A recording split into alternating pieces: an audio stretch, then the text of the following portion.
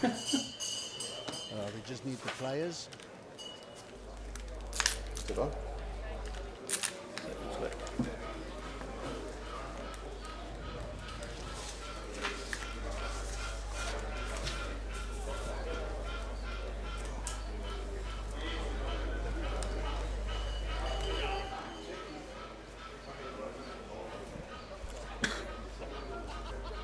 You need a test, can you hear me? No? Can you hear me? All fine? This one.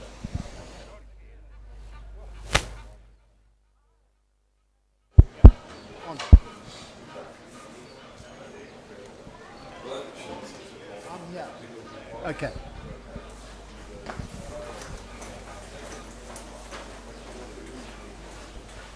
Yes, what do you say?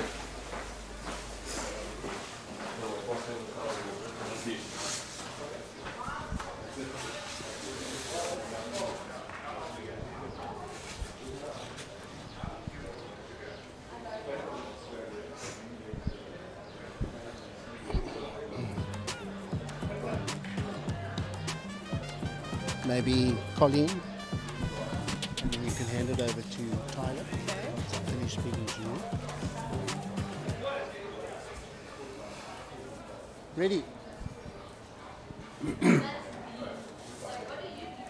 Ladies and gentlemen, fellow bowlers, I'd like to welcome you all to Durbanville Bowling Club for a sponsored event by Phiri Investments for the qualifying event for the South African leg of the Professional Bowlers Association. 64 players will be starting off today. We will have live broadcast for the next 4 days, from Thursday through to Sunday. And joining me on day one in the first session, we have Colleen Piketh. Now, I know Colleen Piketh is humble, but I hope you don't mind me saying, #1 bowler in South Africa, lady bowler in South Africa. We had a function here yesterday. How excited are you about this event? Extremely excited. I think the opportunity to just be here as well is amazing, and the whole organisation of the whole tournament has been fantastic, and really looking forward to it. And it was a pretty impressive start last night. Yes, absolutely, absolutely. Very well. You know, being a qualifying event for potters over in the UK, obviously you must be setting your sights on. Well, you know what? Okay. Says I must hold it higher. Yes, but you know, with bowls, you've got to play your best, and may the best man win, or woman. Yeah. Or woman. Yeah. And your first opponent, Tyler? Tyler, yes. You can hand the microphone over to Tyler. Do you know Johan. Heard of Colleen Piketh? Yes, I have. We've played against each other a few times. I think we played the power pairs twice. So yeah, definitely know on Colleen's record. I think it's an amazing opportunity to play against her again, especially on the TV rink. So yeah. What a start. Yeah, brilliant. What exposure. It really is. On the TV rink first game. Yeah, it's a bit of pressure, but I guess the nerves and the pressure is always a good thing. That's what this game is about, isn't it? Yeah, brings the best out of you.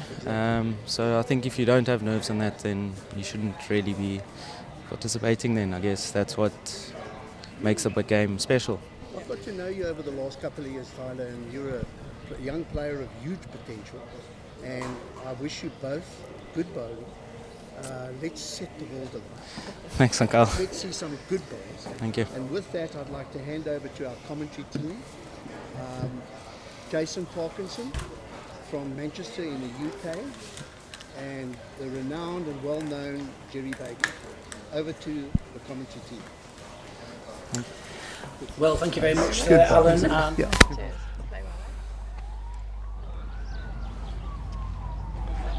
Very hard. Doing the proceedings. He's very well introduced, these two players. No stranger to the big game.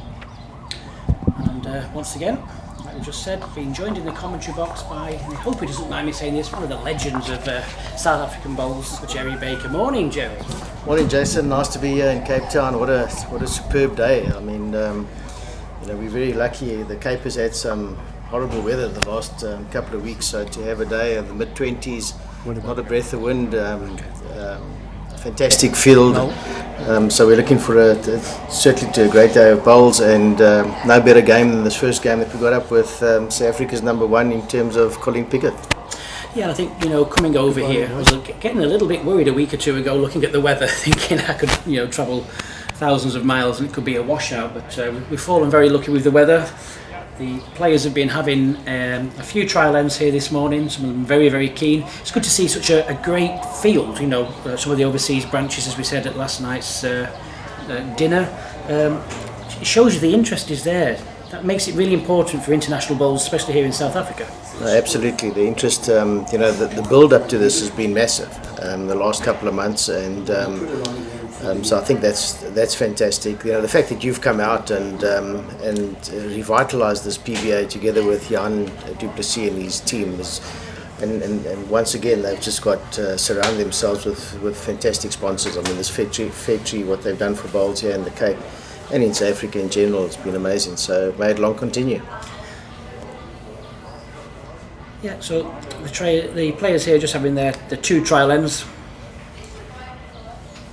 That's part of the rules. Some players sometimes they're allowed to practice on the rink here early morning. It's the normal format that you would see at any of the worldbowlstour events. It's the 9 end sets, 2 sets of the 9 ends. If we can't split the players, then we go into a tie break. The rules slightly change in the tie break if you are new to this kind of format. If we get to there, then we'll explain that difference.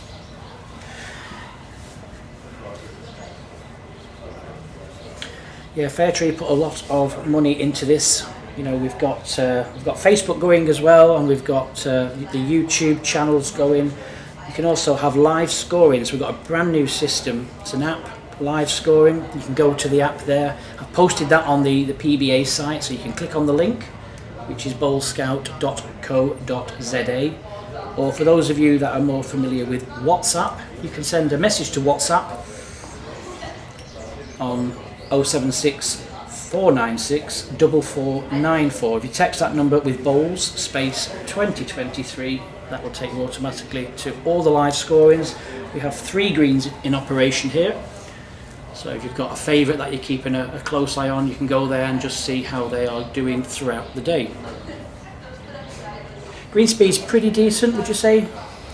Yeah, I think for the Cape, it'll get up. I think the second game will be a good second or 2 quicker than obviously to this first game up. The green speed this time of the year, the Cape have their winter rains this time of the year, whereas in Gauteng up in Johannesburg it's a very dry winter, so the greens are really flying in Johannesburg. They're probably close to, I won't say a potter's indoor surface, but it'll be very close to 18 seconds in Johannesburg. But yeah, I would imagine these are 12 or 13, somewhere around there, which will be a nice build-up. You can play good shots on those type of speeds. So it'll be. I think over the course of the weekend, we're going to have some really high-quality games there.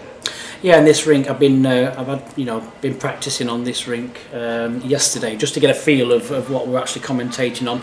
The ditch hand in both ways is a really, really big swing. So in a way, having that green slightly slower, I think would be better. A big swinging hand on something like 17 seconds can sometimes be just a little erratic, can't it? I don't think you're going to get the bowls just as close at that kind of speed. Yeah, absolutely. So I think they, I'm not quite sure what's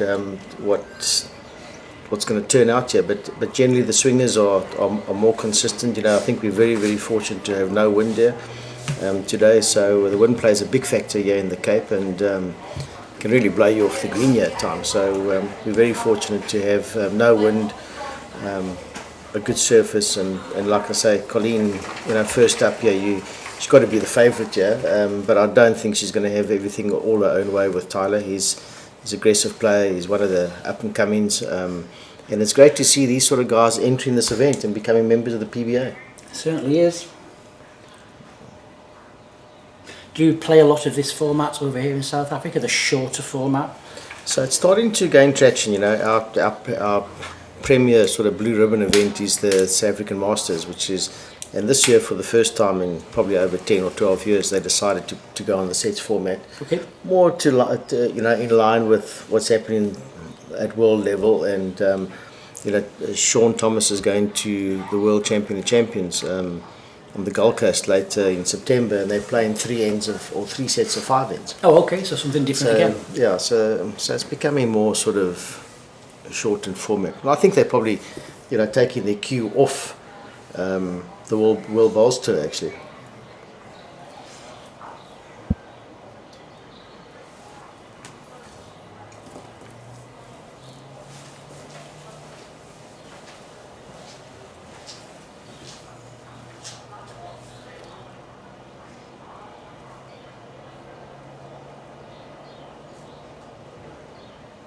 Yeah, it'll be interesting to see how these two players, obviously anybody who's playing the game at a certain level, you're going to have a game plan coming in, aren't you? It's very with the short sets format.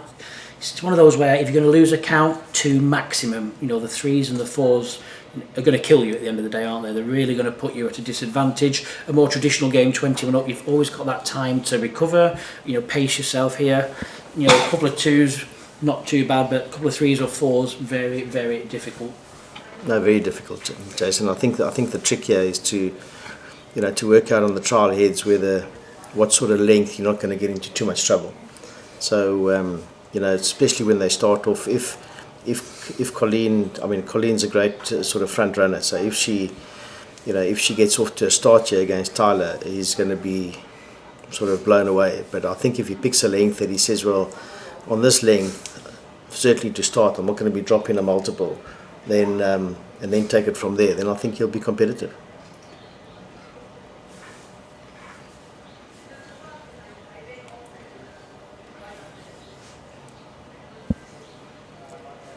So he's obviously decided shorter is better and gone really short. Yeah, he's gone very short early on.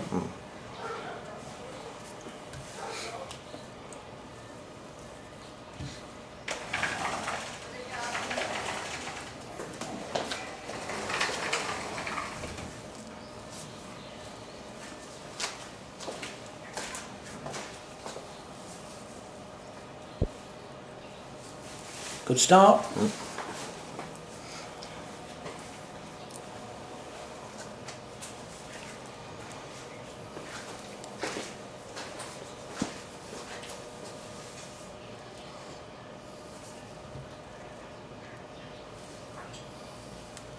Great reply.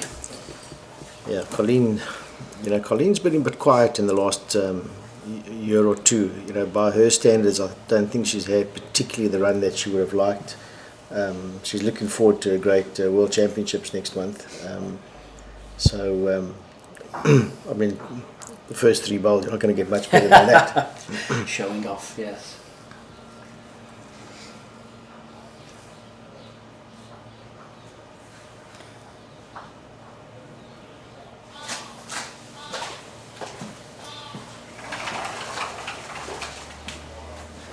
Same kind of bowl for Tyler, again just looking to arrive onto his last bowl. Not much danger unless he gets a bad connection on the jab.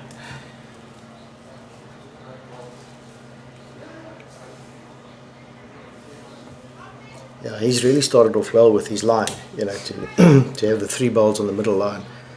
And so they've got that line sorted out. And in fact all bowls, even Colleen short bowls on the middle line. So Close here, a little touch, just too solid.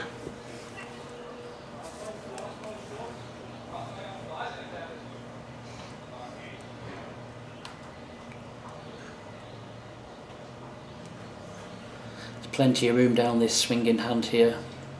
Just in a slightly higher line, it does actually come back if you play slightly higher. So it was slightly quicker the wider you play. yeah.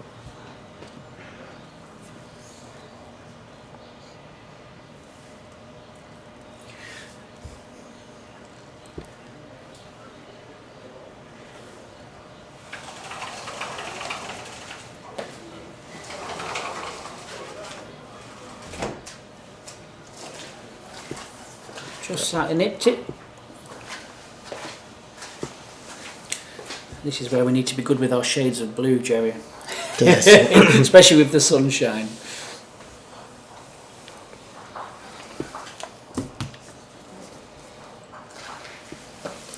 section, Jason, is certainly competitive. When you look at the other two in the sections, Warren Stein from Johannesburg and Richard Craddock. So to get a win first up here for in both these games is going to be vitally important. In fact, I think that you can probably lose a game in the section and still get through. Yeah. So that's how competitive it is. So. And that's the main difference, especially back in the UK. Our PBA members back in the UK will probably notice there. This is slightly different the way it's a group format, and I think that's really, really good. You know, it's a massive country, South Africa. It allows people to play and come and not just fall at the first hurdle and be here and gone within 40 minutes. You guarantee 3 games in the singles, 3 games in the pairs. It makes it more of an occasion. I think it's really interesting. Yeah, it's a great format, and like you say, you know, people have travelled from all over the country to get here at a fair bit of expense. So for them to ease into it, Warren Stein and Craddock are playing next door on the rink next door to the television rink, so we'll be able to sort of monitor that and. But like you say, I think the format is perfect, and it's a pity maybe that the UK can maybe think of something like that. You know, it's a long way to come for a 40-minute on the Potters.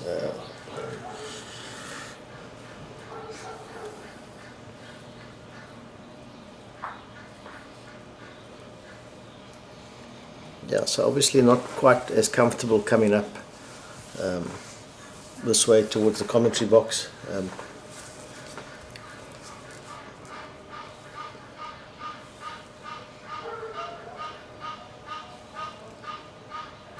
I thought yesterday this way was just ever so slightly quicker in this direction. Just going to sneak by.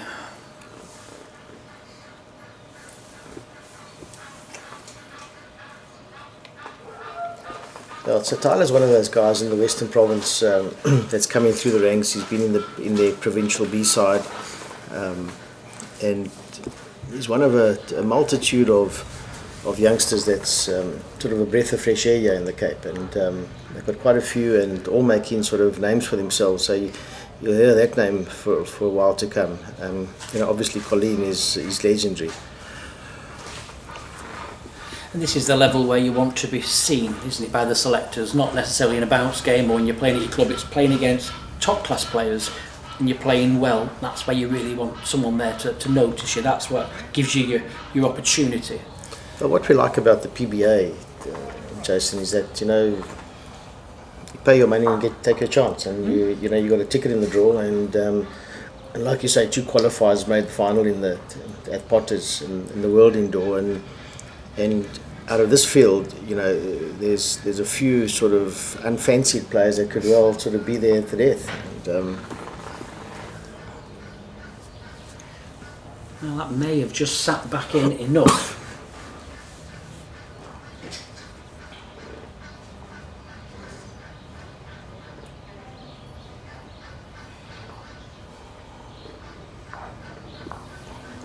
So yeah, in South Africa, I'm not quite sure what the format is in the UK or with regards to umpiring. I was watching the Golden Nugget final this morning in Australia, and still a question of, or a case of the umpire giving, or the marker giving the measure to the players and the players measure.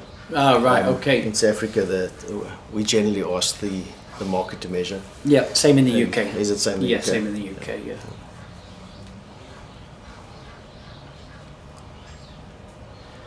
Sometimes it just gives you that time just to reset, doesn't it? Have a quick drink. It's, you know, if you're not quite sure, you want to just buy yourself a bit of time there. Just go and have a quick drink, reset yourself.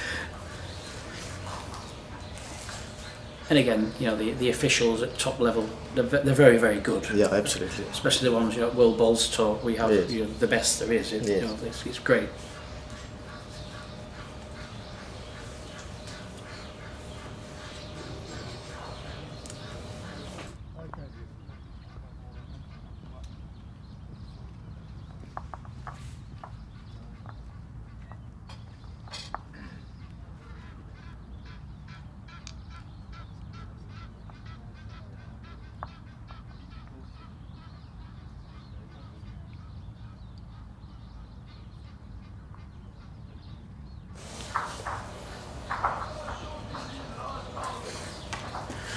So,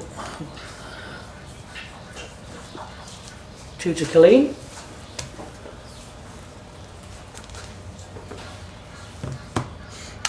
And scrolling, it's all the scores.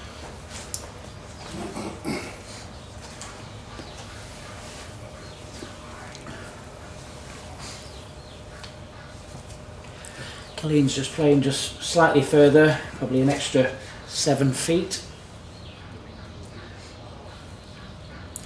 See this ball coming all the way back, it's a really good hand.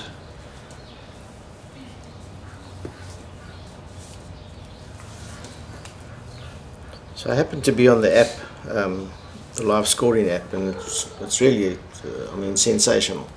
We in South Africa have never seen something like this. I haven't seen this around the world actually. I haven't seen this anywhere neither. And so I encourage all the viewers to get onto this app or onto the site bowlscout.co.za, and every game is live scored. Some great results already up. Jason Evans, for example, is off to a flyer 5-0 up against Garthwaite. But they're all there, so check them out from time to time, and follow your favourite players. It certainly looks like they're sort of more consistent, well, not this bowl, but more consistent, more fancied to go down towards the sort of flipboard. I seem to find that line perfectly, and they.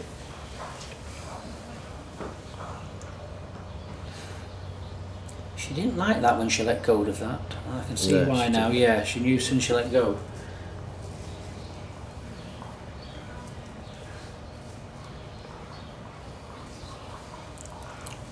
So it's difficult this first game. You know, you're on the TV or the live streaming rink. Bit of nerves. It's one that you want to win. In fact, it's probably preferable that you be on the back rink somewhere, Yeah. that you can settle down a bit, especially if you're Tyler.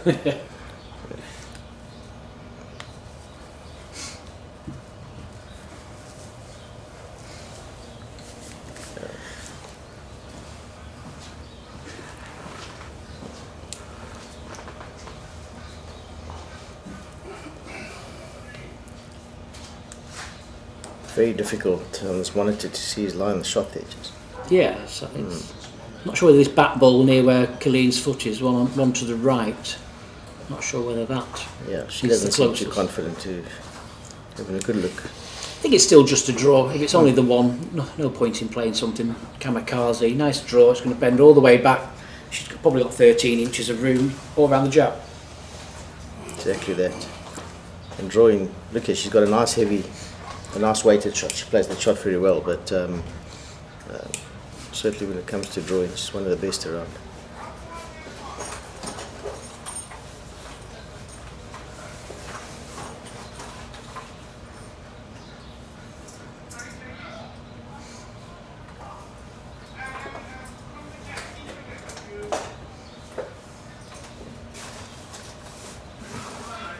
Just a foot or two without, not to count.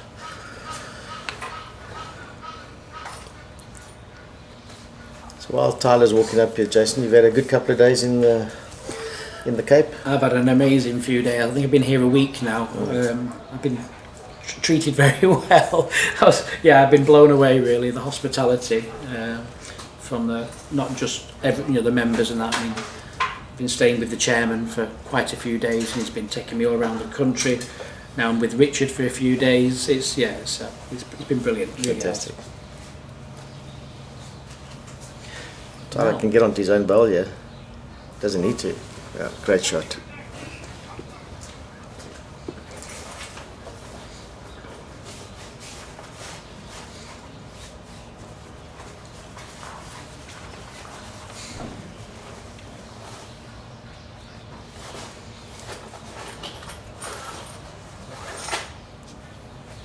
Yeah, just the one. Yeah.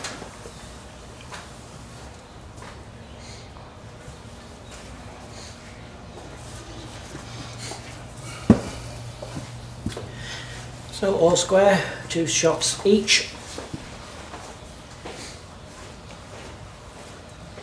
I think think where the PBA in South Africa has done well is that they've picked this location so good. You know, they started off with the best possible in the Western Cape, being sort of Durbanville, one of the best clubs around. You know, you're going to get a good surface. You know, you're going to get just the whole package is good. So yes, it's a very spectacular club, definitely. 3 decent greens, great clubhouse. Food last night was exceptional.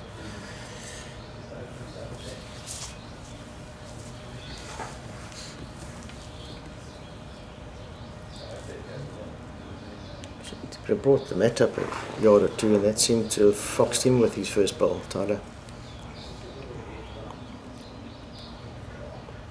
Great starter from Colleen. Swapping onto the backhand, it's a lot tighter the backhand, and I thought it was about 3 feet heavier as well, which seems odd because the ball isn't travelling as far, but it's definitely a heavier hand. He's nearly played this perfect. Brilliant. Great shot.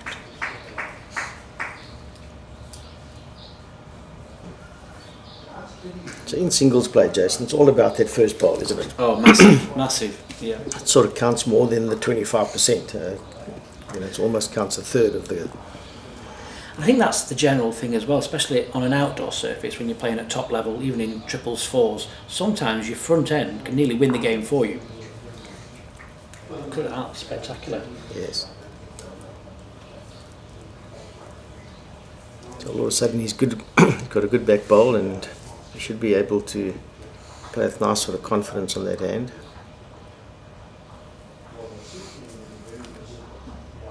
Oh, unlucky. Unlucky.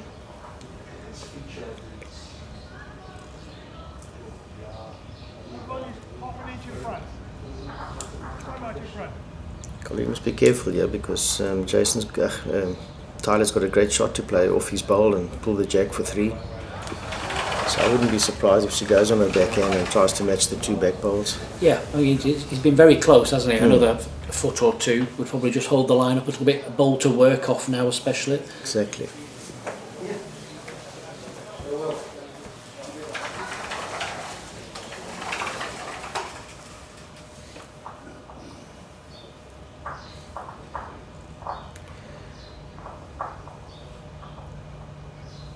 Yeah, she's probably fallen into... I'm not quite sure if that was the intention or not. It worked out good.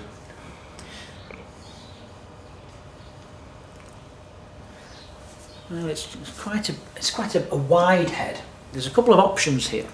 You can nearly miss slightly wide and use that wider bowl. Well, he's on the backhand with a bit of weight. Needs to hold. Needs to hold. Yeah, off his bowl. 2 to him. Yeah, big result that. Surprised Colleen, like you say. Yeah. I thought the shot as well was to cover the bowls, because all you had to do was just hit the target with any kind of pace. I actually think she was trying to do that with the bowl she drew. I think so. And but now she's got the last bowl. I think she'll add a meter. And Tyler's slightly fortunate to get that result off his bowl, but it was always in sort of there to be worked off.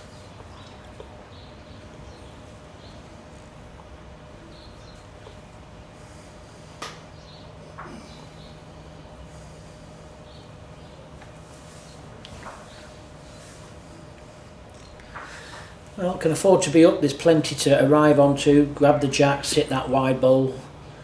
Anything but the hole.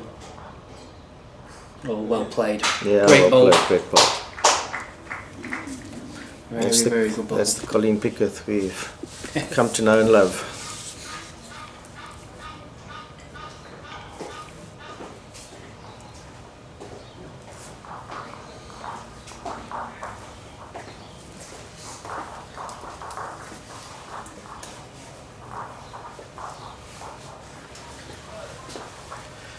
Jason, in the UK, the indoor game is in solid shape, would you say? Is it?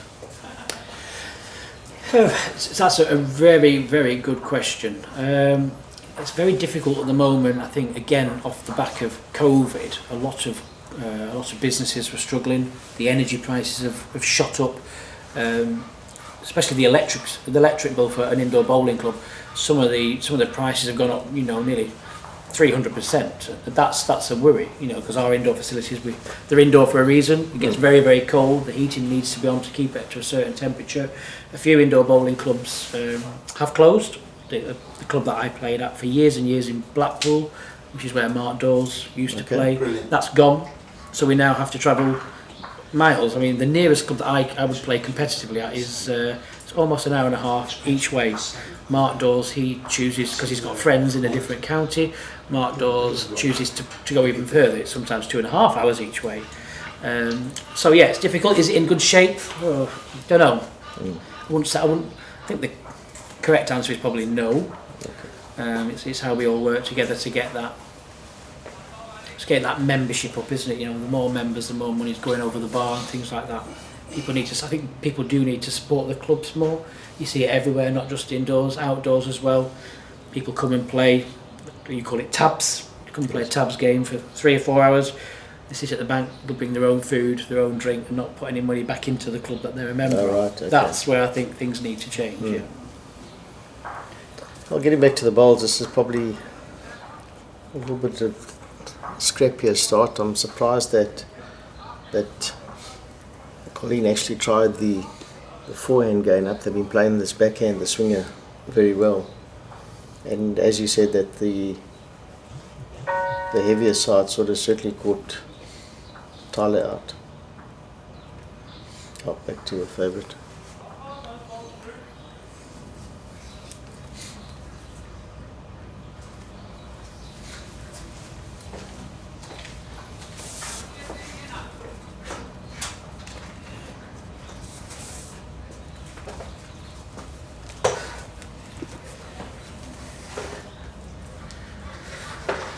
Needs to hold up. Got it.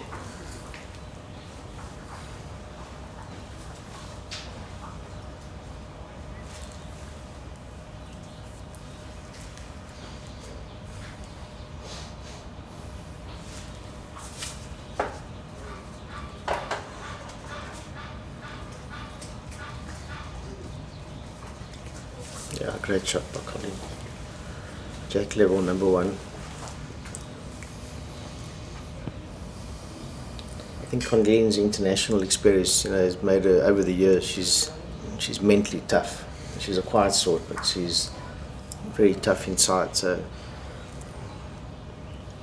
it appears that, I'm sure there's another story, but it appears that pressure doesn't really get to her to that extent. It's on the forehand, looking to turn out the jack level bowl. It's very tight from the monitor. Yes, he's tight. Yeah, it's all about being mentally tough, isn't it? That's the difference, I think, between being a good bowler and a world-class bowler. It's being mentally tough to play the right bowl at the right time, but also when you're in trouble, it's how you reset. It's those players that reset, that get back to the game quicker, that will be winning. You know, you look at the record of Colleen, 4 Commonwealth Games medals. You don't win them if you're not mentally tough. You know, at some point during that run, if you wish, you're always going to have that game where you struggle or your team struggles. It's how you rally together as a player, as a team, to get over that line. Yeah, exactly. No, you're spot on. Motivation. I think when you say over that run, you know, the games that you've won that you shouldn't have really won, and those are the type of things that pull you through.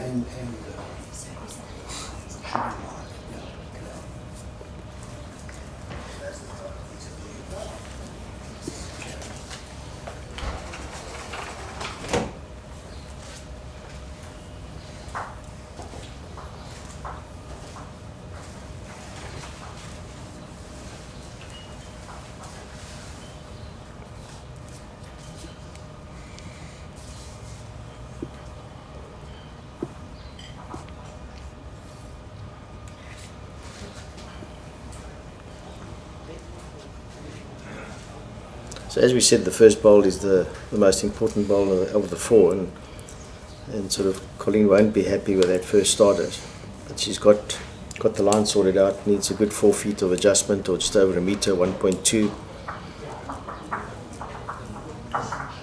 Definitely got more weight. I don't know.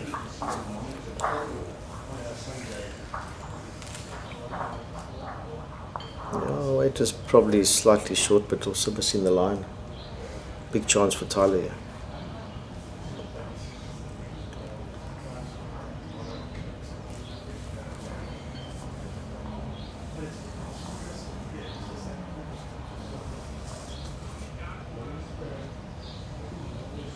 great bowl.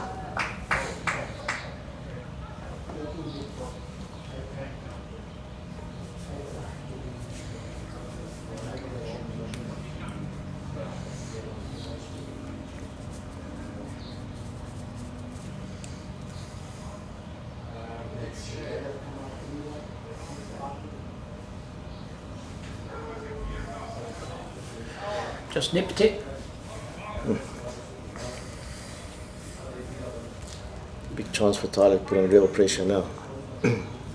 This is the multiple that you talk about in the set that could happen. And we all get them, don't you? You get that end where no matter what you do, you can't get a ball within 4 feet.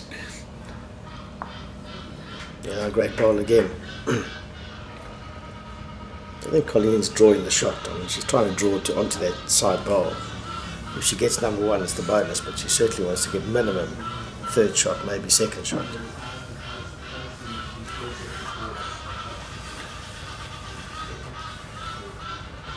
Some very noisy birds there, Jerry. What on earth are those? Sound like magpies or something.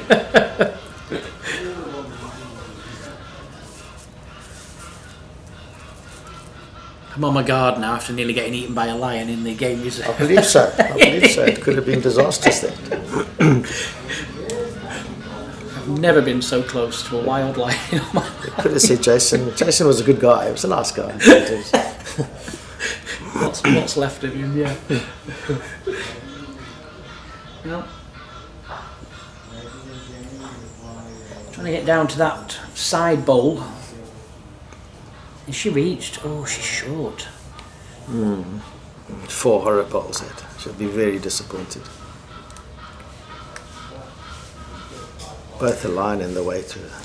So this is a very big ball here to score a very big count. We'll spin the set on its head. Line's good. Weight looks very good as well. Yeah, it's 4 shots. Excellent. And a good 4 shots. Yeah, good 4 shots. And it all starts from that first bowl. Colleen's first bowl was short, and then she was searching after that. And well, we're in the back end of the set, playing the 6th end. Tyler's 2 shots up. Scores the set is going to be very difficult for Colleen. The scores this end, I mean, should be very difficult.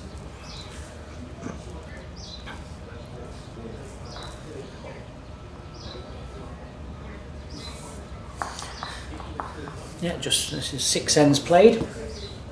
3 to go.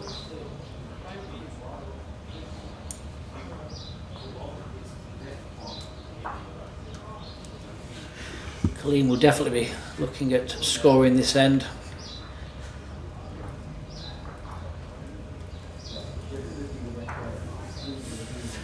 Well, that's the furthest the jack's been in this direction. It's almost on the pin.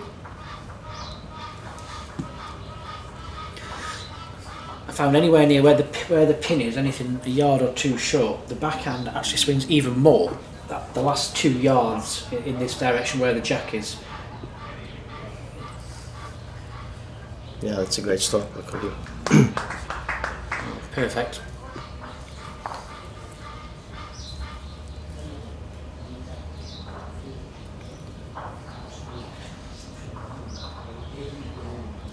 Tight again, I think. Tight again.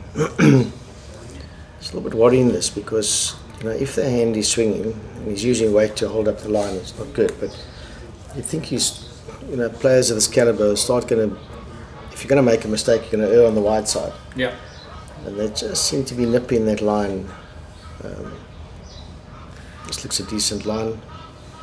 It'll certainly bend all the way back with the pace. Yeah.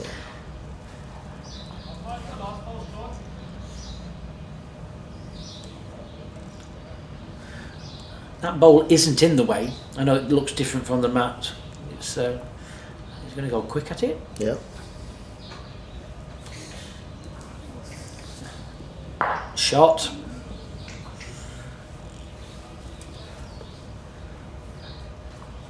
Good hit with that power. A lot of people have a big drive, but it's not an accurate drive. You know, Yeah. you need to sometimes sacrifice it. I don't have a big drive. I have a half decent drive, but I think I'm more consistent by taking a bit of pace off the ball. Yeah, we always say when you kill the head, you don't have to kill it five sort of inks away. And it just has to go over the line.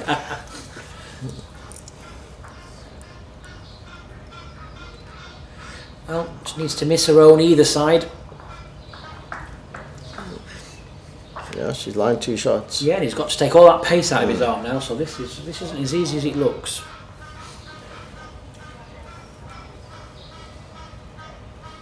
The line's good, it depends on the pace. Big bowl. Yeah, big bowl. That's a big bowl. It's finished good as well, Jerry. It's finished just slightly in front of the jack. Her own bowls now are slightly blocking it, but just slightly over the pace will bend round that bowl easy. Trading the jack, he might have made. Don't know if Colleen's still got second shot. I think she's just asking where the spot is. So for the PBA here, if the jack is killed, it goes on the 2 metre spot, doesn't it, rather than what we have, the outer spots. So she's just having a little think about this.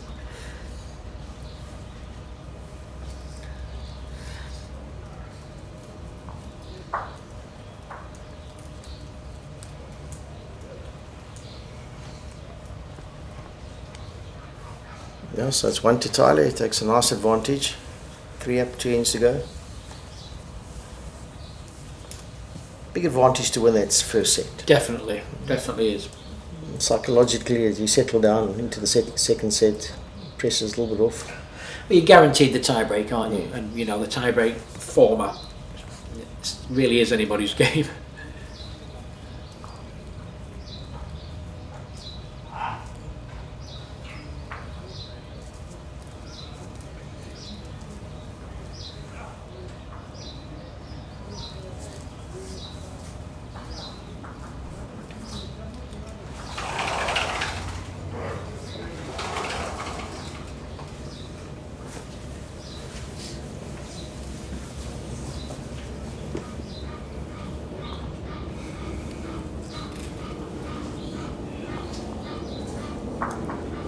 Yeah, he's zoned in, old Tyler. He's certainly not letting up.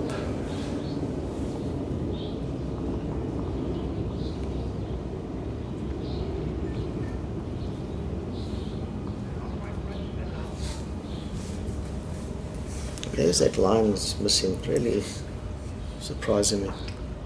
I'm just wondering whether the first game of the day, obviously the greens relaxed overnight. As the play goes on, it frees up a little bit, doesn't it? And you normally find not only does it get just slightly quicker, but the hands become a bit freer.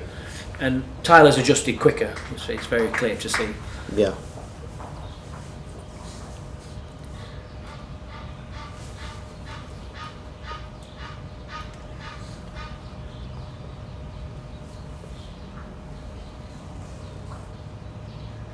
Well, it's not too far away, I don't think. Is it making the trip?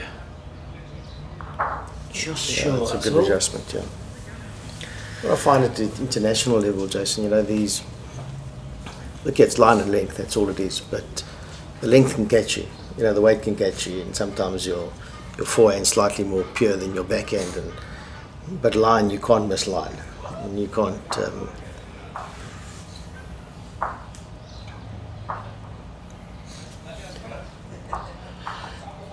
That's a good bowl. He's laying the 2. That's actually a set win. So he's saying to Colleen, well, you know, you're going to have to just slightly overdraw this. She wasn't far away. Another 2 feet to a yard on a last delivery. Should be in the area. Just underneath again.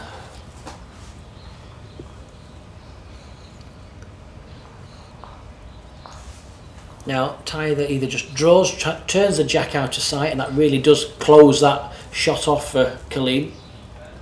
If he drags it just a foot or so. Well, might be a good bad one.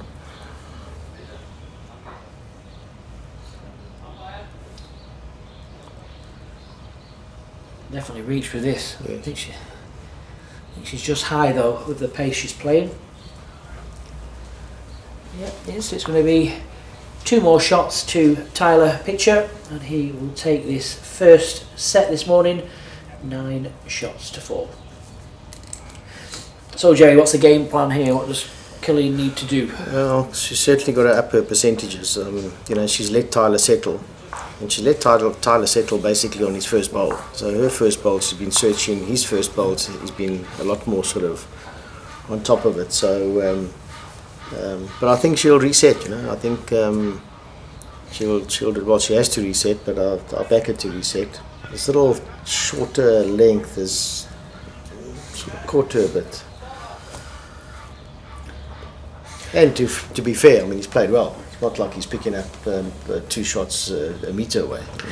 I think that the difference here, I think, for what they're playing is, so in England, we just, because it's just playing one game, so this is, she can't win because it's a round robin format. She's going to have to try on this last end to just reduce that deficit there, because like you say, you could almost lose your first game, especially in this group because it's tough, and still get through. But it's the shot difference that could ruin that. So even though she can't win the set, she'll be trying to get as close to Tyler as possible. Yes. Yeah, but she's not thinking that. She's thinking winning the set, winning the tiebreaker, and but that first bowl, like I say, I'll keep on harping on it. I don't want to repeat myself here, but Tyler's just been far more sort of accurate and into it than Colleen has, and that's put the pressure with Colleen.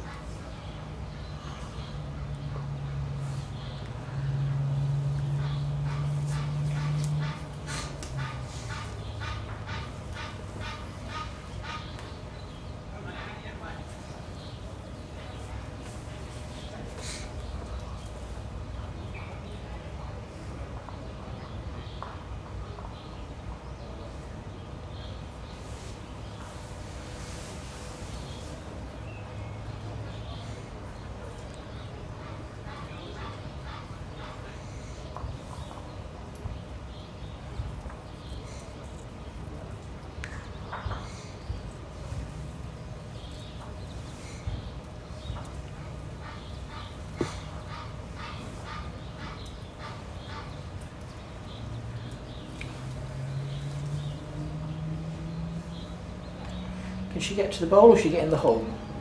Yeah, she got the jack well played, Colleen.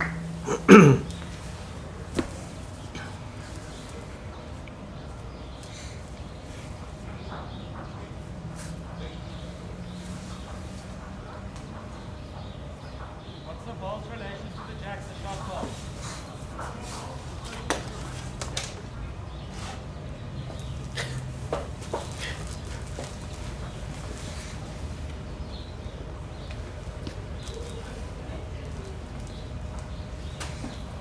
Should be too wide for that weight. Just same again, draw down to that wing bowl, isn't it? That's it. Yep, just try and make a double.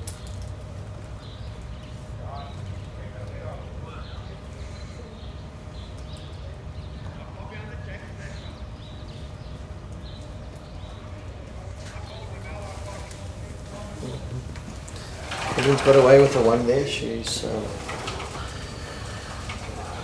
won't be really happy and comfortable with that end, but scored one and got the mat, changed the length a bit, settled down.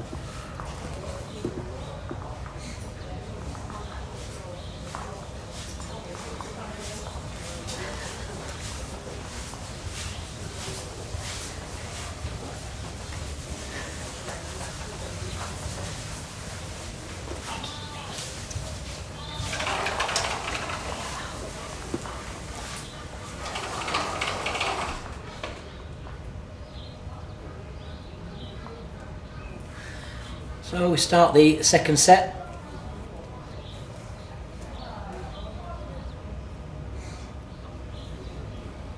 Just an observation. I'm very surprised where Colleen's placed the mat. They've been playing that mat, that sort of mat length the whole time. Tyler's beaten her most of the ends with that thought, and she even fairly lucky to score one. Yeah. With 3 bowls were poor. The 4th bowl, or the 3rd bowl was good, and the other 3 were poor. So I would have thought she would have gone full ditch to ditch.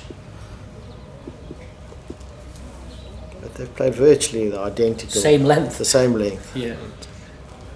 Lost the first set 9-4.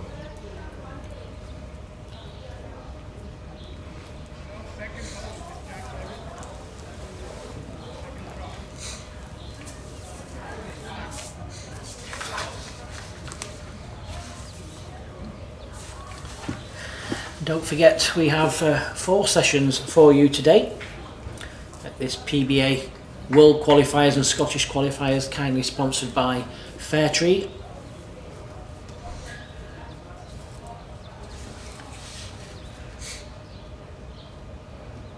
Got Johnny de Sousa coming up in the next one against Ernst. Is it Wagner? Pronounce it over here. Wagner. Yeah, it is. Yeah. I'm getting there with pronunciations, rolling my tongues. Yeah, Johnny's a fierce competitor. He's an old campaigner. He'll be tough to beat in this format, I think.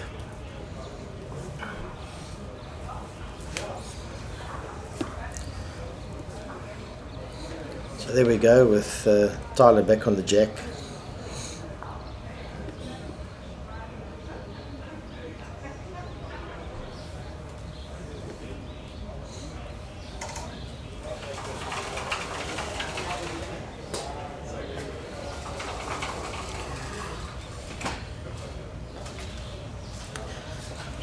Yeah, that's enough to make a pair. Where with this bowl, Colleen will be looking for at least a really good second. Even if she just gets into the back of the shot bowl and releases the jack slightly, that would be slightly better for her. Just overplayed.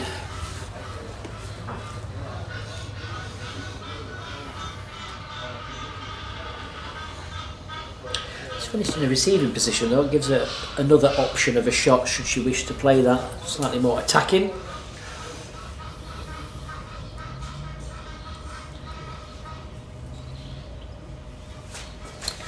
I think she needs to just play a forehand run and just take a chance here, run into the back of the shot bowl. If you're slightly wide, you're going to get rid of the second shot as well. Slightly more percentages than just trying to play an absolute dead draw. Don't want to be short.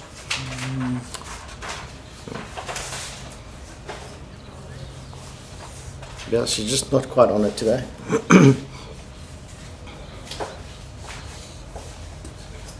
It's very close to 2 shots.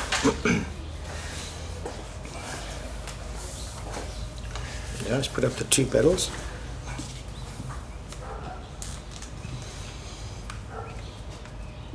Drawing for 3, yeah, makes.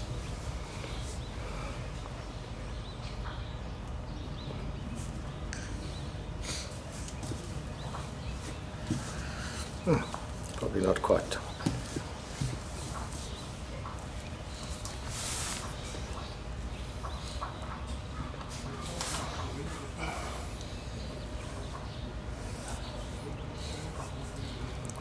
So while they're looking at some notable scores from the other games. Fortunately, we can't see who won the first set, but Warrenstein has certainly got control of his game. He's 4-0 up in the second set after winning the first. We can see that from the commentary box. Dave Ahern is 11-4 up playing the last end against Matthew Phiri. That would be somewhat of an upset. Matthew Phiri from Durbanville, huge player.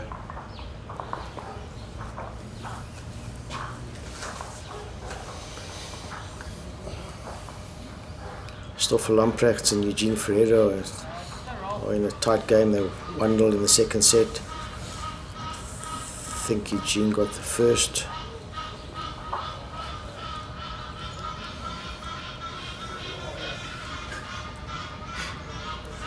So the app at the moment doesn't show the set winner of the first set, and I believe the IT guys in the background here are busy correcting that on the fly. It's one of the gremlins that have crept in, but they'll sort that out in the next couple of minutes. Back to the action then, Jason. Yeah, again, relentless with that first bowl. Now that is the bowl that is, like you say, is causing all the worries. It's, Colleen's under pressure most ends at the moment, still plenty of time.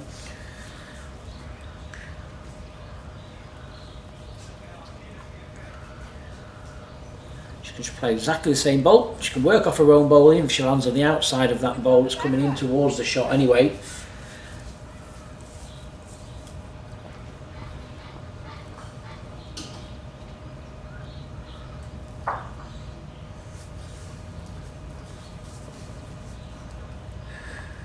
The line's not bad.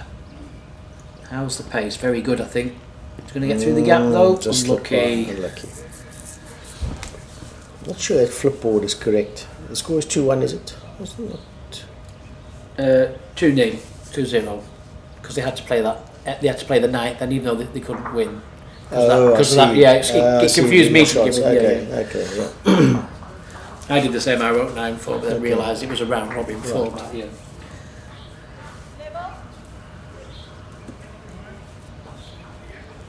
Not too Tyler. He's in the zone. He's playing really well. Excuse me. Just nipped it underneath. Just lacking the pace you had with the first, was it? Yeah. Not too much danger. He's played this hand really, really well. You know, decent pace. Anything round that front bowl with good pace would be good. It's hard to tell the exact angle. I don't think he can turn it in for shot. He could maybe turn it in for second if he's a little bit unlucky. But the way he's playing, you'd just ignore that bowl, Jerry, wouldn't you? Exactly. Send it out, come back. He could nearly almost get round it as well with good pace. Yeah, big try again. Perfect. Yeah, perfect. Brilliant. Certainly played really well this morning.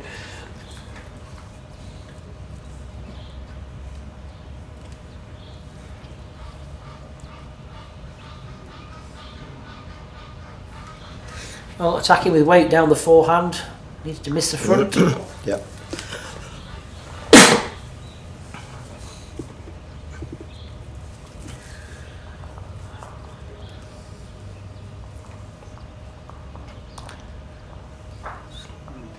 Definitely 2, probably 3.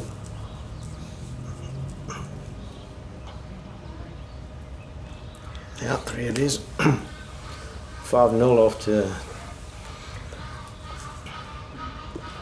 Yeah, 5-0 after 2. It's certainly the start you want, isn't it?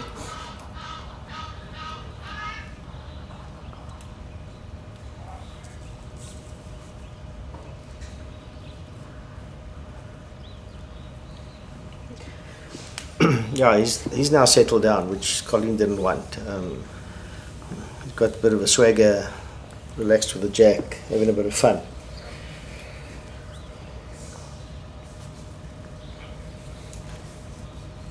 When you lose, and you're losing 2-0 in sets on the round robin, that's not a good.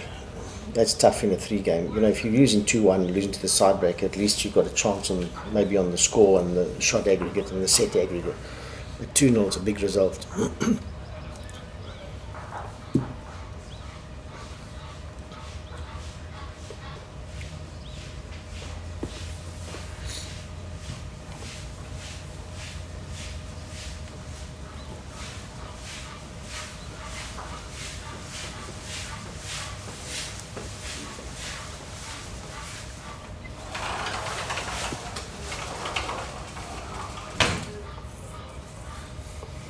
Colleen's run through 2 meters, which is not a crisis. It's best to adjust from the back as opposed to adjusting from the front from short bowls.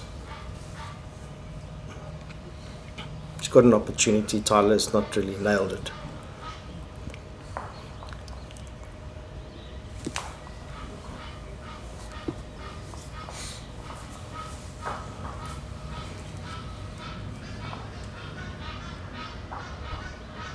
Yeah, she's capitalised. Good bowl, Colleen.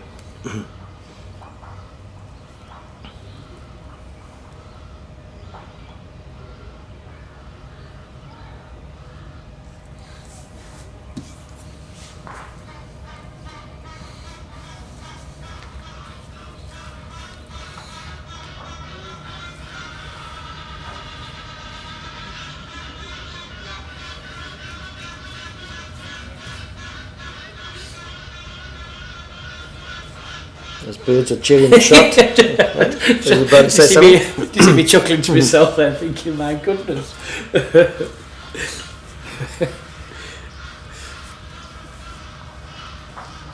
Bad luck there. I think it's still Tyler holding the shot. Yep. Tyler needs to get another one in the area here. You know, Colleen has got a slight chance.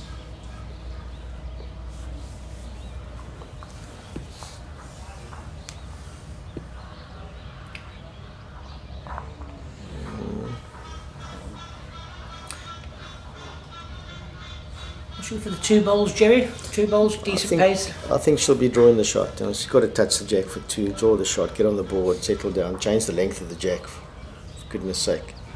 You know, she must really change that, change something.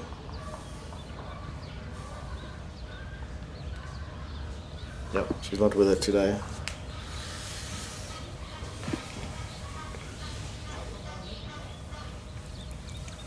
Colleen, if I knew Colleen was, or if Colleen was a little bit different, I would have said she had a good party last night, got a little bit of a hangover this morning. Oh, right, okay. But she's not that sort of lady, but she's just not on it today.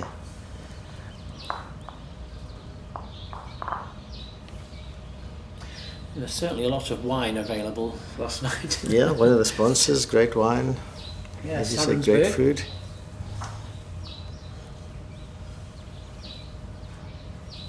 Yeah, Savensburg wine's based in, do you pronounce it Tulbach? Like a Tulbach, yes. Tulbach, Yeah. Luckily, just the owner's son invited us, myself and Johan and Mandy, to stay the evening.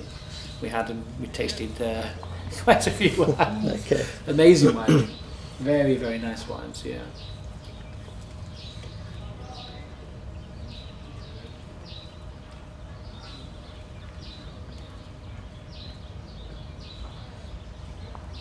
Big advantage in playing the 11 o'clock game or the second game. You know, the little bit of dews off the green, the speed will be consistent as opposed to quickening up every 15 or so minutes. So I see the guys walking around getting ready for the second game there. Great ball from Colleen there. Yeah, nice sigh of relief. I think so. I think if she doesn't score this set, it's just about curtains. Yeah.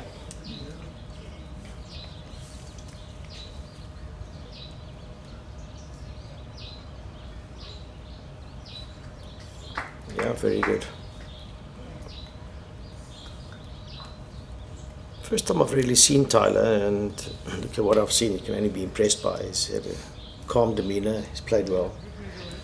Yeah, he has.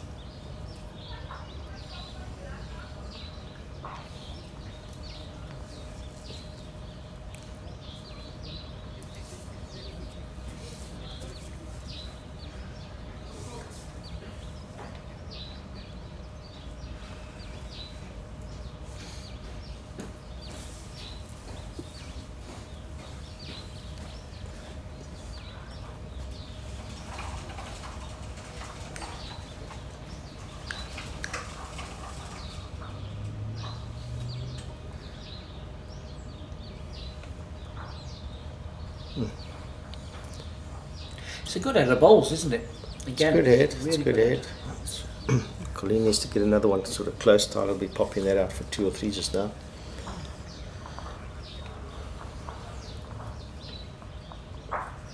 She looks short.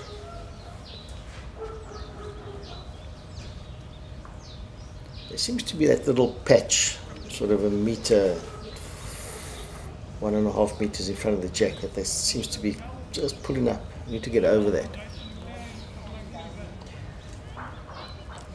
These patches can sort of make the green sort of too pasty. Yeah, you can actually see there, from where we are, you can actually see it's a lot greener than anywhere else. Yeah.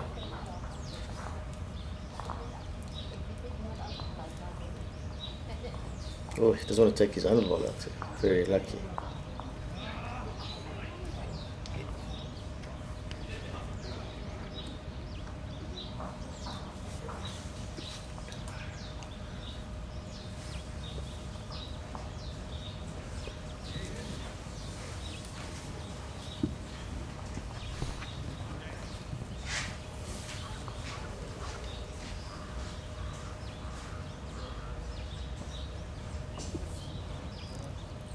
Colleen to rest the shot ball out for 2, trail the jack for a count.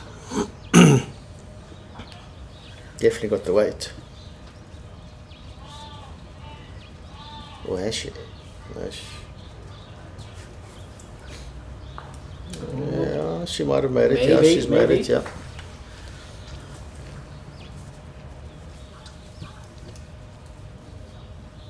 Yeah, so she's back in the saddle. Now, where do you go? Do you think Got to TTT? change. I would go TTT. I mean,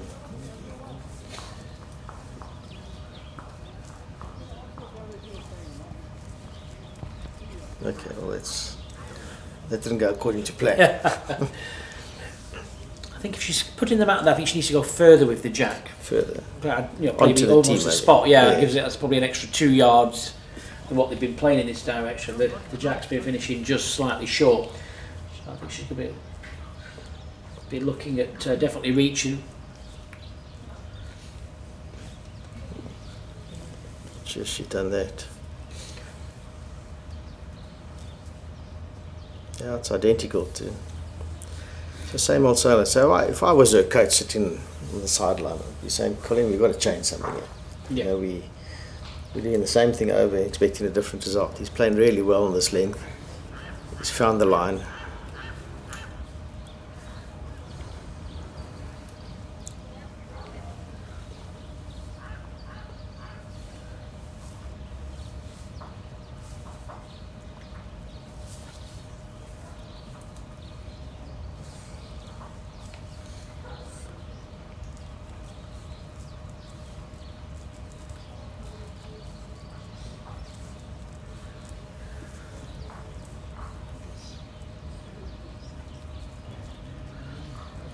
Exactly what you just said, Jerry. Yeah.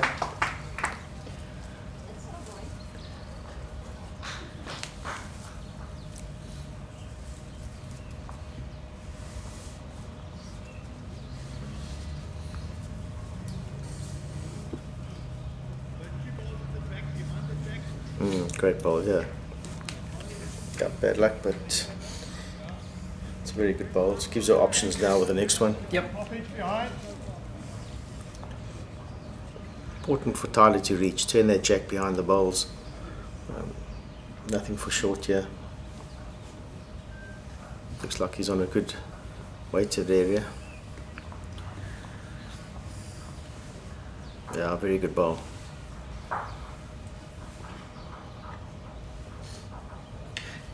It's almost the same shot for Colleen, isn't it? Really, just Almost. arriving, bowl or jacks, Yes. very good. So I see she's changed her hand and also good. She can get that little split.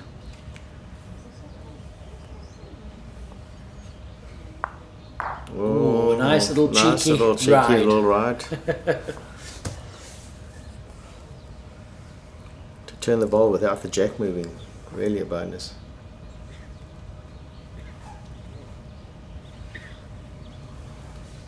Doesn't look up. Oh, it doesn't look up and short, narrow. Now that won't be happy with that. He's got the back bowl.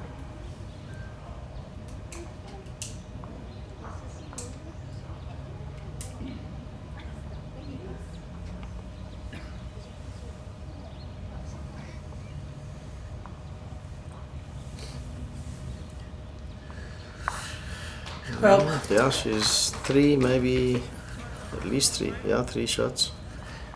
it's the first time Tyler's been under pressure here. First time. Yep. 6-2. This is That going to might get be Colleen his- straight back in. He's a weighted shot. Wow, massive backswing. Taken away. Yeah, His so, own. yeah, so it looks like it's 4 to Colleen. Huge backswing on that drive. Massive big backswing. Sort of almost a Ryan Bester backswing. Yes, yeah. So it goes, Almost vertical behind him. yeah.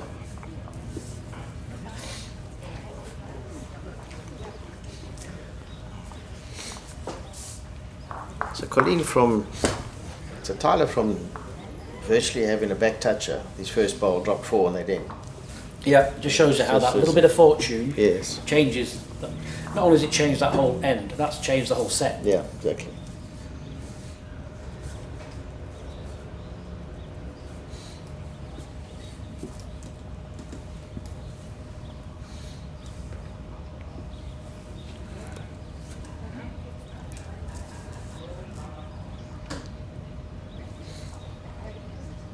Okay, so he has a different length for a change. Probably 2.5 meters, 3 meters further than they've been playing.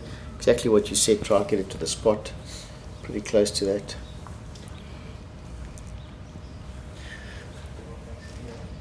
This way you just need to make sure you're that extra 2 bowls wider, ready for that big swing at the end.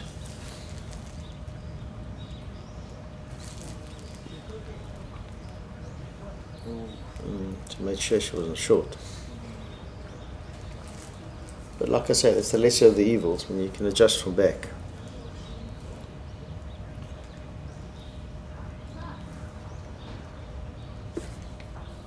Time looks really close here. Also going maybe a meet. Yeah, it's a good starter.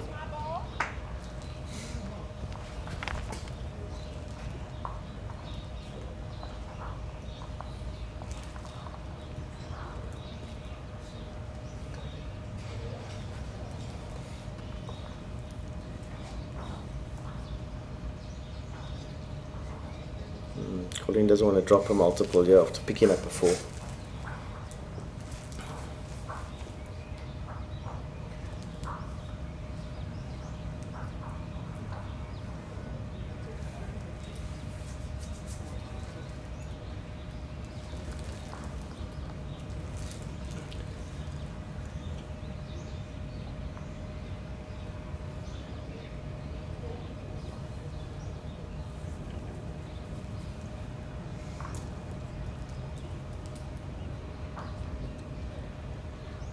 Get to the back, just sneaking past, just overplayed.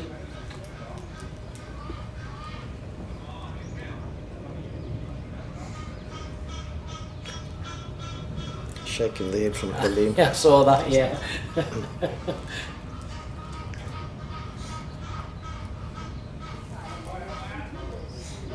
Tyler's putting on a big pressure. I think she needs to play aggressive at this. I really do. Down the forehand, there's loads of chances. She's not listening to you, unfortunately.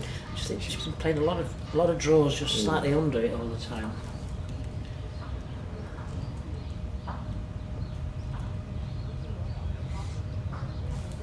Yep.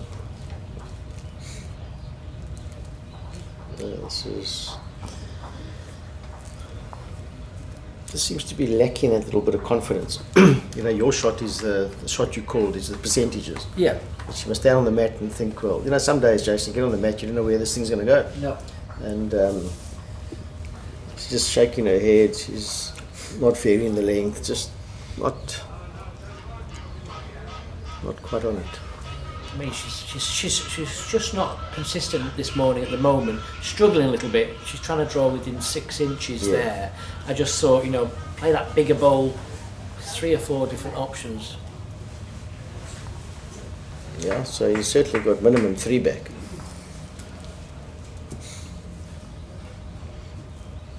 So yeah, we're in Cape Town, Jason, middle of winter, 25 degrees. Is this like a good summer's day in the UK? Yeah, it's funny because I'm sat here quite warm, and a lady just walked past before with a bubble jacket on. Thinking she must be absolutely boiling. big padded jacket. Yeah. It was drizzling when I called home at 6 o'clock this morning. Drizzling. It was still 18, 19 degrees, but it is our summer, so you know it's slightly colder than you would probably expect.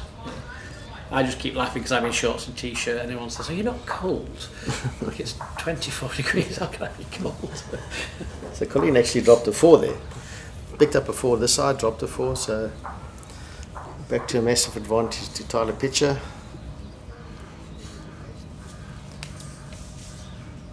Three ends to go, 4 shots up.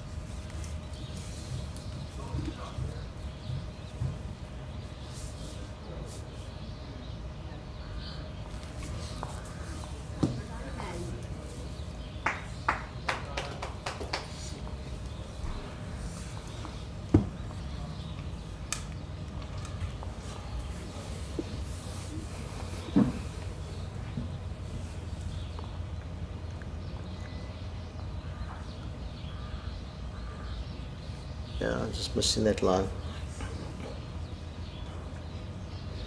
You see as the day goes on, it's going to be very warm. It's going to get very dry. This swingy hand's going to get Going to be bigger, wider isn't and it? wider. Yeah, absolutely.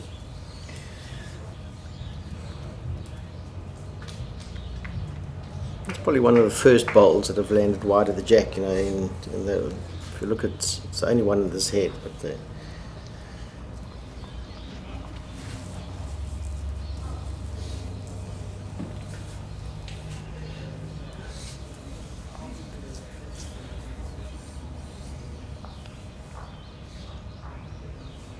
It's early days of the tournament, but it's first game, so it's hard to pick a winner. But there's certainly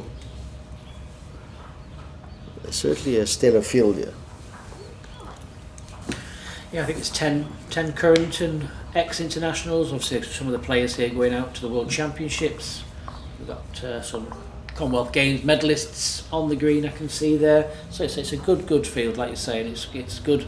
Good for me to see personally. It's good just to see the interest, the want to still qualify for something like what we're running down in Scotland and Potters, and it's always great to have the overseas players to visit us.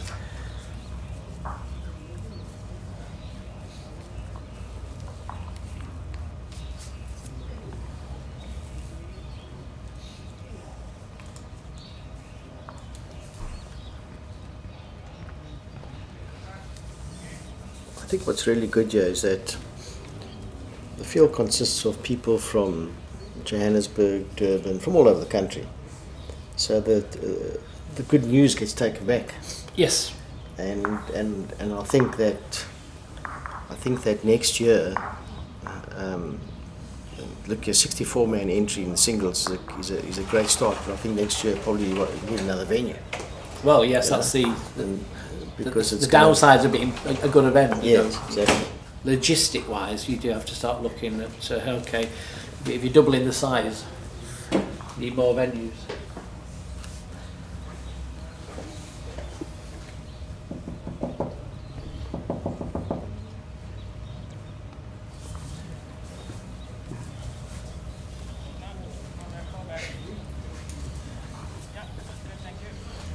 Yeah, so 11-6, commanding lead, 2 ends to go. Colleen to lose 2-0 here is a massive upset.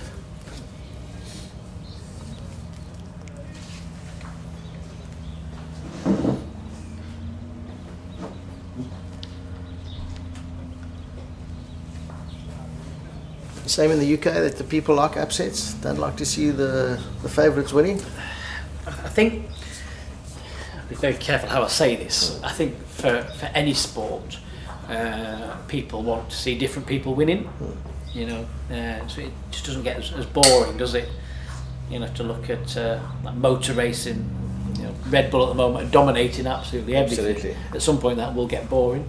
So yeah, I like it, like you said earlier, to have a qualifier win the World Championships back in January was amazing. It was, for me personally as well, it makes all the time and effort that I put into it worthwhile when you're seeing not only just one qualifier win it, 2 qualifiers in the final. Absolutely. It was just perfect, yeah.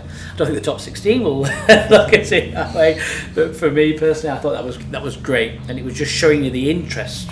We've had so many more people enter the PBAs in UK and Europe. I only took over 2 years ago, but I think the membership's gone up at least 200%, at least. So it's great, and that's what we're trying to help the overseas branches do as well. Absolutely. Let's get that interest back.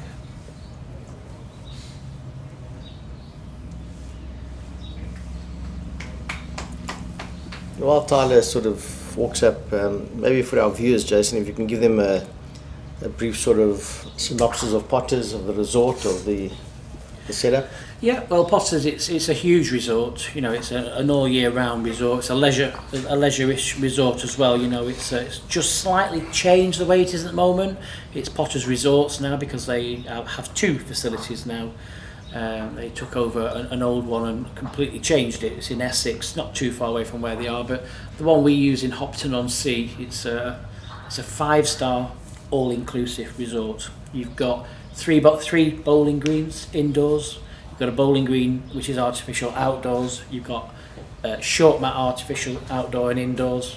Tennis, badminton, shooting, pitch and putt, mini golf, swimming, spas.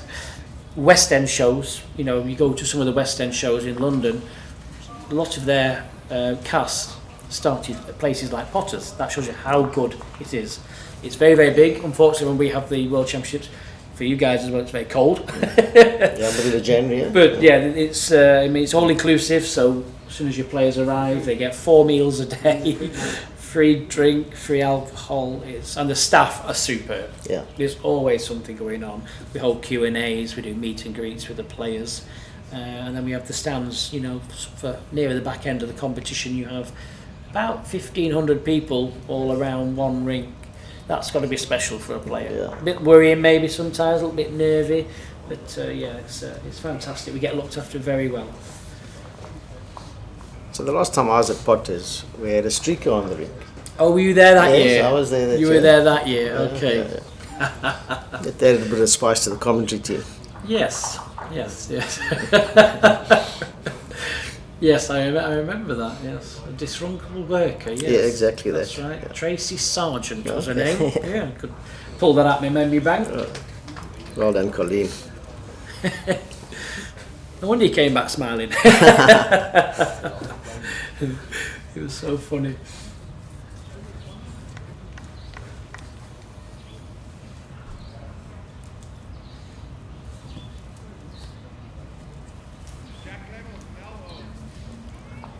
So this is all but done. Tyler 4 up playing the last end. She'll be looking at just trying to get that half a set point, you know, for the rest of her games around robin groups.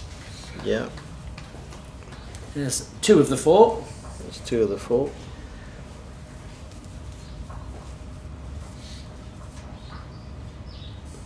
Got a much better line this time.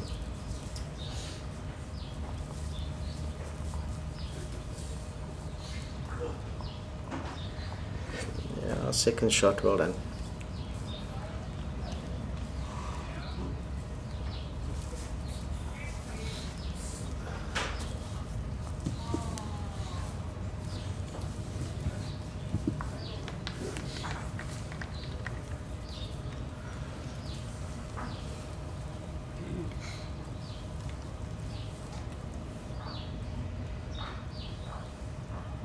You just close the head down, don't you? Just keep putting balls as near as you can, looking at positioning the ball, stopping any chance of a count.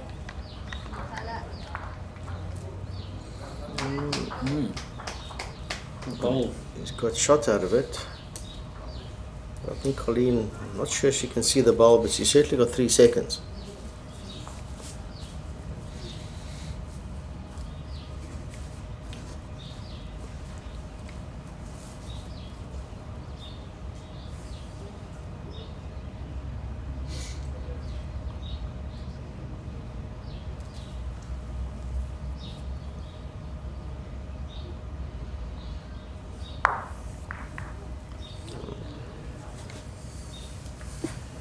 Well, there's a little bit of movement, but certainly not enough for the half a set. Keep an eye on Derek. Yes, got a shot out of it. So it's 1 to Colleen. No, he's not doing anything clever. No. Just draw, isn't it? Don't need any heroics, just draw, get just slightly underneath that front bowl down to the shot bowl or the jack.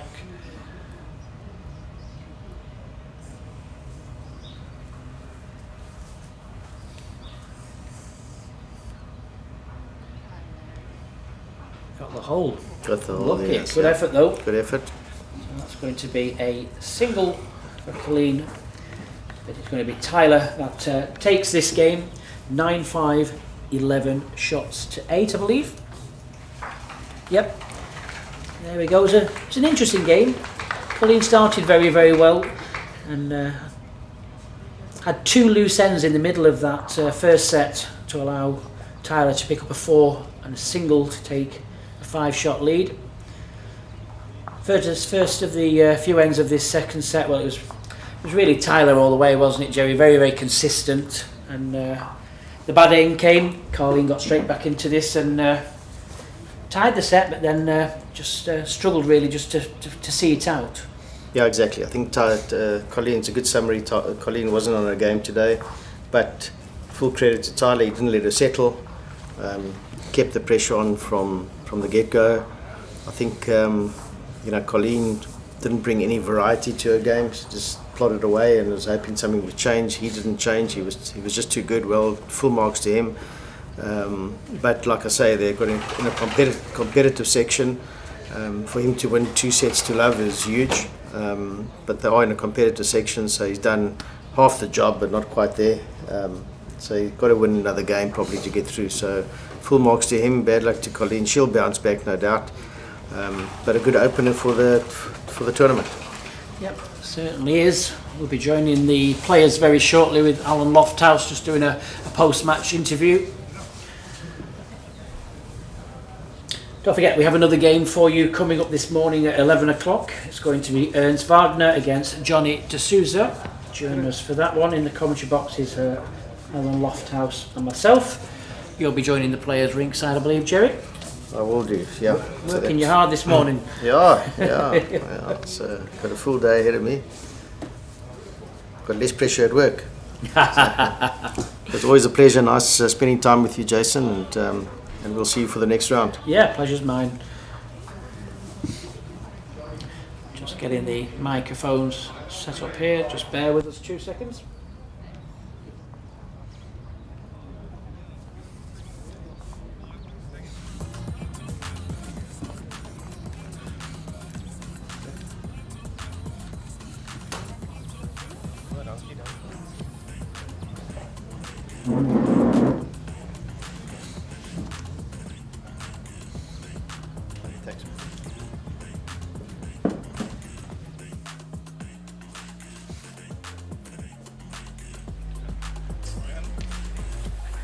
Tyler Pitcher. Yes. Well done, mate. Well done. I was listening to some of the commentary from Jason and Jerry, and they were talking about this up and coming bowler from Durbanville Bowling Club in Cape Town. And you went out there and you showed tremendous under pressure. You played. Looked to me like you favoured the swinger. I just thought that one was a bit more consistent when we had our trial in, so I kind of stuck to that one the whole game. I was backing myself on the draw. It was coming out nicely, so yeah, I think it gave me a chance to play the shots on that end. Sure. No, it was a really great performance, and in a section where you've got 4 players. I heard them saying early on, Jerry was commenting on, you could possibly lose one and still make it through your section. You've got off to a tremendous start. Yeah. You must be feeling very positive now. Yeah, I am. I said before when the section came out, I said it's nice to have a tough section because you can afford that. Exactly. To lose a game and still go through. But yeah, I'm really happy with the start. Yeah. Hopefully it carries on and the field stays good for the whole weekend, and then we can see how it goes. Fantastic. And Tyler, is there anything you can tell us about the rink, the way it played? It was beautiful. I just found that ditch hand, the wider you went, it always came back to the middle. So you could trust yourself to go around pretty much anything on that hand, and it would get back if you had good weight. Wow. I tried to stay away from the inside one unless I was kind of forced to play it. But yeah, I thought that the outside hand was brilliant. So maybe that little bit of home Yes, definitely. advantage. I think that made a big difference. Yeah. I think Colleen switched for She a few tried, ends I saw it. onto the inside hand, and then she went back to it. Yeah. So I think that also gave me a chance, knowing what the rinks do. I mean, it's always playing like this, Right. similar lines. Nothing's changed. Yeah, Yeah. so yeah. Good goal. Tyler, well done. Thank you. And I wish you everything of the best for the rest Thank of the you. tournament. But well Thank you. bowled. Thank you.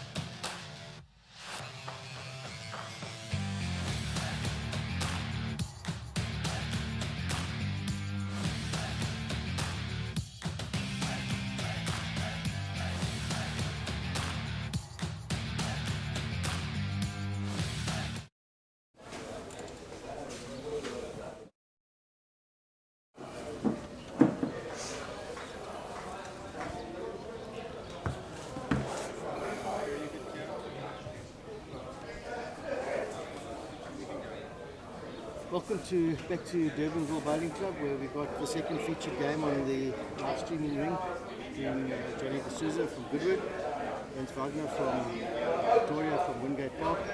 Welcome guys, first up, being settled down, drew a little bit drunk with Alfred. We're looking forward to a good game. Yeah, very much so. Had a peak while Tyler and Colleen were playing, so hopefully that helped us a little bit, but definitely looking forward to getting on with it. In a competitive section, tough game. We're looking forward to this game. Johnny's obviously an old That microphone was always really quiet. That one that you were We played each other a couple of years ago in the pairs in the Nationals. I think it was at Plumstead. The weather was a bit worse than it is today, so we'll see what happens. Good luck to you. Johnny, all the best for the tournament.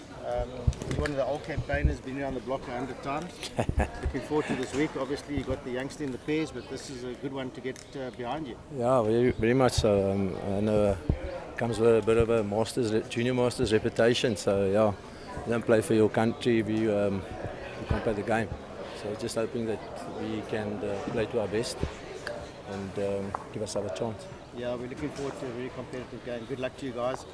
The ring's playing superbly. Obviously, a bit of a swinger, a tight hand. So whoever settles down, we looked in the last game. Tyler seemed to settle down a lot quicker than Colleen, and that in sets play, whoever settles down first gets going. So I wish you both well. Good luck and give it help. Thank you very much. Thanks, Jerry. Thanks. Thanks. Enjoy. Yeah.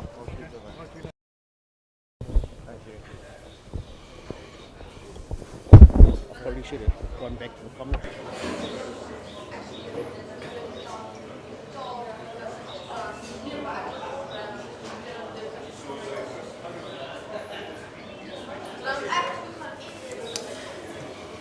Well, once again, ladies and gentlemen, very good morning to you. Welcome down here to the Durbanville Bowling Club in Cape Town, beautiful South Africa. Another great game here in the Fairtree PBA qualifiers. Joining me in the commentary box for this game is the voice of South African bowls, Mr. Lofthouse. A very good morning, Alan. Thank you very much, Jason. Good to be joining you for the second game on our live streaming rink. If this game is anything like the first one, I think it's going to be a cracker. Yes, you can just hear there from the interviews with the players and Jerry talking about this particular rink. For those of you that have joined us this morning, the ditch hand, as you can see that there on the right hand side of the screen, very big swing, but it's also quickish hand. Yeah. The inside hand a little bit more tricky. It does still bend if you have perfect pace. I think looking at it from this morning on a 3/4 length jack, definitely a yard heavier. Strange, isn't it, when the ball's travelling a lot further on one hand, it's Correct. still a quicker hand. It's Correct, strange. but I've played quite often at Durbanville Bowling Club over the years, and things tend not to change, and this rink has been playing like this as long as I can recall. Oh, really? Ditch hand, a big swinger, far more consistent than the other one, just tends to be a little bit holding. If you tend to go a little bit wide, and I'm talking inches, it's one of those you can almost turn your back on it. You know it's not going to come back into play. But yeah, good to see on the trial ends, starting off well, getting it close. Yes, both of these players were here yesterday for the practice session. Both had a go on this particular rink, so they'll know roughly the characteristics. Obviously, day to day, depending on the temperature, will change slightly as the day goes on and the very hot sun is, well, hot for me, hot sun gets on the green. The hands will start to become a bit more free and will probably start bending even more. Yeah.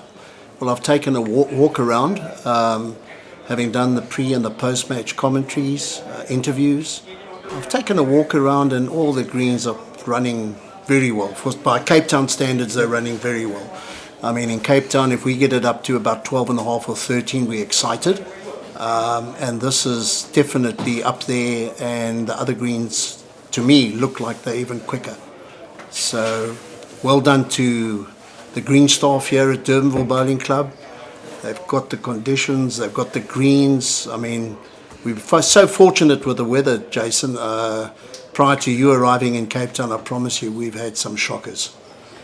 You would have felt it at home with some of the weather we've had. Non-stop rain for days. Yeah, I was saying to Jerry earlier, I was getting slightly worried because I've been obviously tracking the weather myself, and even when I left Heathrow, the rain was pouring here, and did do probably the first 3 days. And I thought, good, I could travel 7,000 miles, and it could be a washout. Yeah. Look, in the weeks leading up to this event, everything seemed to be going so well. Everybody was very enthusiastic and excited. Having served on the committee, it was great to feel the enthusiasm every time we sat down and we had a meeting. The one thing that was out of our control was the weather, but boy oh boy, in Cape Town, if you get a good winter's day, it's magnificent. So two very good players here. I've been listening to people as I'm travelling around, saying hello to people, listening to the buzz, I keep saying who's your favourites and that. This the young lad here, Ernst Wagner, someone said he's going to be one to look for. Apparently very consistent 2-bowl lead, and I think in a format like this it's crucial for those 2 bowls. So that would be interesting to see how he copes with that. Johnny de Sousa, well I've read about Johnny, I've seen his name around more than Ernst. Is that because of the level he plays at? Ernst also, I don't really know much about Ernst. He comes from Wingate Park in Pretoria. I don't tend to travel around as much as I used to. So he's pretty new to me also, but if he's playing at the junior level in Bowl South Africa, then he must be performing. Johnny de Sousa, well, I know Johnny very well. Super competitor, former professional footballer. Sometimes he tends to take out, I think he wants to actually get a little bit too aggressive from his football days. Oh, really? On the green. Okay. Yeah. He's well known for that, and all the people that are listening from Goodwood Bowling Club will know exactly what I'm talking about. But a lovely guy, and as I say, super competitive. Yes, I had a chat with him yesterday, and he was trying to make me guess which English football team he supported. When he told me, Nottingham Forest. Nottingham Forest, most unusual. Very. There can't be very many people in Cape Town that support Notts Forest. Once we're on the football, I think we get this out the way straight away. I'm a very keen Liverpool supporter, have been for years, and I know you come from Manchester, but I was very happy to hear that you support the city side of Manchester. That's correct. And not the United side.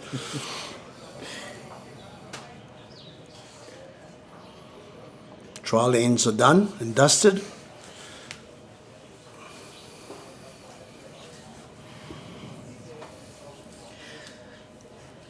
And once again, don't forget you can keep up to date if you have just joined us for the first time today. Keep up to date with all the live scores going on here at Durbanville.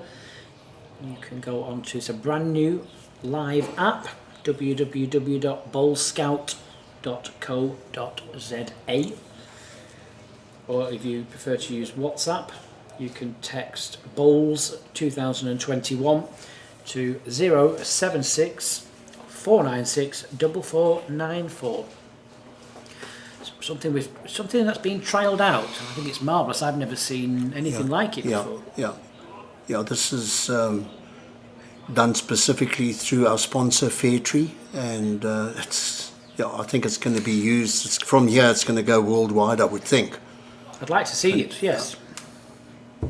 What a start.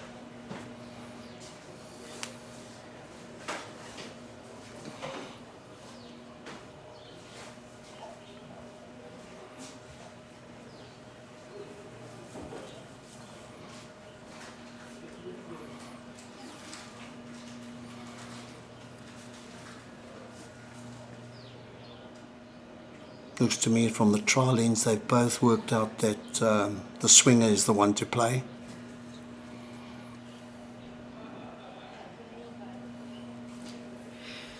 If you have joined us on the YouTube channel, we can see your comments. So if you need to ask a specific question, if you're joining us and not seen the sport before, want to know what's going on, just drop us a message, or have you got a message maybe for Alan? He's the man of all knowledge in Bowls South Africa. Good effort from Johnny.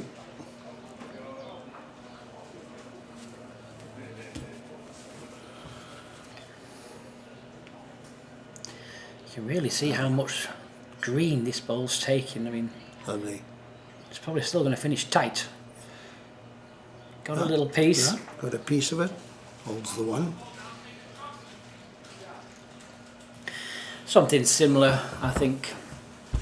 Lay down that with the backhand, you always know it's coming back. Gives you a bit more confidence just arriving on a hand that is always swinging. Absolutely. Yeah.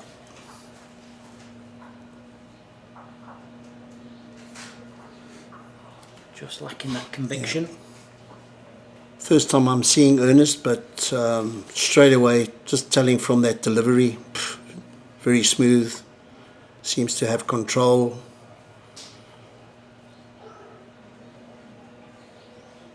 Well bowled here again. Nice little cheeky touch off the white. Oh, brilliant. What a shot. In trouble here on the first end. Short bowls, you see him now creating a little bit of a headache. Yeah, he's got no shot really. Got to draw a back toucher.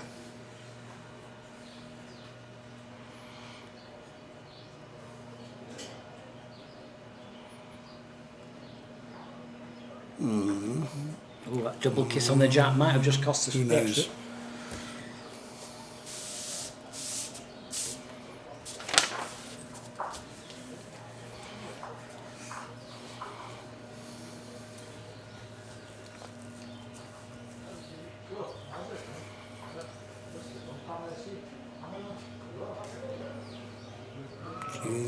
Two shots. Looks like 2 shots.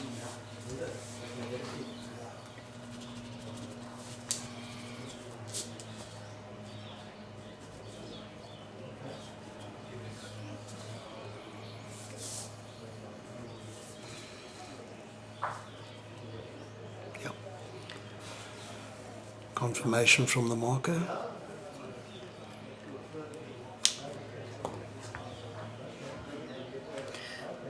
Nearly sent that jack straight as a die. It is. Keeping Derek busy. After getting some rollerblades, I think. Is Derek back on the rink again? Okay. Why change? Yeah, they just had the markers just to keep them all on the same rink. Far easier, isn't it?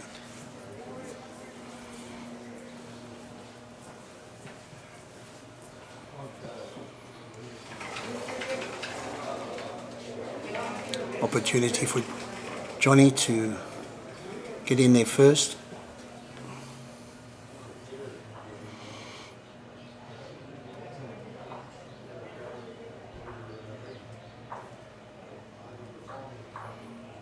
Good start. Very good start from Johnny.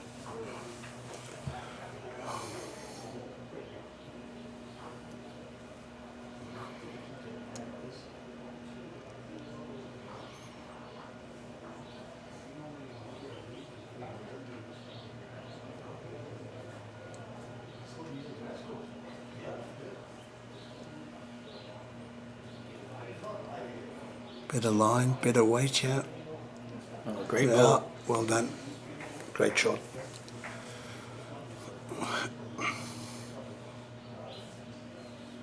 Now Johnny switching to the hand. That one that's a little bit tricky. Let's see how you see what happens. Goes a fraction wide and it doesn't come back. If he plays it again, let's hope he's learned from that.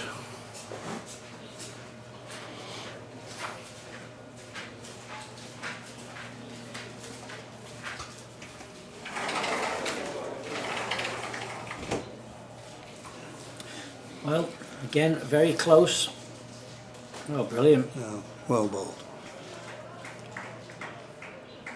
And that's what I mentioned earlier. That's what I've been told about this young lad. Good with, you know, early on, in the end, playing some good, consistent bowls. Yeah. Playing a bit more direct, underneath. What do you hold? No. At least this time he had a back bowl. Correct. Yeah.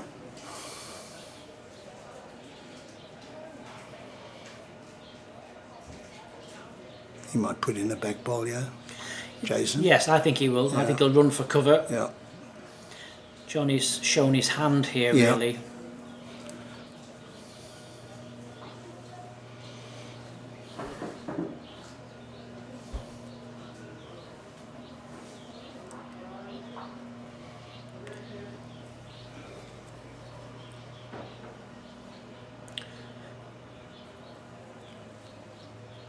underneath Still again. under the bridge, yeah.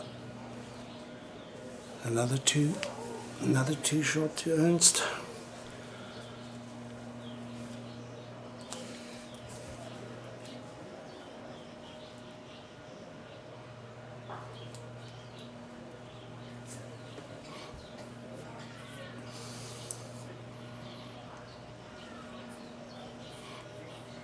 I know a lot of quite a bit of the early commentary. Jerry was speaking to you about potters, so I don't want to be repetitive. But with regards to the commentary, Jason, are you involved in the commentary? And yeah, so we have different teams. So we have our streaming team, which is done using a company called Optical Media.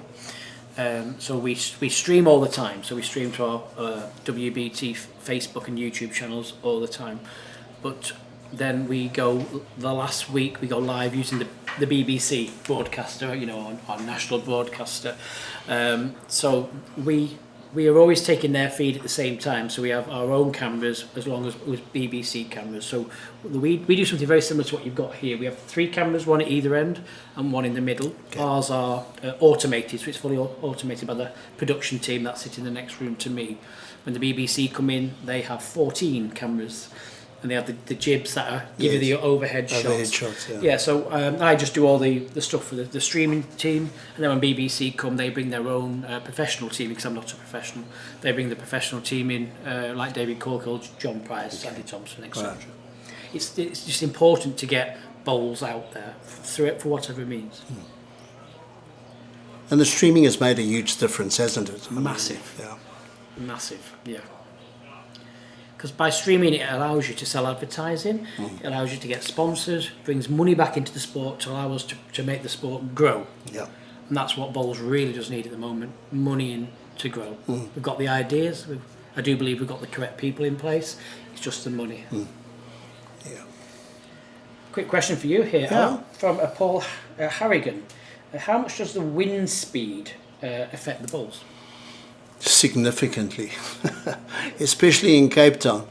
Anybody that's played in Cape Town will tell you. In fact, I sometimes feel it's better to play in the rain than it is in the wind. There's some clubs in Cape Town where when the wind blows, our renowned Cape Doctor, the southeaster blows, it's very difficult to control.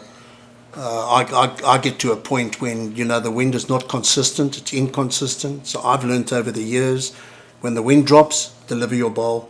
Once it's on its way, if the wind blows, there's nothing you can do about it. So the wind is a major factor. We're very fortunate here today that there's breathless. There's not a breath of wind here. Ideal conditions.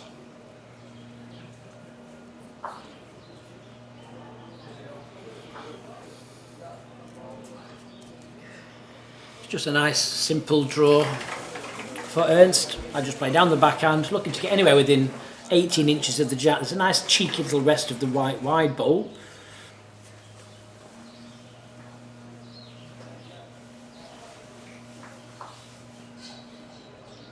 Can even get to the back bowl, Alan, if he misses the jack. Just the pace. Just a little bit over the,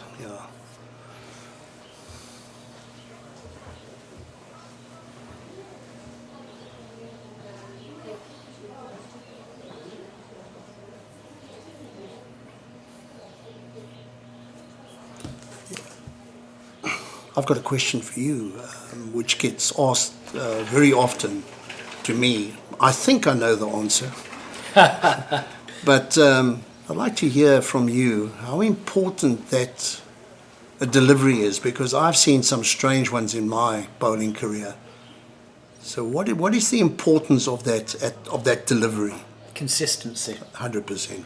I mean, when you go back to when I started playing, 5 years of age, up to about 14 years of age, you had the likes of Tony Alcock and David Bryant releasing books all about deliveries, and in them days it was kind of the way you either have this delivery, that delivery. There's 3 kind of different deliveries.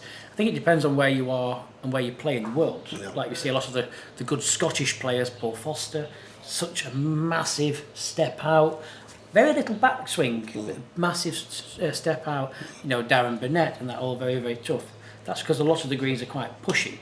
where if you're going to go somewhere, say like Australia, they've got to be maybe slowed down slightly. And then when I was a kid, you had what they call a typical South African stance. It was like slightly lower down, fixed, very small step forward. Nowadays, there's so many weird and wonderful.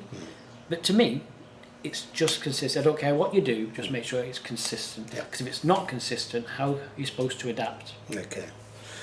Well, I've got somebody from my club, Raggers. I hope you listen to that.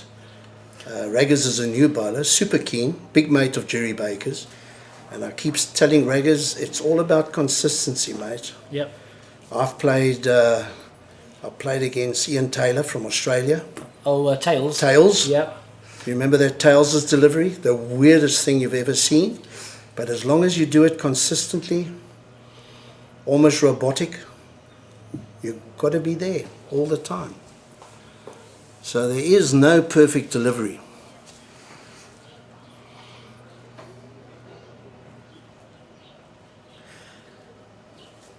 So a very good start for Ernst Wagner here in this first game for him. It's all different group plays here for those tuning in, because there's a few tuning in from back in the UK. We're playing at a group stage, groups of 4 players, so they're guaranteed the 3 games in the singles, and then people progress that way into the final stages. Singles today, and then we've got some pairs starting tomorrow. That's also a round robin. We'll be doing some little interviews with some more players as we're going along and just asking them how they feel about the slightly different format to what is the norm, if you want to call it the norm. I think it's been quite well received, to be honest. So Yeah, well bowled. he's come out fighting, certainly. Yeah, I heard Jerry in this morning's commentary on the first game. Players that do qualify from South Africa for anywhere else in the world, going through and playing one game on a surface that is totally foreign, it's a tough ask. Certainly is. Maybe that question that was asked earlier on about the wind, the flags are moving a little bit, but I promise you by Cape Town standards, that's nothing. Well, Ernst is really sticking them close here and putting Johnny under pressure. Yeah, he's impressing me at the moment. Yeah. I mean, just looking at the CV here, I can't see too many massive big things, but there's certainly, you know, there's credibility there. Looking at some of the junior masters that he's won, and there's some mixed pairs in there as well. I have heard a lot about this young man, but he's not failing to deliver. Absolutely.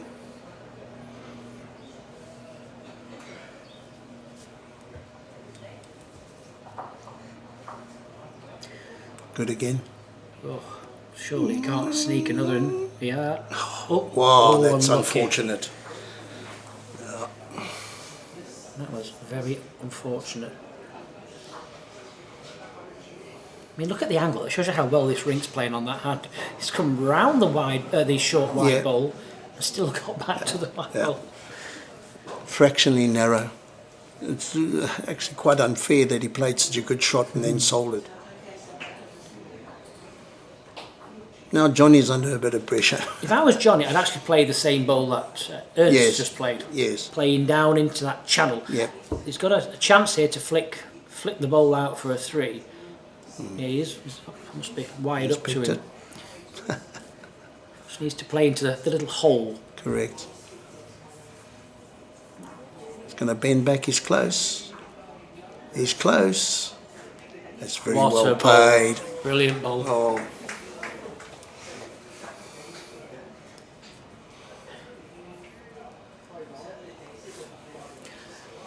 Just shows you sometimes about playing your opponent's shot first, because it's completely closed him out here now. Yeah. And now Ernst has got 3 fantastic bowls, but he's got one slightly behind. I think it's almost an option of changing his hand, although that's a trickier hand.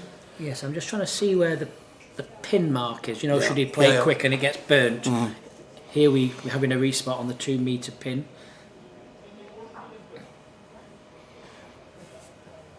So it's quite a bit of distance down the back.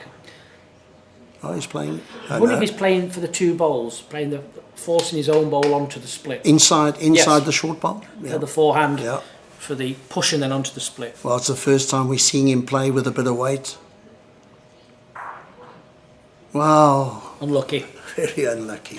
A good hit. Yeah, he's given Johnny an opportunity to draw for 2 now. But he was very close.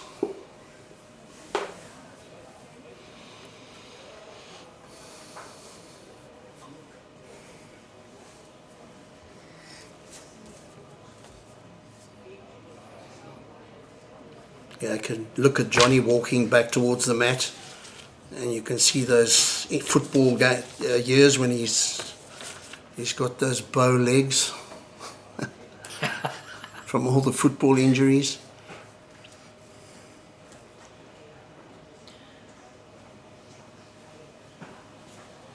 Yeah, I think he's done enough. Well played, Johnny. 2 to Johnny. Good end of bowls. Google is offline, it's not us. Just a sec. If there's anybody on the app, it's not live. Google is off. Maybe you can. That was a word from our sponsor.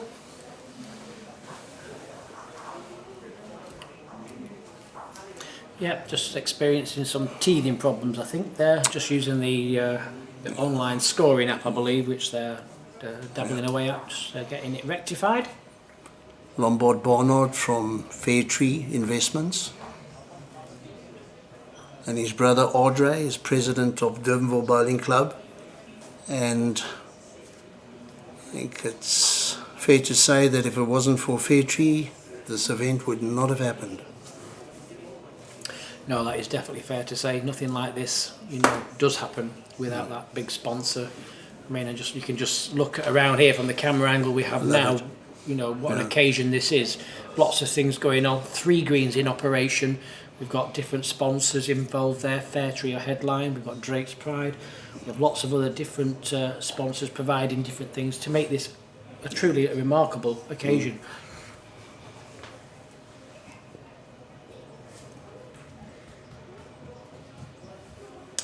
Someone's asking if we're going to could hold a future WorldBowls Tour tournament to be played here. Yes, I get asked that a lot, and that is something I would love to see happen. For me, the clue's in the name, the WorldBowls Tour. Right. But that would mean getting another massive sponsor over here. But what I'd like to see, because of that, if that sponsor came in to run, let's call it a WorldBowls South African Open, you've got to think, first of all, you've got to get the top 16 here. Yeah. So flights, accommodation, Right. prize money for that loss of earnings kind of a thing. But the flip side would be where at Potters or at the Scottish, because we host it and have the sponsor, we would get the 7 qualifiers and the overseas branches get 1. You would get the 7 qualifiers. So South Africa would have 7 players in it. I'd love to see that happen. Yeah, beautiful. Yeah, that would be something really, really, not just South Africa, all the other overseas countries. Yeah. But it just takes that one big sponsor to say, we're in, and we can make that happen very, very quickly.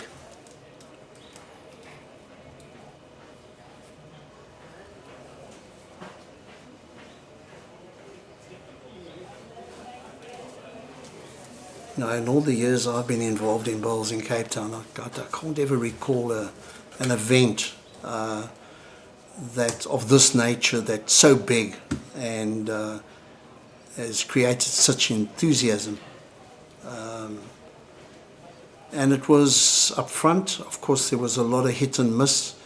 But as I was saying earlier on, well, Ball Johnny, as I was saying earlier on, you know, the enthusiasm is there, and I think if you have that up front, you're giving yourself a good chance.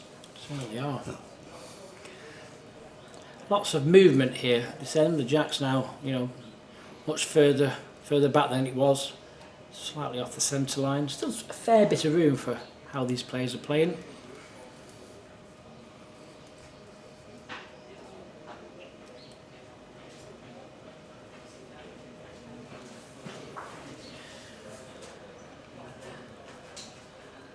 Line's good. It's all on the pace. He's looking for an edge on that. No, he's just falling short. Just on that heavy hand, yeah. Yeah, quite naughty that, eh? Be a bit disappointed with that. You know, there's quite a few down here. Last thing he wanted really was that short ball. Well, to drop a 3 there, he'd be very disappointed.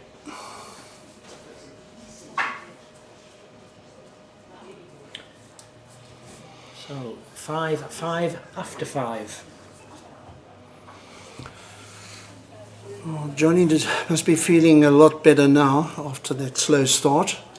He's back in the game.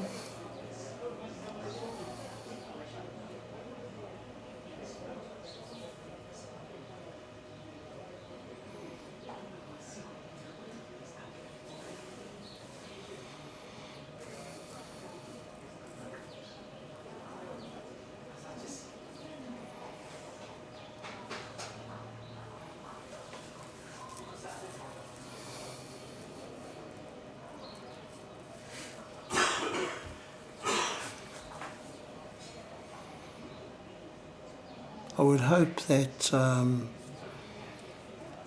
from Friday onwards, tomorrow, and especially on the weekend, that these players would love nothing more than to play in front of a crowd, and obviously with 3 greens, there are spectators spread all over the show. Yeah. Love to have those stands. We need, come down. If you're in the area, please come down and support these players.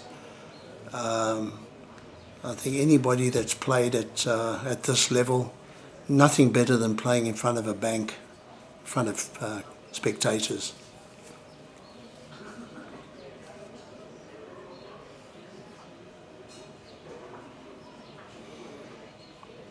Johnny seems to have moved on to that tricky hand. Yeah.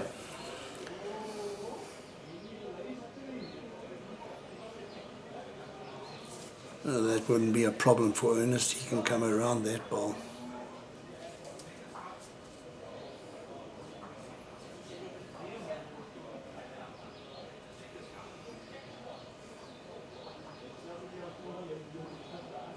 Or underneath it. Cheeky little anti-bias there.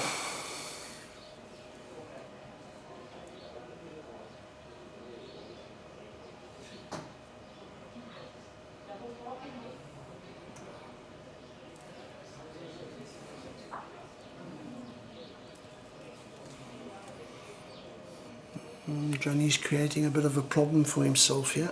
If Ernst takes advantage and draws another.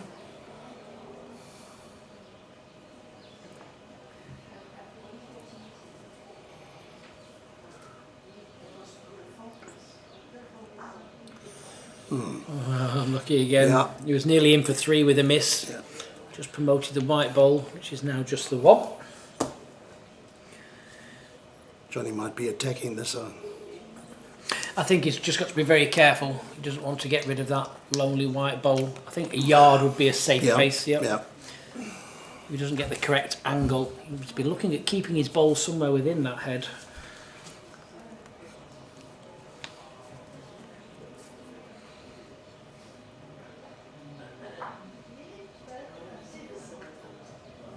Okay. Stayed on the reliable hand. Yeah, he's playing that yard over, which I think is, it's a sensible pace. He's Catches really a shot. Wow. Brilliant. Yeah. That's a good ball. Very good.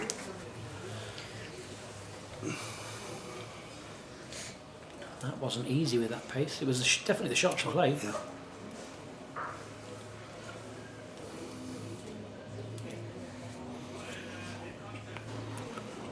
So another member of our commentary team who will be joining us later is Nick Russling. You know Nick?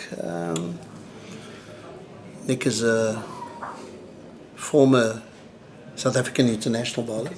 So moved from Johannesburg down to Cape Town a few years ago. Top bowler. He's affected a little bit this morning with work, but he will be here later on to join the team.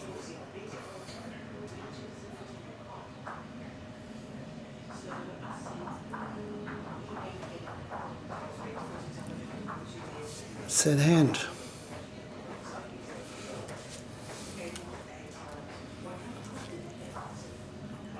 Johnny likes his bowls. So. I think the back bowl is definitely the shot, yeah. One to Johnny.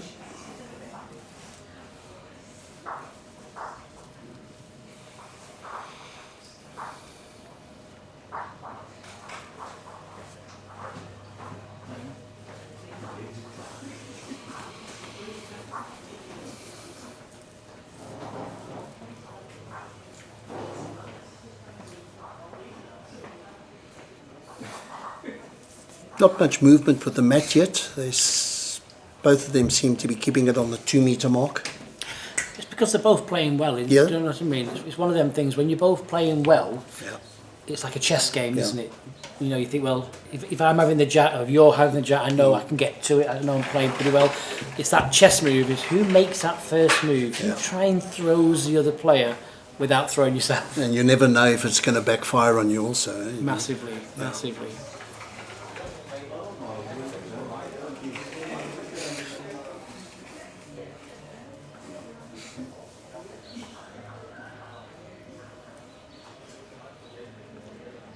You played on this rink yesterday, Jason. Did you find that on that hand? Was it a little bit slower? Yeah, so I found that the swinging hand was both really, really nice. I thought coming back this way it was slightly harder, but slightly heavier. Now, I think it's because it's hard to tell from the camera, but when you look, there's a few little greener patches in this direction. But the hand towards the cameraman is definitely trickier. It's not only is it a yard 4 feet heavier depending on how far you're playing, it's just a little bit trickier. It still bends inwards, which is good. I just thought this way was just slightly harder just to nail. And when you're playing on a hand that's a little bit tricky, in line, your weight can go a little bit. Yeah. You over focus on one and forget there's two. Correct. Yeah.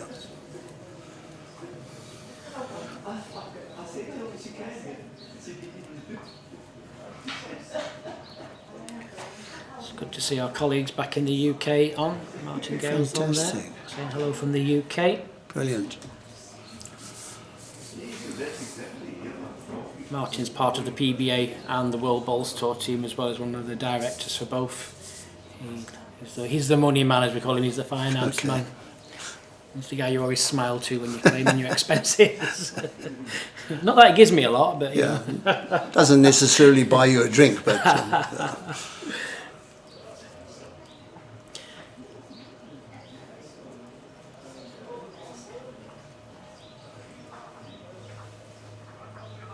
A little bit under. Good weight. It's strange because in this direction, if the jack's 2 yards short of the tee, the swing is a big swing, but it's a nice swing. Anything nearer the tee from 2 yards, it's an extra swing. It's huge. Really is. You can really get caught. Put it out there, and you know it's going to come back. Yeah, and you can see it's probably because it's just you can see the brown there, slightly browner. The bowls obviously not going to dig in as much.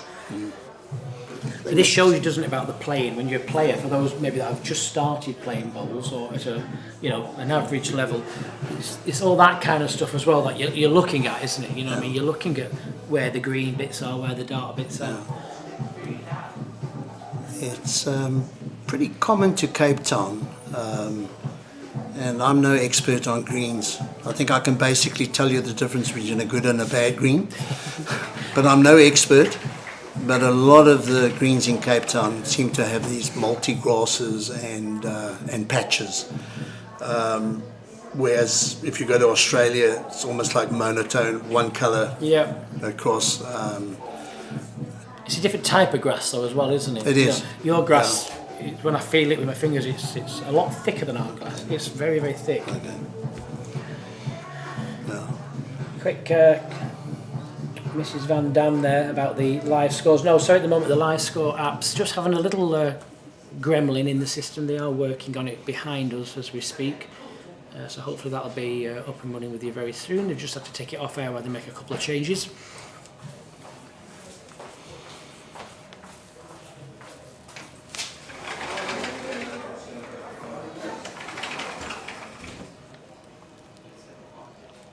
This could be a measure. I don't know what's Derek going to indicate. He's taking his scorecard out, so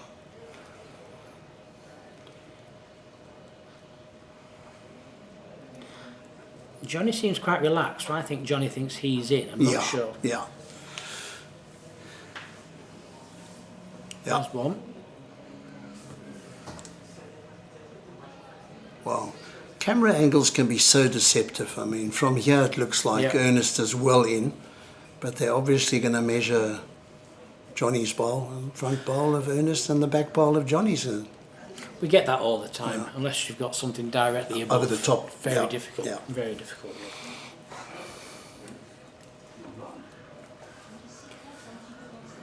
How steady are Derek's hands here?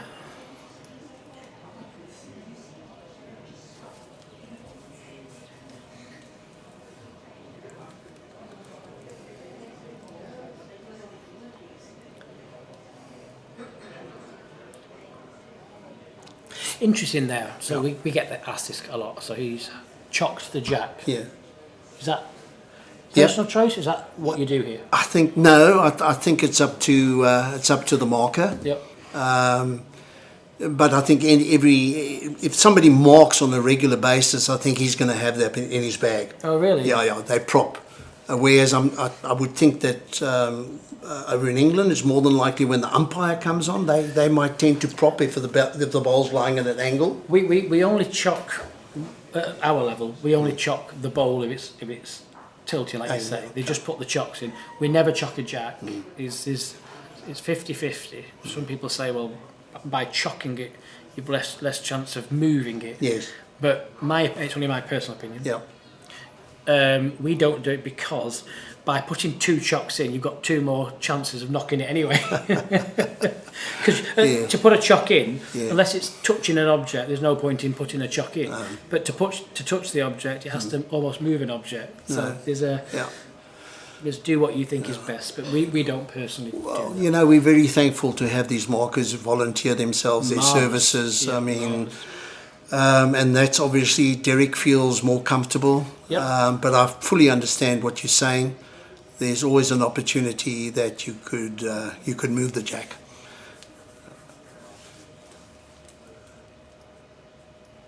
I'm just wondering whether the speed of the green is just slightly changing during this game. Obviously, it's very, very warm now, but something's changed. You know.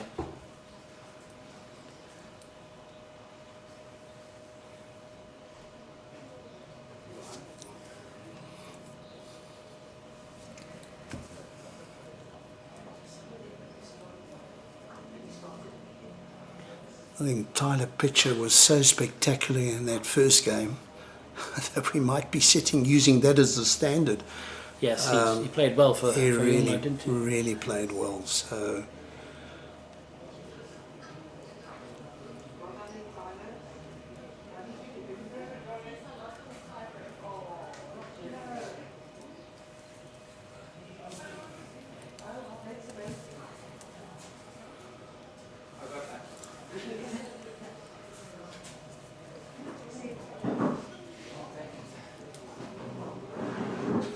both of them are battling a little bit. Yeah. Yeah.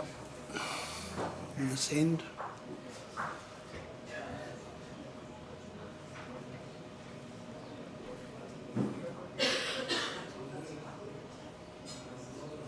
He's going to get a result. Yeah.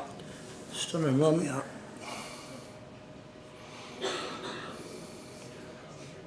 Yeah, it's a long day for the markers as well, isn't it? I mean, they're doing four games, all of them today, and it's you know very warm out there. It is. I hope they've got their sunscreen on because if you're out there marking the whole day, you're going to feel it at the end of the day. Certainly are.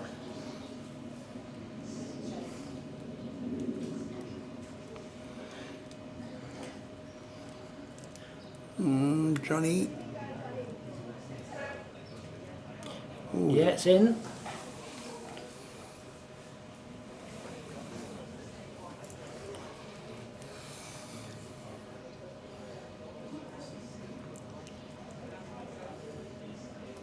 Ernst would be hoping that ball falls down. If it falls down, he's got a nice shot on down the other hand there, just to remove that ball and sit in for maybe a 3 is looking at this.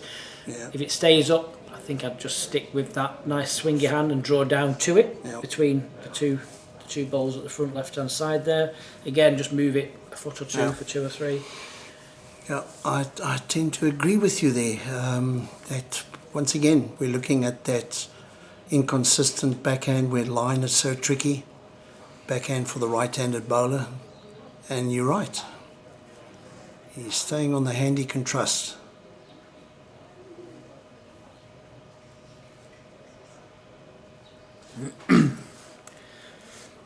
Needs to hold up. I don't know if he's going to hold. Might get a cheeky He result could- here. Nope. No.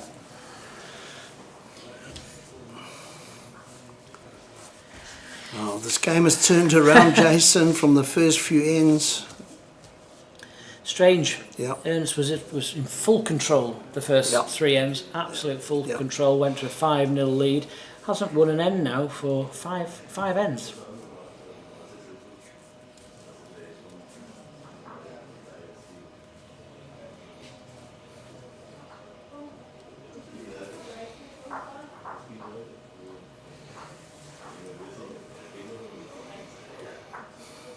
So 8-5 the score to Johnny de Sousa, going into the last end of this first set.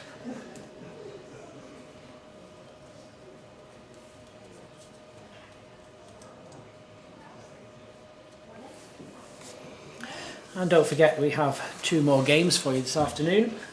Session 3 is at 1:15, and the last session of the day will be 3:15. All the times are local South African times.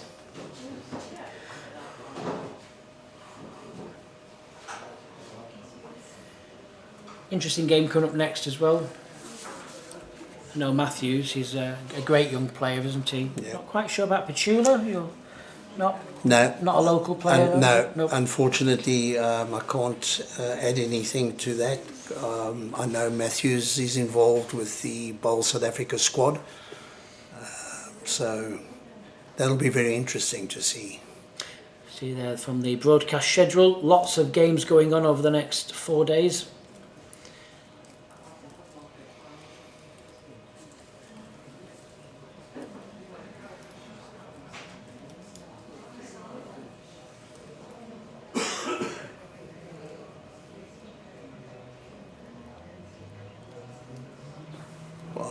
I'm absolutely confused as to what's happened to Ernst's game here after that impressive start.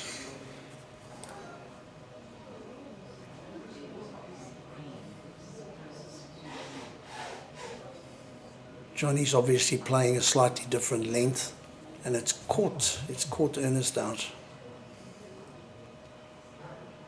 Oh, Johnny's getting excited. There he goes.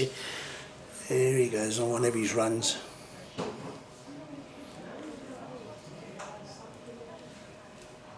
Yeah, I think if Johnny had his way, he'd be running up after every bowl. Oh, really? Oh, yeah, yeah. Yeah, very animated. Very animated, yeah. Definitely. Not here again. Ah, it's...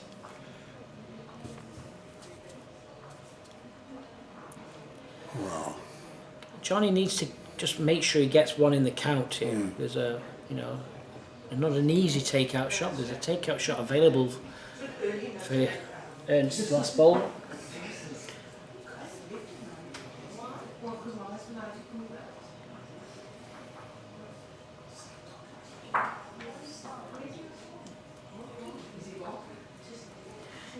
And that control of the jack, having control of it and dictating the length is so important also. So let's... Well, he needs a 3 to tie this set. There's a very small channel there to get down to the shot bowl. Needs to remove both of these white balls, Yeah. but also needs to stay in himself, obviously. So Yeah. it's not just a case of just hitting it. He's got to control the pace. You can see from the angle there, it's Yeah, a great okay. angle. You can't really see much at all. It's a very low percentage shot for him to play here to get a result.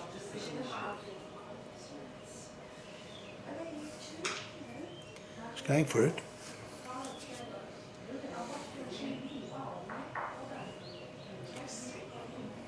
No. Nope, just runs into second. Yep. So Johnny de Sousa will take this set 9-5. Once again, just a massive shout out to the sponsors of this event. Headline sponsor Fairtree. Secondary sponsor is Drake's Pride.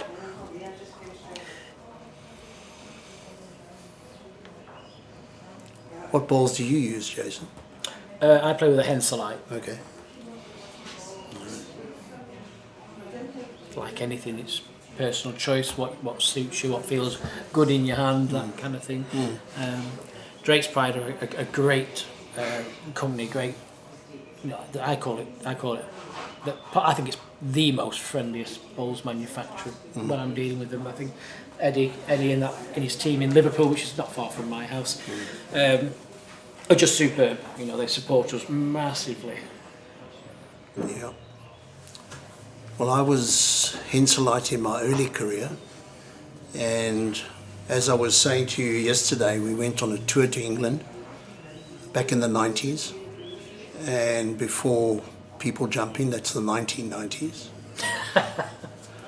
1995, we travelled to England, and my bowls disappeared on the flight. Oh, really? They got lost.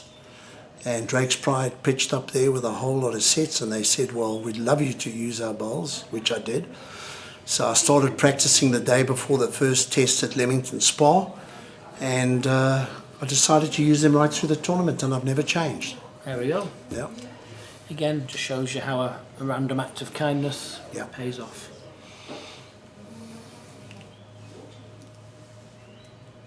I think Taylors are quite decent, but big over here, are they? I've seen a few Taylor bowls knocking about. I think in Cape Town, Drake's is big. Is it? Yeah. Is that because, is it Port Elizabeth, the Drake's Pride place? The agent is in Port Elizabeth, whereas you've got Aeros, I think, is huge in Joburg, and that's due to Jerry Baker,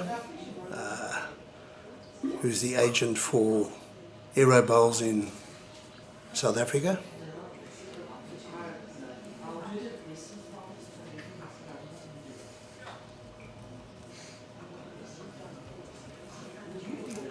I think in the days when I started, there was Henselite and there was Henselite, and that was it. You know, times have changed, and it's nice. You know, bowlers get a choice now.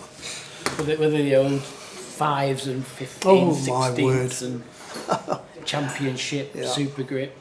It's amazing how everybody just tended to start downsizing. I mean, I think that at one stage Henselite had a size 7 bowl. That's right. And I think the world sales was 1% worldwide in that 7, and I think just about all of them were sold in South Africa.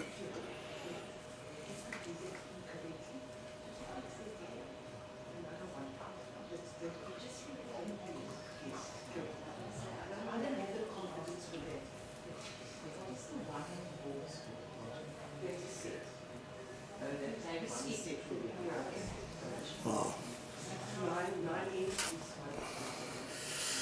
I'd love to get inside Ernst's head and try and work out exactly what he's thinking at the moment, because his game has gone from outstanding and just fallen away. It's just let his head drop a little bit. Just watch his body language coming down the green there. His head has just dropped a little bit. Again, left himself in a lot of trouble here. This is a set he needs to win.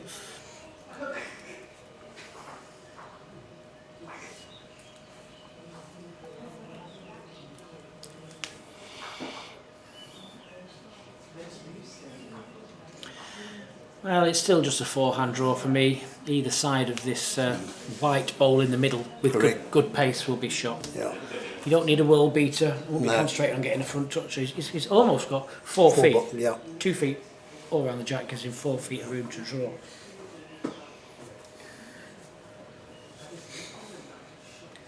Another lady in a coat there. must be cold.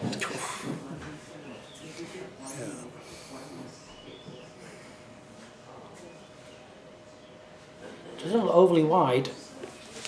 Looks tight to me. It does.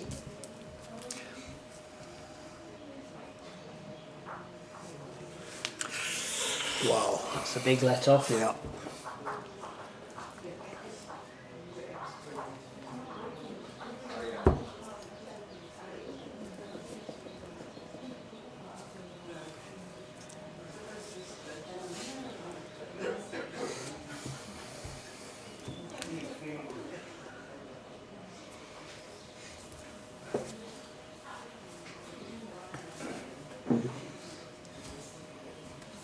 Actually, the players have been pretty good because watching live streaming all over the world, you always find them standing on the centre line. But I must say, they've really kept up the way, made commentary for us much easier. Yes, I had a quick chat with the markers this morning just to say thank you. They're all huddled together getting all the scorecards, and I was just having a bit of a laugh with them saying thanks very much, and we had a giggle about, you know, just make sure the bums are not in the cameras. I think the ladies were smiling away, and I just said at the end of the day, you have to shove them, just shove them. But they've been very good, yeah, very, very good.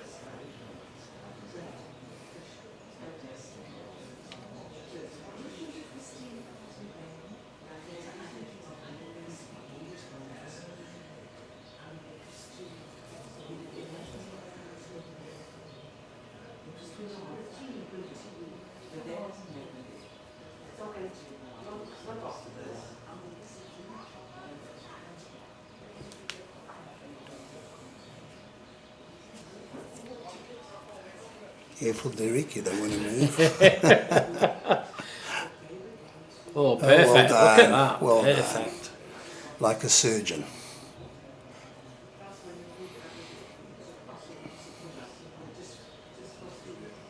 More sorry you got cameras on you. Because it picks up the slightest movement. Looking for that ball to rock.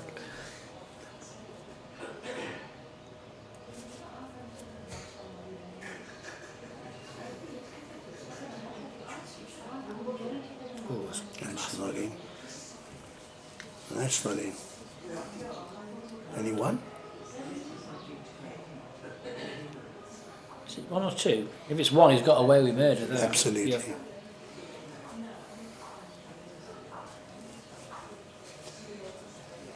going to find his little paddle.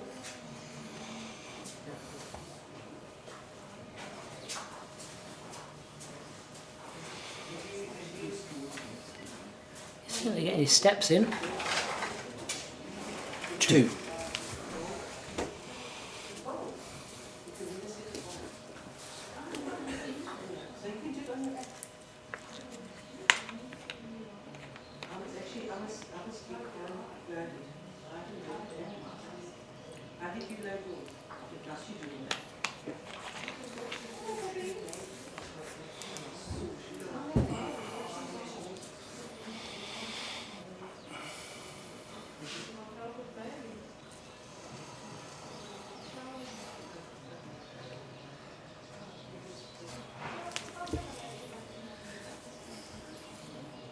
The cocktail party just seemed to go down very well yesterday, Jason. That was good evening. Yes, it was very good. You know, we had some an amazing buffet. To be honest, when the food started coming out, I said, popped into the kitchen afterwards and said it was just fantastic. And I had a great dessert. You might laugh. Is it Cook Sisters? Yeah, Cook Sisters. Yeah, 100%. Yeah, Cook Sisters. Yeah. Very sweet, but yeah, like a dough, like a dough. Bit like I think we would probably call that churros. I think. Yeah. Very traditional. Oh, is it? Very traditional in Cape Town. Yeah.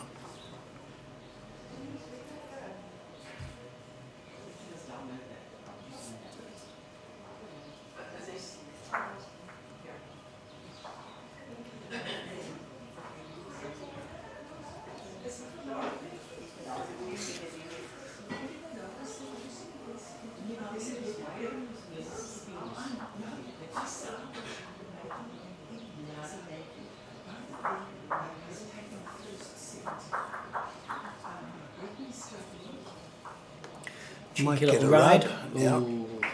Yeah.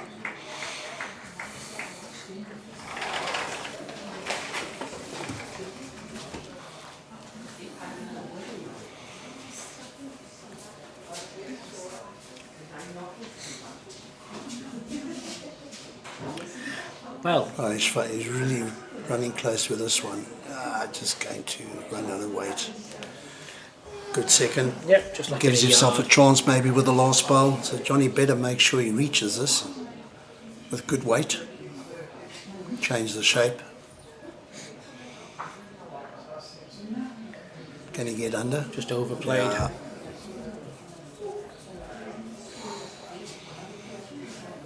I think we're getting to a stage now where Ernst has got to play a shot here. Jason is first set down. I think he's got 2 seconds there, Alan. Yeah. If he plays decent pace, plays a bowl out for 3. If he gets the jack, he needs to be playing the pace where he's running with the jack. I agree. 4 feet away, sample.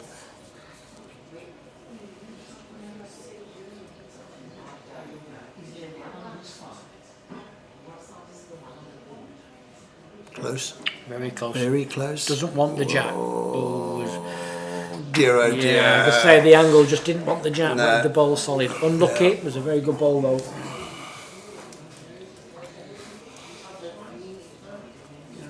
I think at this stage that's all that Ernst wants, is to get the shot and do something with the mat, change something. Give himself a chance to get back into this game. He hasn't won an end. He hasn't won an end now for 7 ends. 7 ends. Right. Like you say, it needs to get the jack quickly Yep. and completely rip it up. Start Change again. something.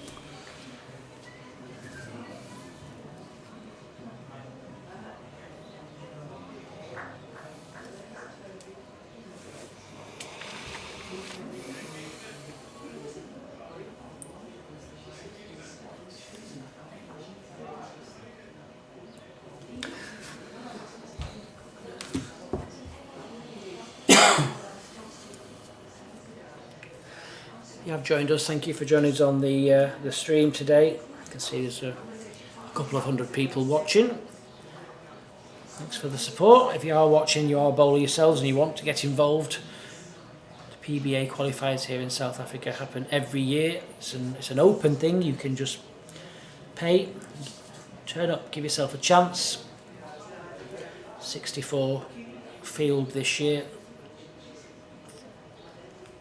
Great to see that grow in size, and I'm sure it will with the success that it's been so far. Look out for it on the Facebook. There's plenty of news updates there on the South African PBA site. I think it's great value for money. Well, for me, great value for money. 1,250 rand, guaranteed 6 games. You get 2 shirts, a cap, free water bottle, food, evening meal, Neil Diamond concert. Goes on and on. I think you're spoiling them. Yeah, I think you're spoiling them.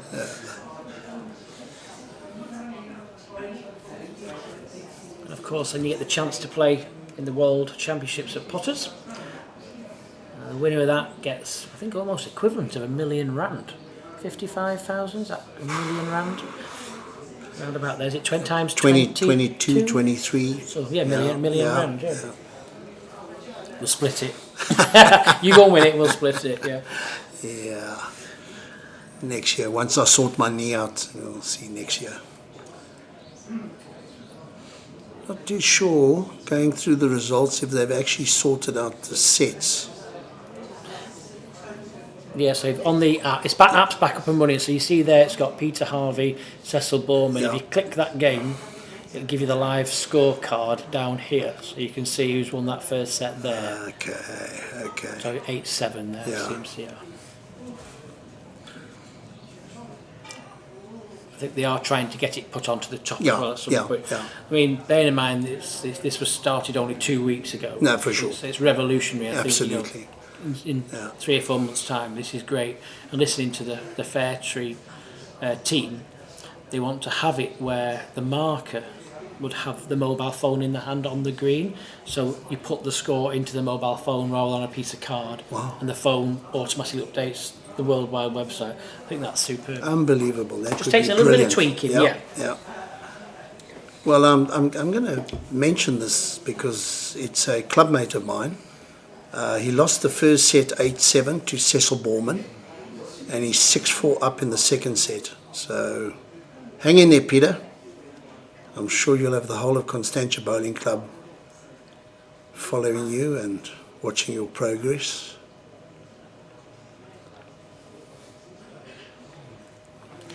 Well, this isn't easy for Ernst. Backhand's almost blocked. Forehand, well, it's going to take a little bit of driving to get through there. Yeah.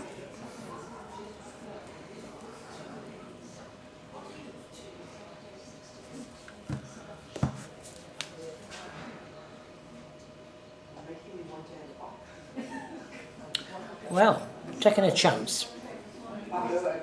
Needs it solid. Unlucky. He's getting nothing to happen, is he?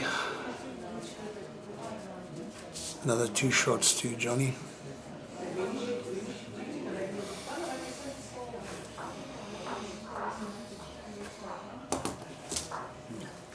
So the run continues. 9 consecutive ends.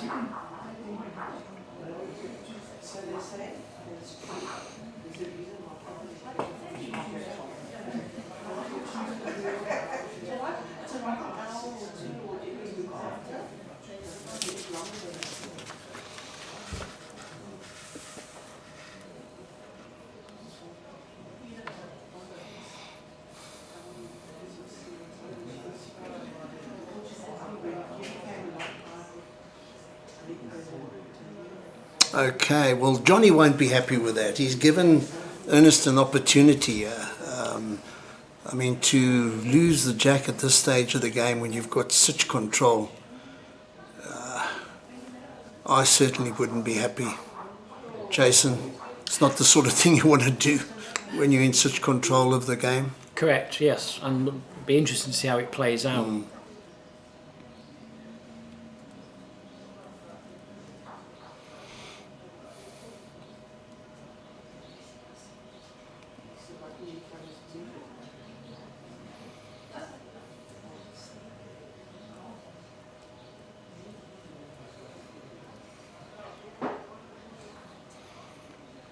A little bit under. They're going to hell. That is a good weight. Maybe running through a few feet.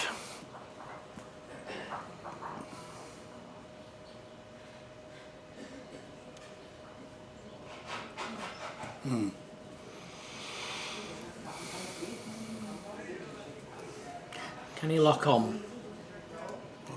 Wobble through. Seemed to get a little bit of kick Yeah. there, but it didn't help him. Yeah.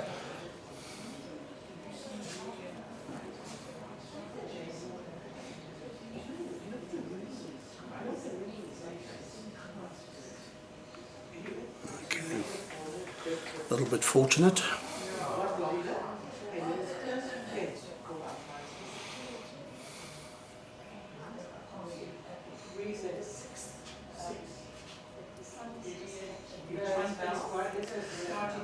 Anything but the gap again. Yeah. A little bit unlucky again there, wasn't he? Didn't want to be short.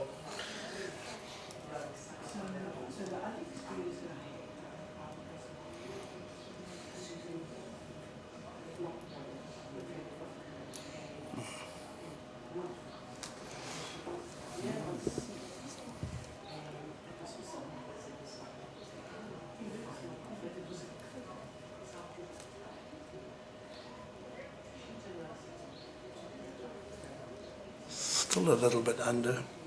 Will he get the ball? He's found the gap again.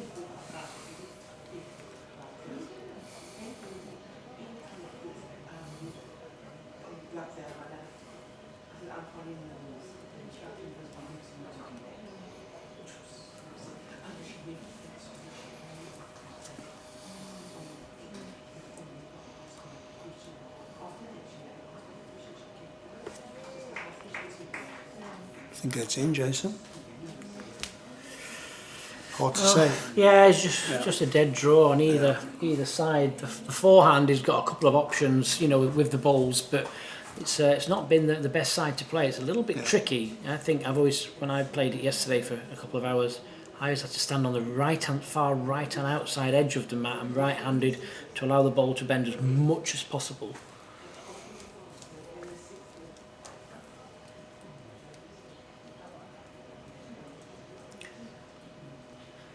The line looks good. It's all on the pace. I think it's short, is it?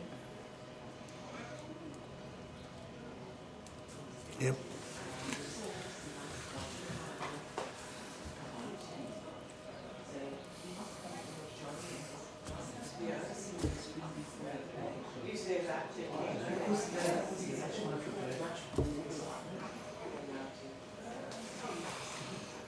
What is that, 10 ends in a row now? 10 ends in a row, yeah. 10 ends in a row.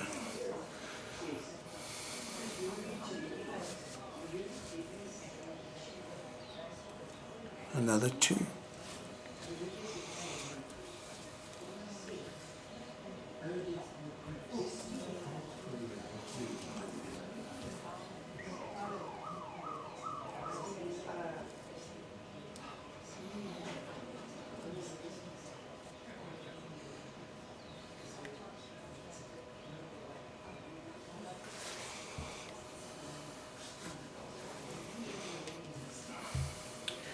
Wind's just slightly picking up, isn't it? Looking at the banners. Definitely has. It's coming from right to left as we're looking at the screen, so it'll hold the ball back against the bias a little bit. And then in Cape Town, that direction, northwest, that's not a good sign. No, really? It's a sign of rain. Oh. Yeah. At least when there's, you might get the heavier southeaster blowing, but you're not going to get rain. So there's no weather prediction from what I could see when I looked on my weather app.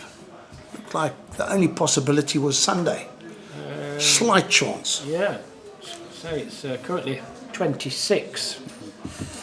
Lovely.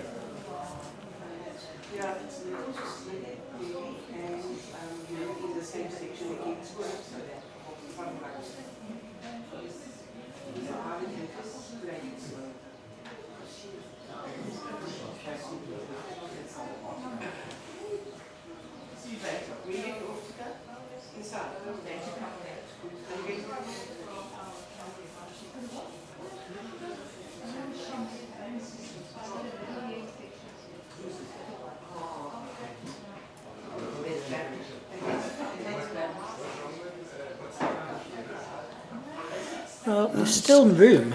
Yeah. That ball's nearly 2 feet away.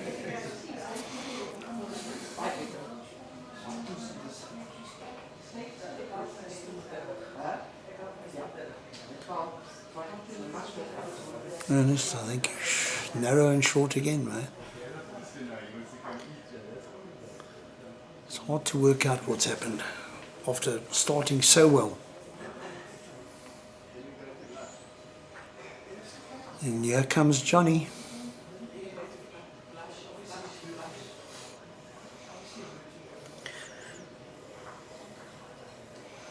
That's very good. Well, there's a couple of options. He either attacks, or he can still play down that forehand looking to get back to the jack, just turn it down for 2, or he can sit off the back bowl, and that would also get the shot. Yeah. I mean, he can hit the target, but you're not guaranteed of where it's actually going. Yeah. Even if he hits it perfect, you're not guaranteed to get anything from it. Yeah. I'd personally just play the forehand, sit to the bowl, turn the jack. Yeah. Just be up, give it a chance. Yeah. Listening to you, mate.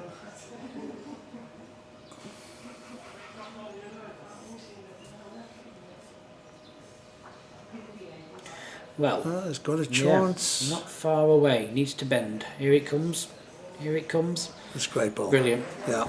Brilliant ball. Great ball. Yeah. He was almost running out of time. He desperately needed to play a big one there. Now, what does he do? I'd go very extreme. Right up to the 23 metre. Yep. Yeah. Throw it on the 2 metre and see what happens. Yep.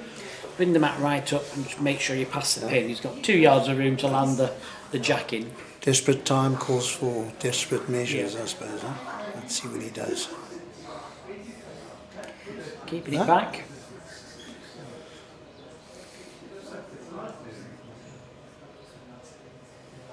Yeah, I tend to agree with you, Jason. That's what I would have done.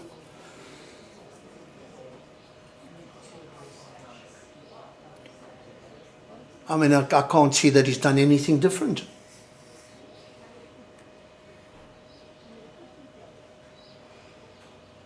Lack of experience.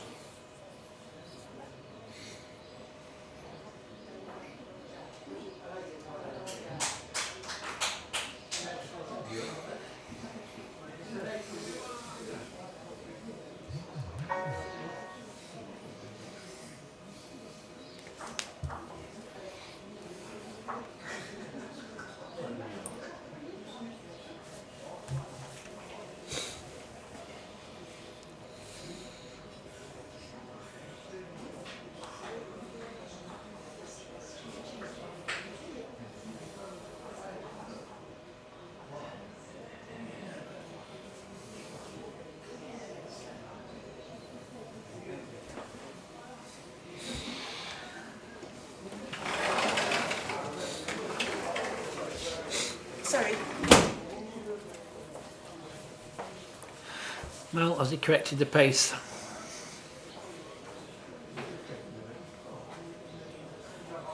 Yep.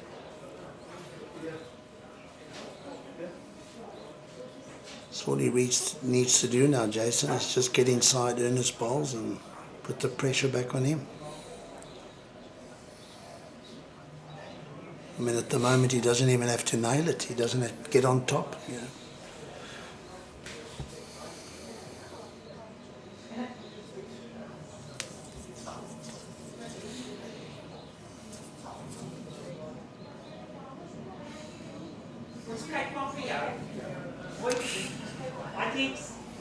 That's what you call a good bad one. Yeah.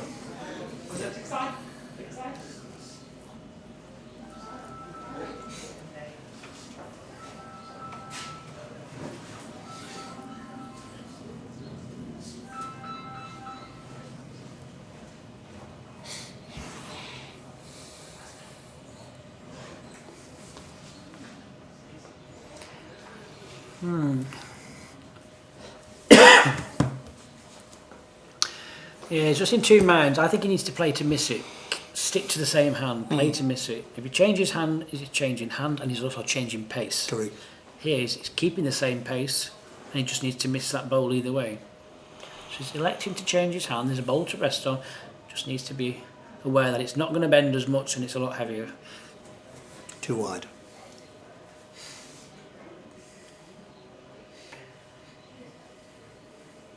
Good weight, but too wide.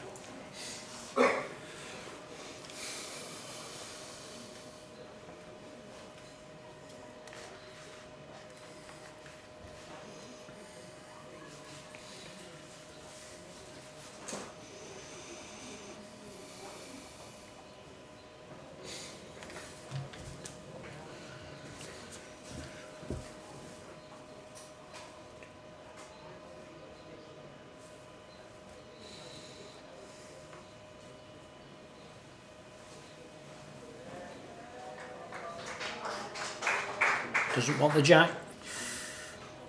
Well, oh dear. Oh dear. One to red.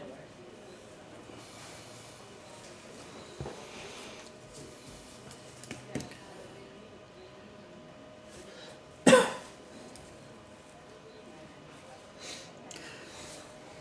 little bit unlucky, just a little bit quick. You know, he was drawing in for three there, and I think he may have given the shot away. It's close. The Ernst is asking for a measure, so.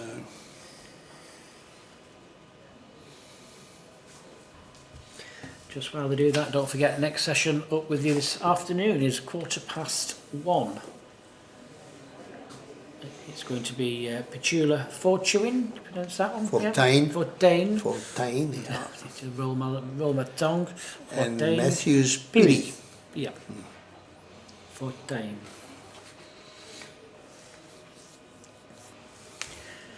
Jerry Baker and Nick Rustling are going to be in the commentary box with you for that one. I think you deserve a break. You've been on since 9 o'clock this morning, Jason. Yeah, you're working me hard. Yeah, I must work hard over here. Well, we're just thankful to have your expertise. No, it's my pleasure. It's fantastic. Because for me, it's so cheap over here. What a pleasure. It's so cheap over here. for me, yeah, for an English person coming over here. Yeah. Yeah, my daughter's just emigrated to the UK. My son-in-law got a job and they've moved over to a little town called Chertsey. Chertsey? Yeah. Yeah, near London Heathrow, Chertsey. Very close, yeah. Very close to London and Heathrow Airport, and they're living the life at the moment, I promise you. They're still tourists. At some point you need to settle, don't you? Yeah, it's that. Yeah. It's strange because Johan took me for steak and I had the best steak I've ever tasted, and it worked out. It was about £6. It's not fair. That was with a glass of wine. Yeah. So, a slight glimpse of hope here in this set. You know, he was lucky to get away with that in a way. He's got the one. Played a pretty decent first bowl. So has Johnny.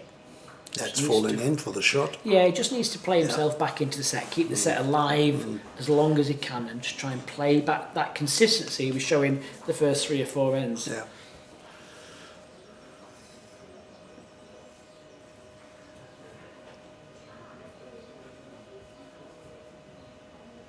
Not the worst bowl. Can't afford to be short at this stage, so he's giving himself a chance.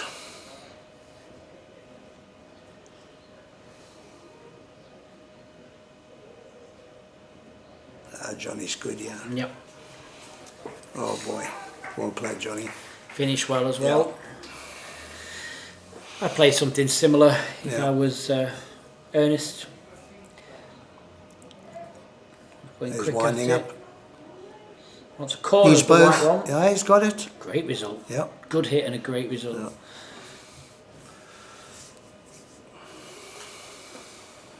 I think the touch has probably gone out the ring to the left bottom side of the camera. Yeah, it's been removed. Yeah. So Johnny's still sticking on that reliable forehand. That's enough for the shot.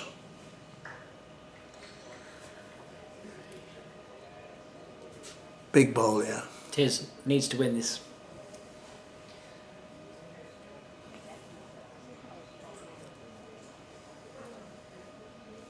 The road certainly, the line is good. Needs to stop. He's got it. Yep, well bowled.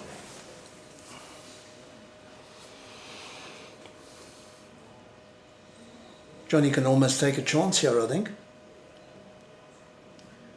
No, he's opted to draw. He couldn't risk being tight and remove his own. take his own He'd have roll, dropped a silly 3, yeah.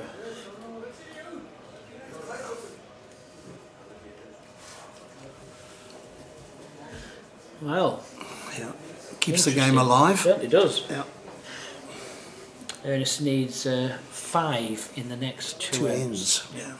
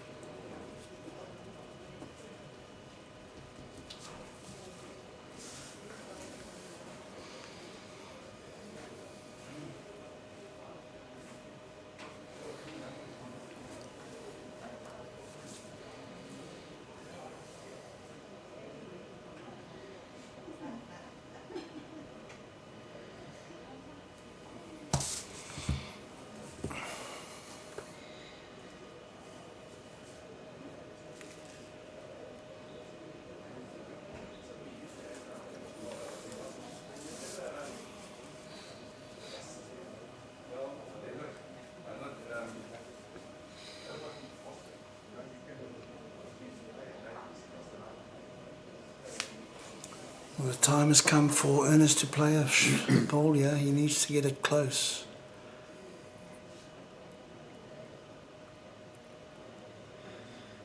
Yeah, anything just slightly up, you know, give himself a chance of a drag or something for 2 or Correct. 3. With a miss is close. Ah, Yeah, that'll do. Good start, yeah, that's good.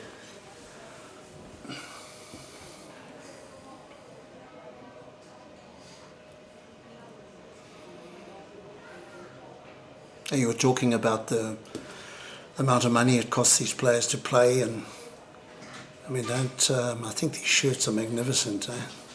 Yeah, they are. Yeah. I mean, in the UK, they'd be paying £35 for something like that per shirt, so £70. The players have only paid for everything. They've paid £54. Yeah. So already you're onto a winner plus the cap plus everything entry. Yeah.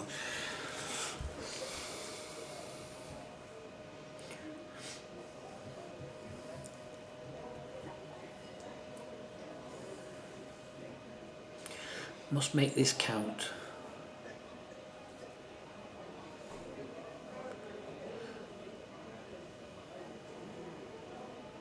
It's close. What is he going to do? Doesn't want the jack. Oh dear. I've just kept. Yeah. I don't know how far it's gone.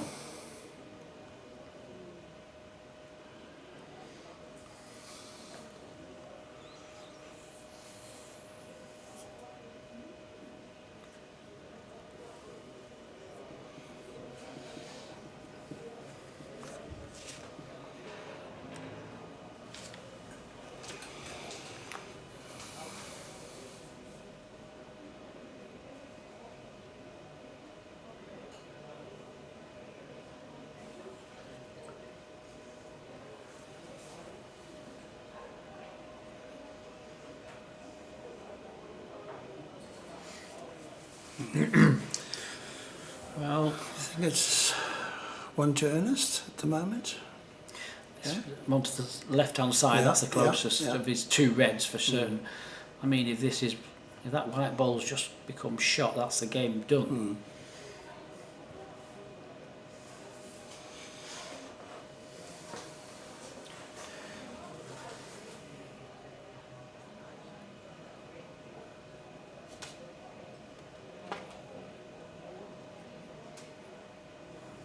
No. 1. So he's got a chance. Full house needed, yeah.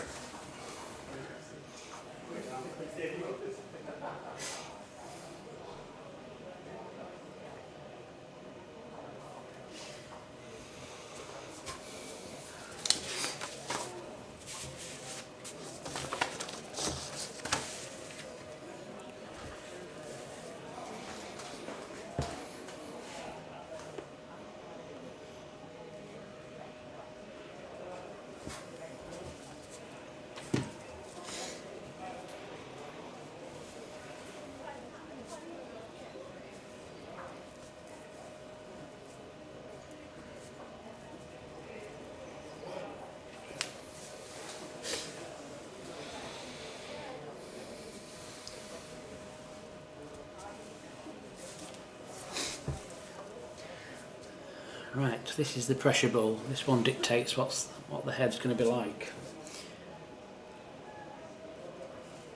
Oh, it's not going to like that. That's not a good start.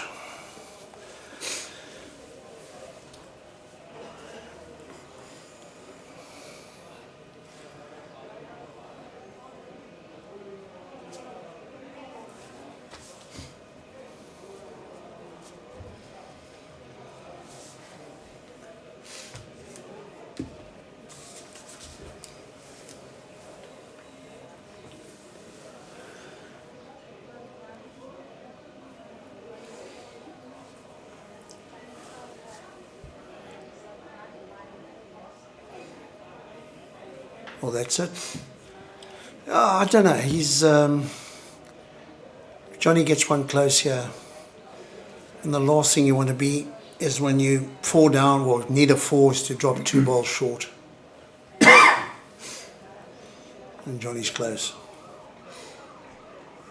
This is where he needs to play a silly shot, really. He needs to, at some point, start trying to bring these front balls in, even if he plays a yard over, just to try and promote one and run off it slightly at an angle.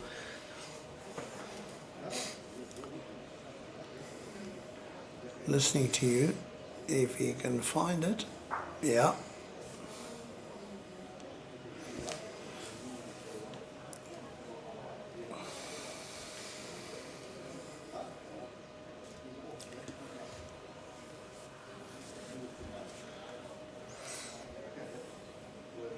Looks like a good road. No, just too heavy. What do you think, Jason? I don't think he has a shot at all. I mean, the furthest red bowl away is the furthest one of the head, so which means he needs to remove all three white bowls.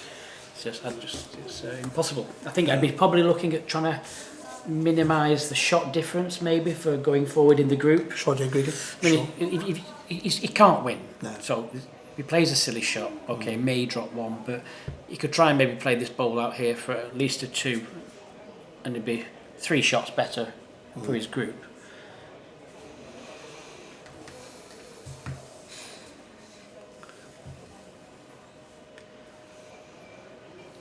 It's not only driving at something, it's driving at something for a contact, but he has to keep his bowl on the green at the same time. Yeah. So yeah, I'd look at the shot difference, Yeah. and just try and improve that. Let's see what he decides to do here.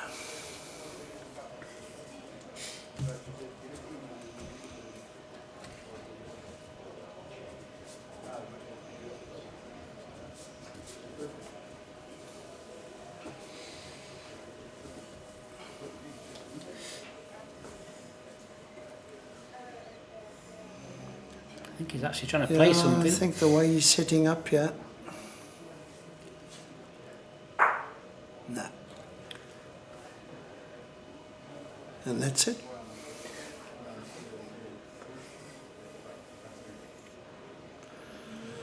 Yeah, I suppose Johnny also needs to look at shot aggregate. Yep. Even though he's won the game.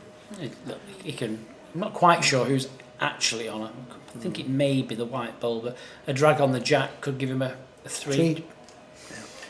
But could play it either way if he wants to. He could even play down the backhand, drag the jack, he lands the red bowl solid through the hole, that gives him a 4. He can't lose the game, it's impossible. No. There's 2 balls off the ring. Yeah, I think he's listening to you. Backhand shots. Attacking. 2 options you see down this hand. Solid on the jack for a 3. No, he's unlucky. So that's going to be 1-2 Ernst, but it's going to be a victory for Johnny Sousa, 9-5, 7-5. Interesting game, a little bit scrappy at times, but a little bit of brilliance at the same time. Yeah, I think it almost flattered to deceive in the beginning. It started off so well, and Ernest unfortunately just lost it a little bit and let Johnny back in the game. We're now going to wait for Jerry Baker to do the on-green interview with the winner, Johnny de Sousa. Yeah, that's right. Just waiting for the microphone to come out. Don't forget, we've got 2 more games for you today. 1:15 and then 3:15. We'll be back with you in just a few moments, and we're going to be catching up with some of the players.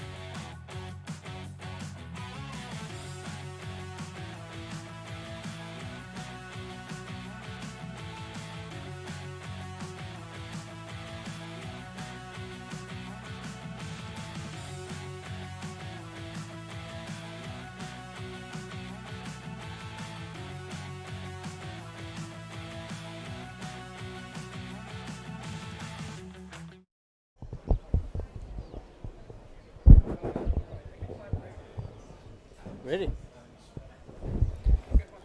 Standing here again from Durbanville with Johnny de Sousa, winner of the game, a tough game against Ernst Wagner. But Johnny, you settled down. Well, he seemed to settle down first and got off to a start in that first set. And then once you caught him, you didn't look back. Yeah, I got off to a slow start, but you got to give him credit. In two ends there, he had nailed two on the jack there. So he got off to a flyer. And then as soon as we hanged in there, we got the mat. We changed the length, and I think suited me better than he did. Yeah. Yeah, your consistency was certainly a notch above his. So to win 2 sets to love stands you in good set for the section. You can possibly afford to drop a game and still get, it's going to count you, if you have a wobble, it's going to count you in good stead. Yeah, I mean, we take each game as it comes. So whatever happens, we're looking forward to the next game, not the whole picture. It's one game at a time, and give it our best. Every time every opponent has got its own weapon, and you got to just adjust and play the game and get the results. So we just look forward to the next game and see what happens then. Well, you're a very tough competitor. Good luck for the rest of the tournament. Thanks, Jerry.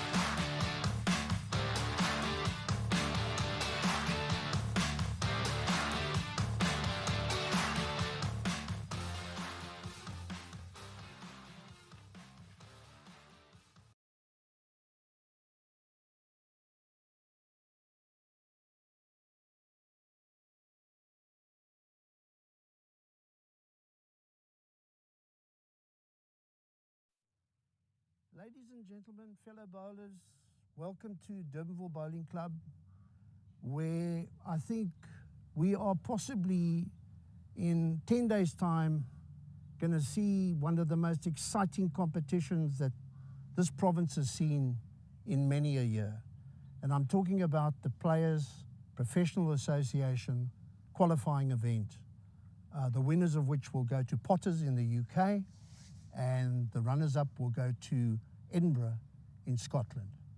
I know there's a lot of excitement around this event, and a lot has happened over the years with the PBA, which is the Professional Bowlers Association, and I think to speed the matters up, we will call it the PBA from now on. So now we've got it in Cape Town, and the man responsible for that is former Protea player Johan du Plessis, who is also currently a national selector.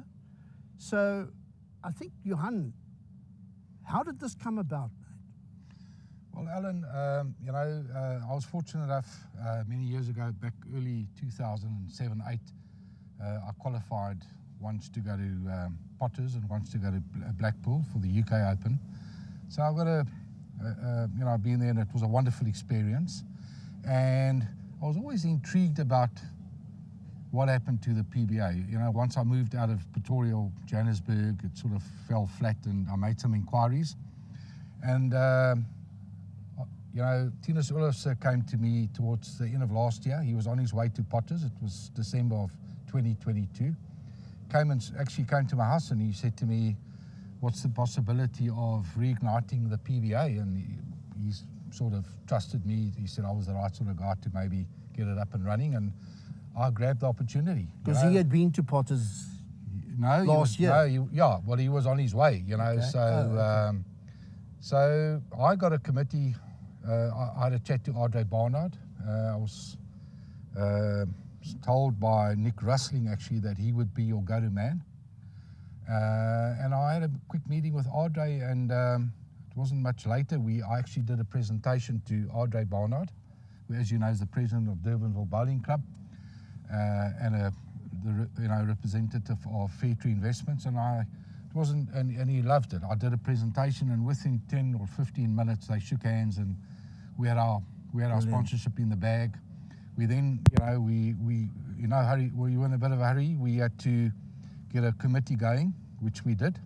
So I've got a sort of an 8-man committee team, and yes, we've had several meetings, and we managed to put it together in a very short space of time, because as you can appreciate, we had to start from the beginning. Correct. So it's taken many meetings, many emails, etc. But I think we're there, and I'm looking forward to it. Well, if I can jump in here, I mean, you approached me a little while ago to be on the commentary team, and I'm exceptionally excited, and like you are, I'm sure, because at every meeting I've sat in on, and there've been quite a few, you get the vibe, you get the feeling. Everybody's super excited about this competition. Yeah. Very, very enthusiastic. And the name Jason Parkinson crept into the frame. Can you tell us about Jason? Jason, as you might know, a lot of the bowlers will recognise his voice. He's part of the commentary team at Potters every year. He used to represent the UK at the international level. He's the corporate director of WorldBowlstour and the PBA. And I got into discussion with him early on, after I had a meeting with Tinus, regarding affording us the opportunity to reignite the PBA. And I'm happy to say that Jason will be making the trip to be here at Durbanville for the duration of the tournament, and he'll be part of the commentary team. Brilliant. He's super excited about the tournament, super excited to be to South Africa. He's been here before, and we can't wait to have him here. It's going to lend so much input to the tournament, to take questions from the players regarding Potters, etc. So we're super excited to have Jason here. Tap his brain, as it were. Absolutely. Yeah. And just, if we could just touch on the format of the competition. Just explain to the viewers there's singles and there's pairs. If you Yeah. could just elaborate a little bit. Previously in Johannesburg, the PBA of South Africa ran this particular tournament as 3 separate entities. So you had the Potters, the World Indoor, you had the Welsh and the UK, and it was run over separate weekends. So, you know, with today's bowling calendar and the cost of these guys, a lot of the guys from out of town coming this way, that was just not possible. Right. It wasn't feasible. So I sat with my committee. Bresler van Schoor was very instrumental in saying, listen guys, let's keep it simple. We've only got the 4 days. Yeah. Let's put it into one. So we've got one singles event. Section of, we'll have 16 sections of 4 players. And obviously they'll play out. And yeah, the winner of the singles will be going to Potters, and the runner-up will go to Edinburgh. And then obviously you've got the pairs event as well. The pairs are only for Potters. Yeah.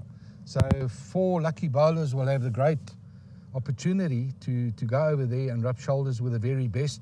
I can just ensure them that, having been there, and Tinus will vouch for that, and many others, that it's one of the highlights of my career. Yeah. The fact that I could go over there and play there and meet the likes of Alex Marshall and Paul Foster. It's just bowls on another level. It's just super exciting. Really. And that shot that Nick Brett played, which is I'm sure, you know, you can talk to Jason about that, what that shot did to bowls in general.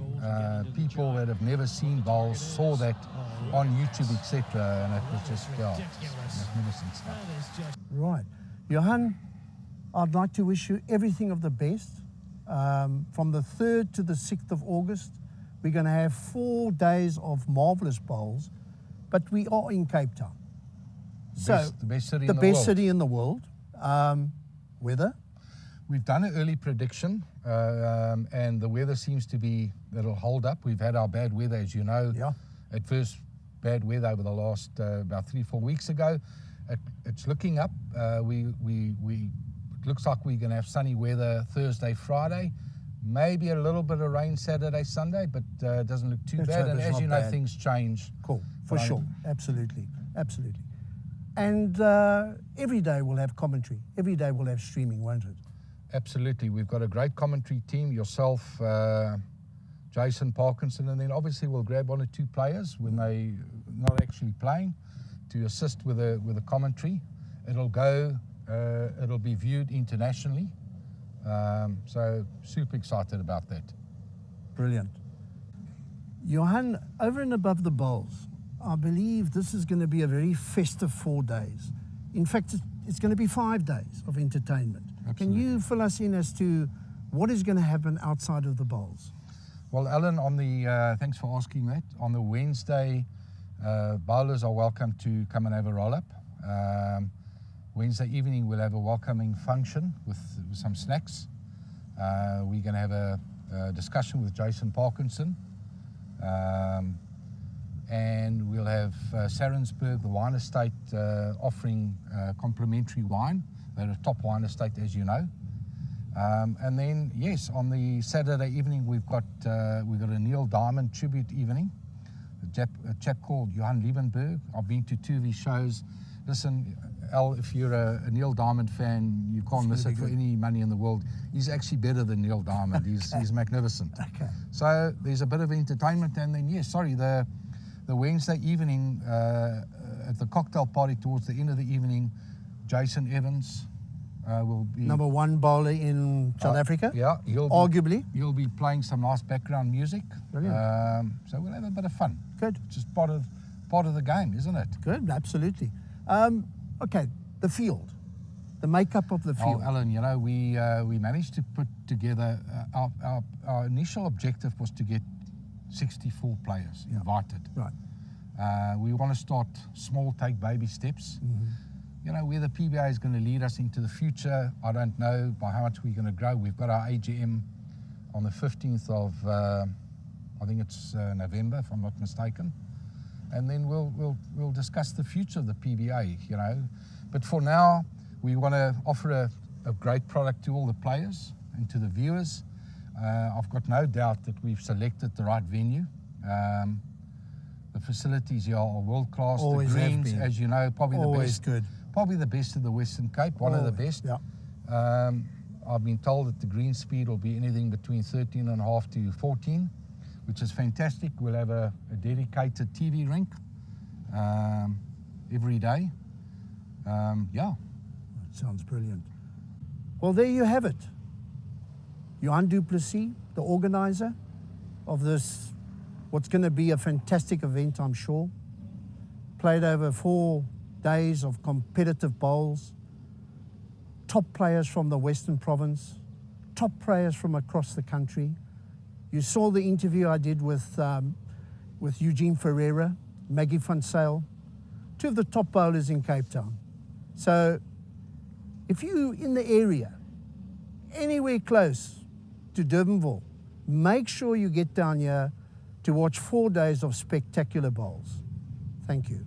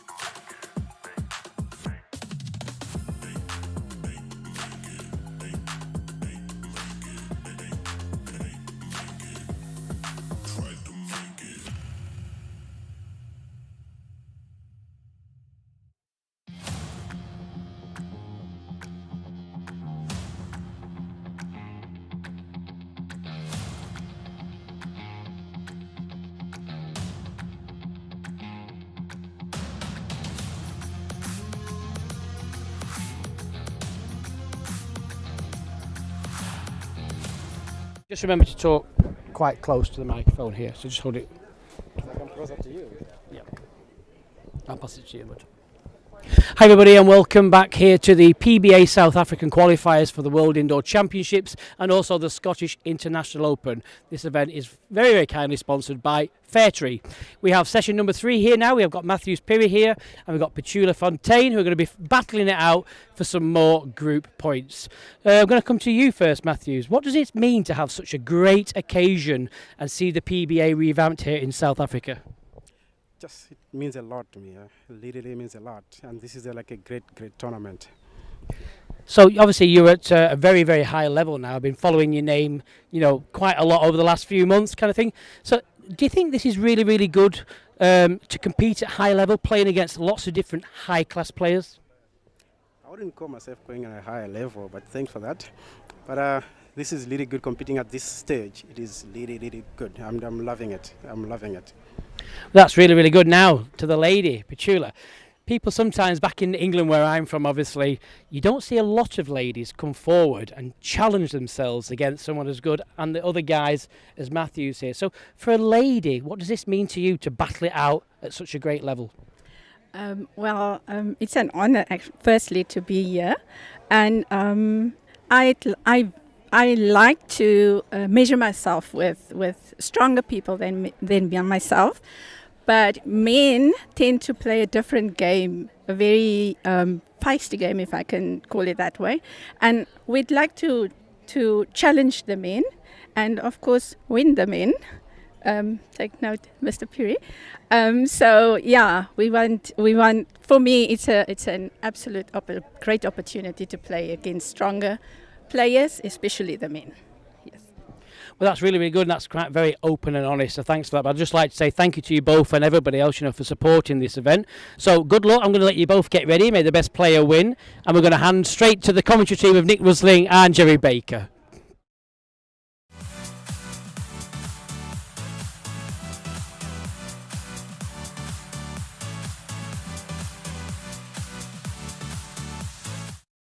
Got a good game on the television rink. I'm joined by the one and only Nick Rusling.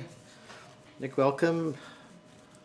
Good game here between Matthews Phiri, obviously the runner-up in the SA Masters this year, burst onto the scene. I'm not really in touch with Petula Fontaine, obviously from the Boerland. You might know a little bit more about her than I do.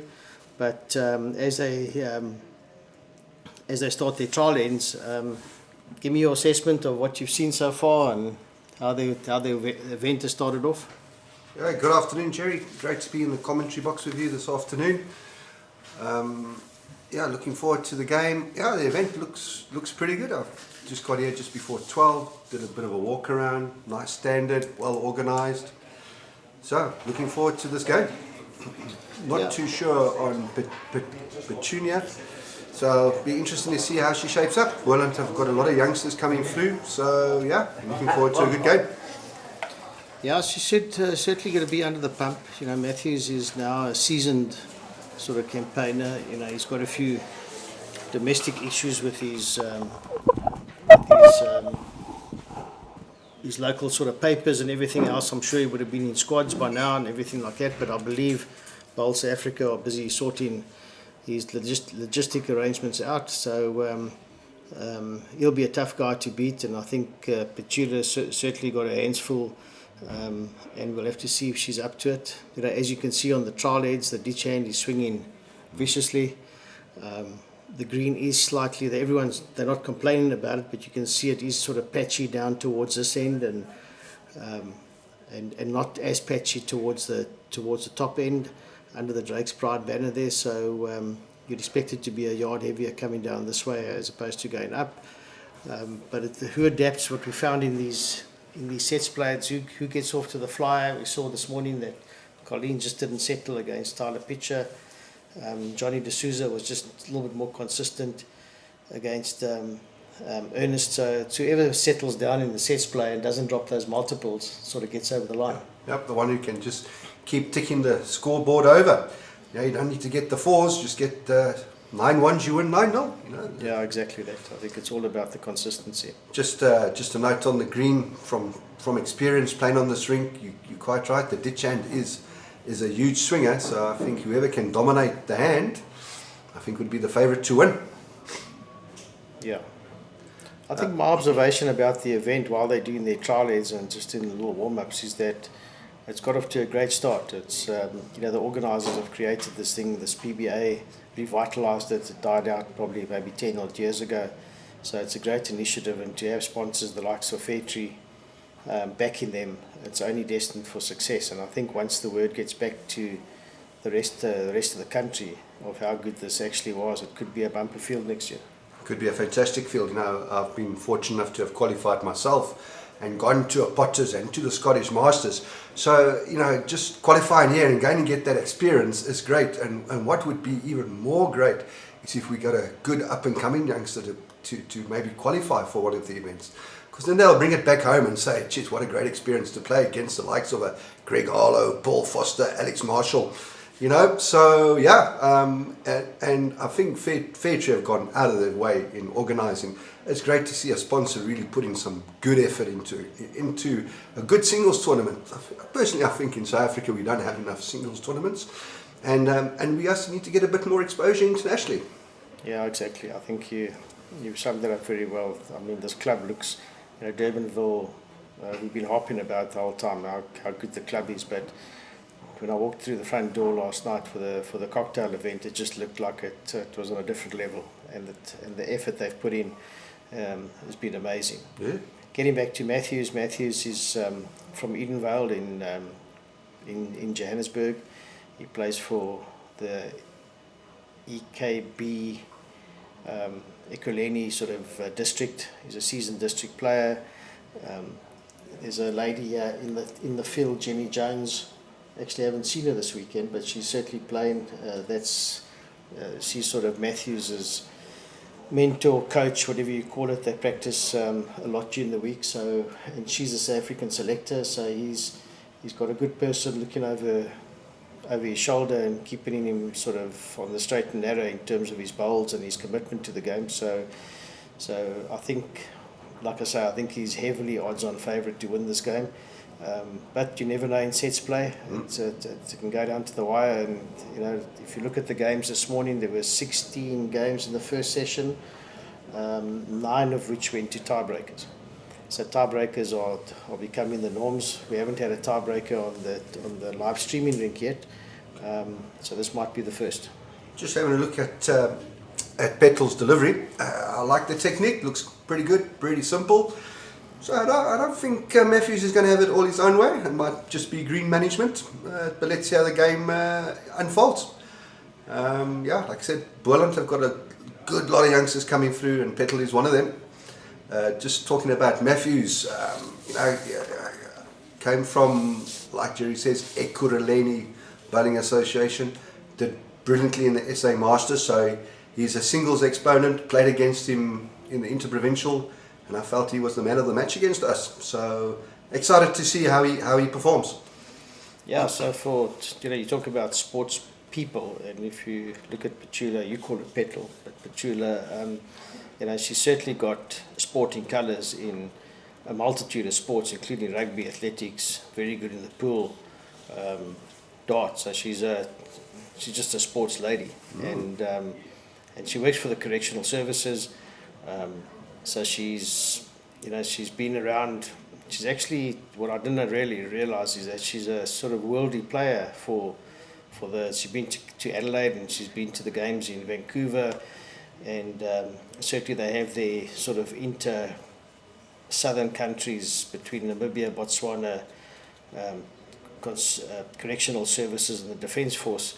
And in this recent one, she won the singles and the pairs and the fours, all gold medals. So she's tougher than we think. She's not new on the block. Yes. So I think Matthews must be on his game. Yeah, 100%. So last word of the trial ends, and then we can get into the game. Yeah. So I'd like to see the Professional Bowlers Association. I wish they would expand a little bit more. Like Jerry said earlier, they've done a fantastic job. maybe we could have 2 qualifying events, one up in Joburg, where that's the centre of bowls to me, and maybe one again down in Cape Town, maybe something for the team to look at. The CEO, Audrey, maybe they can get together. I think it'll be a great initiative. Yeah, and obviously, you know, the way it's been fully subscribed this year means that it's got a place, and it's got the players are telling you that they like it, they like the concept. So onwards and upwards. So Petula's got the mat, and she's going to fire away. Sorry, Nick. Just before we get going, and what's your take on the sets? You know, it's very divided out there in the bowling community. Personally, I love the sets. Yeah, so for me, it doesn't suit my style of play. You know, I think of many games where I've come back from I'm not a big starter. I'm a slow starter. So sets play doesn't suit that. But if you look at the games in the Masters, in the SA Masters earlier this year, I mean, the last game went down. Virtually 4 people could have played in the final, and every game was, you know, you'd have these runaway sets in the first game, in the first set. I mean, I played Nick Sabinguric, who eventually won it, but I smashed him in the first set. It was something like about a 15-2 or 15-3, and we went down to the second set, almost a tiebreaker. Yes. So, whereas in that game would have, you know, you would have just closed it out eventually. So I think it's here to stay. Certainly on a world bowls level, the action needs to be shorter and quicker. So I think sets play is here to stay. Certainly from a spectator point of view, there's no comparison. You know, I watched the Golden Nugget this morning in Australia, the final. They still played 25 shots. There must have been, I saw probably 6 or 8 or 10 burnt ends. Yep. I mean, it took 4 hours, I think. So I don't know if we can do that anymore. But I think there's a place for both. But sets play certainly is especially on the televised surface. And just talking about that Golden Nugget quickly, I saw Kelsey Cottrell one. Was that the women's, or is it a next event? Yeah, she won the women's. She won. No, I don't think it was Kelsey Cottrell. It was the Lindsay, because she was on Armitage. Oh, yes. Yes, Yeah. and she won it in 2006, so a long time ago, and to win it. So they've got off to a good start here. The Matthews drawing the first one, and I think they're going to be a little bit nervy, both of them, sort of on the TV rink, so to speak. So it's a little bit different and a little bit more cramped. So they'll be nervy before they settle down, but once they settle down, I think they'll be high quality. So just having a look there, Matthews line 1, a bit wider. The Jacks are struggling with their line early on. Let's see if Petula can just adjust the weight from a third one. It was a bit heavy, unlucky not to get the white. It's interesting that they've opted for the inside hand, where the previous 2 games generally the people have preferred the ditch hand. Yes. What I haven't seen in the 2 games is a big variety in the game, and I actually spoke to Colleen after her loss to say that the mat was virtually in the same spot, the jack was in the same spot. No one was moving the mat around, no one was increasing the length, no one went ditch to ditch at all. And she lost the first set pretty badly, and I thought she would have changed things up, which she didn't. And I like to see a bit of variety. I like to see the mat right up, I like to see the mat right back, change it up, and let's see how the people handle it. I haven't seen that so far this morning. Well, as we both know, the game of singles is how do you get on top of your opponent early on, and there's Matthews trailing it for 1, possibly 2. Yeah, possibly 2. Played the swinger.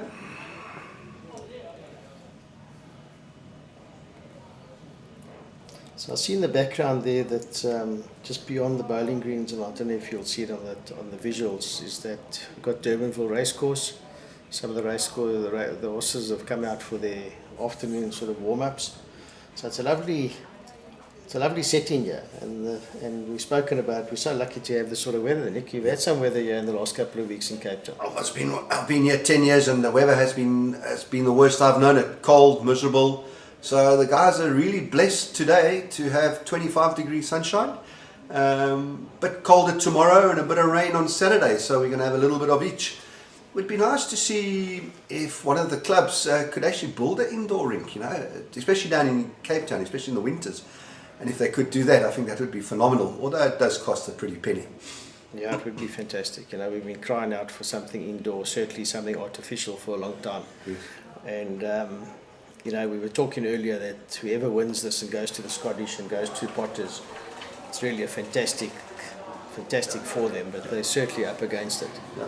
You know, they haven't got, there's nothing to practice, there's nothing to benchmark yourself on, there's nothing, so that's the problem that we have got, unfortunately. Oh, Matthew scoring one on the first end there and opening up with a very good first opener. Just short. Give him 2 to 3 foot. In South African terms, about 40 centimetres. Petula staying on the outside hand, on her backhand.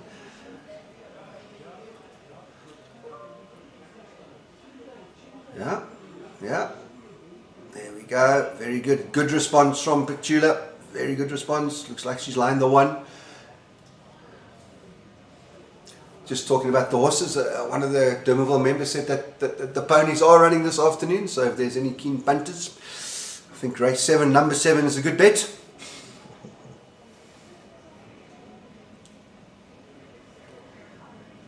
Yeah. Matthew's not quite reaching, bit of a negative bowl.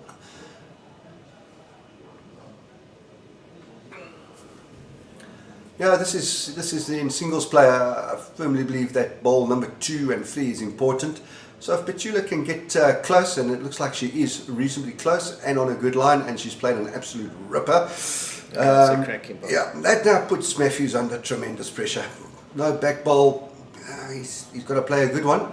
Lucky, yes, I thought he would change to the swinging hand. Let's have a look if he can respond.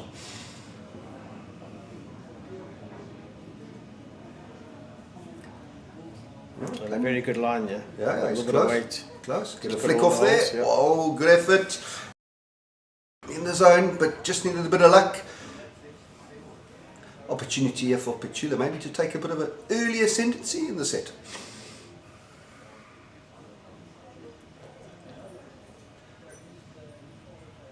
Oh, that good line again, and looks like good weight. Well played, Petula. Played a super end here. In a crowd like that, you can hear the applause in the background. But I wonder what's going through.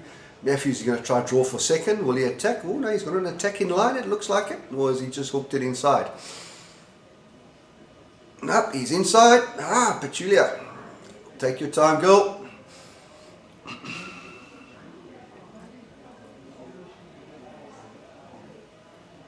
And, you know, this is, Jerry, I think you might agree here. This is where you take, you know, you've got to take your bonuses in set points. You know, she's played a very good end. I like the way she took her time, focused, and she drew a number 4. You know, if we're missing the bonuses, it could cost you. Oh, what a brilliant end from Petula. Yeah, what a great end. And you're right about, you know, I'm very much a person that assesses a player on the mat, and you know, technique looks solid. It's simple. So that's 4 to her. What a great end, great start. So Matthews knows if he has a slip down, he's going to be dropping multiples here. Yeah. Yes. He's someone that can have the consistency to sort of plant a lot of bowls around. And by the way, there's always one out there, and thanks to my friend Biffle, sitting in East London, got nothing better to do than to tell us that Lindsay Clark won the Golden Nugget this morning. So there we go. Thank you. So thanks, Biffle. We knew it was a Lindsay. Yeah. And who won the men's? Was it the man in form, Aaron Sheriff? No, he lost in the final. No, final. It was a good game. He lost to Lee Schreiner. Schreiner. The score was 25-20. So yeah, so it looked like it was a fairly good. And very interesting here is Petula's changed her hand to the swinger. And a bit narrow and heavy. Quite surprised on that, because I thought the first end she wasn't too bad. Matthews sticking on the outside end.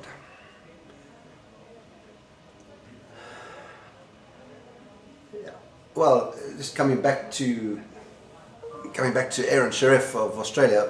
Must be a legend. A brilliant season. You know, he cleaned up in the Australian Open pairs. I think he runner-up in the pairs, won the singles, maybe semi-finalists in the fours, so brilliant. Yeah, he's obviously, that's his hunting ground, that's his backyard. Yeah. His successes have all come there, and that's where, our boys and girls going over to the World Championships. What a great... you're certainly right. You said when she's playing on the inside hand, she seems to have the consistency. Yeah. But getting back to our World Championship side that leaves in a couple of weeks' time, they're going to have their backs against it, in terms of trying to compete with the Aussies and the Kiwis on that sort of pace, like I say, on a surface that they're practicing or playing on day in, day out. Very difficult. I think, like I said, Petula responded with a great second ball, a bit mystified why she opened on the swinger. So let's see if she will... This will tell me if she'll just play a yard over, sit her Wood or sit Matthews Wood with good weight. Let's have a look. Looks a bit tight to you, if she's got the weight. No, she looks a bit short. Yeah, I mean, you've had quite a few discussions, and it's, World Bowls seem to be keeping, like, the World Bowls event in Australia and New Zealand, which I think is a huge disadvantage to countries like England, Scotland, even South Africa, because we're not used to the quality of greens that they produce in Australia. Personally, I think they should do a North-South, like they do with the Soccer World Cup, Rugby World Cup. One year in, say, Scotland, the next one Australia, South Africa, etc. Then I think we'll see a more consistent country coming through. Yeah, you're 100% right. That's one of our challenges on the World Bowls board. We need to make it a global sport, and the growth areas are certainly China, India, America, those type of places. We're very keen to see what happens when we move the World Championships to host it in Hong Kong in 2 years' time. So it is, but it's all about the money, and unfortunately or fortunately for bowls, but Australia have got a system there, and they've got a methodology there that governs the sport, and they're really flush with members and with cash. But it is a challenge for us to move the event around the world, no doubt. I think Petula missed an opportunity there. I could have played nicely with 2 yards, sat the Wood out for 3, got the split, stay for 1. I think Matthews has been let off the hook here ever so slightly. And let's see what he can conjure up with his last ball. Got a tough draw here, because on the swinging hand he's got 2 bowls to promote, 2 opponents' bowls. On the other hand he's got the one that just needs to be lifted once. So I don't think he'll be chasing this. I think he's one of these guys that will be happy to get somewhere close and take the one if needs be. Yeah, let's see. I think if anything, he'll be more short than heavy. It's not what he's on the professional side on wide, so well played, Matthews. 4-2 after 3. Nicely set up. Just to remind the viewers that they can go into the app and get the live scoring. I know that in the first session it didn't update who won the first set. They might have fixed it by now, but the app is amazing. It's so you can follow all your favourites. There were not too many, from what I gather, there were not too many upsets in the first round. The likes of Nixa, Benguri, Jason Evans, these sort of players, Billy Radloff, the people that you think would be contenders, they all sort of got through. So. But a long way to go. We're only in the first round of the round robin. So, and plus the greens will get a bit shinier, a bit quicker. Maybe a couple of tricky lines. So I think there could be a couple of upsets. But Nixa, he enjoys Cape Town. Won the national singles here. Won the Masters here. Must be one of the favourites. Yeah, he's on a hell of a roll. Just having won the Gauteng Open 2 weeks ago. So that's it's 3 big titles, and you sometimes question why we wouldn't be playing singles for South Africa. But three blind mice, as they call, they know better, I suppose. So. Yes. Or what was it? Atherton, 52-year-old selectors. What, 52-year-old farts or selectors? Yeah, something like it. Something like it. Yeah. But a bit disappointing not to see Wayne here. I think he would have had a little bit of Wayne Rittmiller. He's the current South African singles player. I'd like to have seen him here. Maybe he couldn't because of commitments to World Bowls. We have to understand that, we are an amateur and we do have to work Petula, I like a bit short there, but Matthews has changed the length up a bit. So I think that's caught her out, and he's played a decent second ball. Yeah, very good. Very good. Good correction from the first. Good weight control.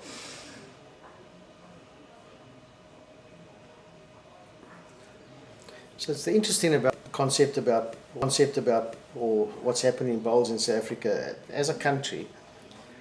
We're the only country that's had an uptick in the last year's affiliation fees that's paid to WorldBowls. So we've got 20,000 registered bowlers, and this year the affiliation fees was based on 24,000. Okay. With regards to Australia and the UK, even Scotland's probably flat, but the UK and those sort of countries are all sort of in some sort of decline, and so it was very nice to see, and you can see it in terms of just these type of people that are coming through. There's a whole, when I come to events like here, there's probably 20-30% of the field that I see for the first time, yes, which is very refreshing. And what's also refreshing, and I think your district, JPA, have had a big drive within the communities, which is great, because it's a great opportunity for them, and it's a great game. I just look at your side. We've got Victor, you've got Prince. I played against Michael from Bryanston. Sables have got Willie Malobo, Morgan Mavangu, and it's great to see. Matthews, he's already a hero in Eastern Gauteng, well revered. In Ekurhuleni, let me just get my geography right. So, yeah, it's good. It's a good advertisement for the sport. Yeah, it is. And yeah, in the meantime, while we're talking drivel, yes, Petula under pressure, either 3 or 4 down. Yeah. Like I said, as you noted, the guys didn't really change the length of the mat. He has, and it's worked dividends. But here comes Petula, great effort, unlucky. I got third shot. Yeah, probably third. Third, good effort. Good effort, gave herself a chance.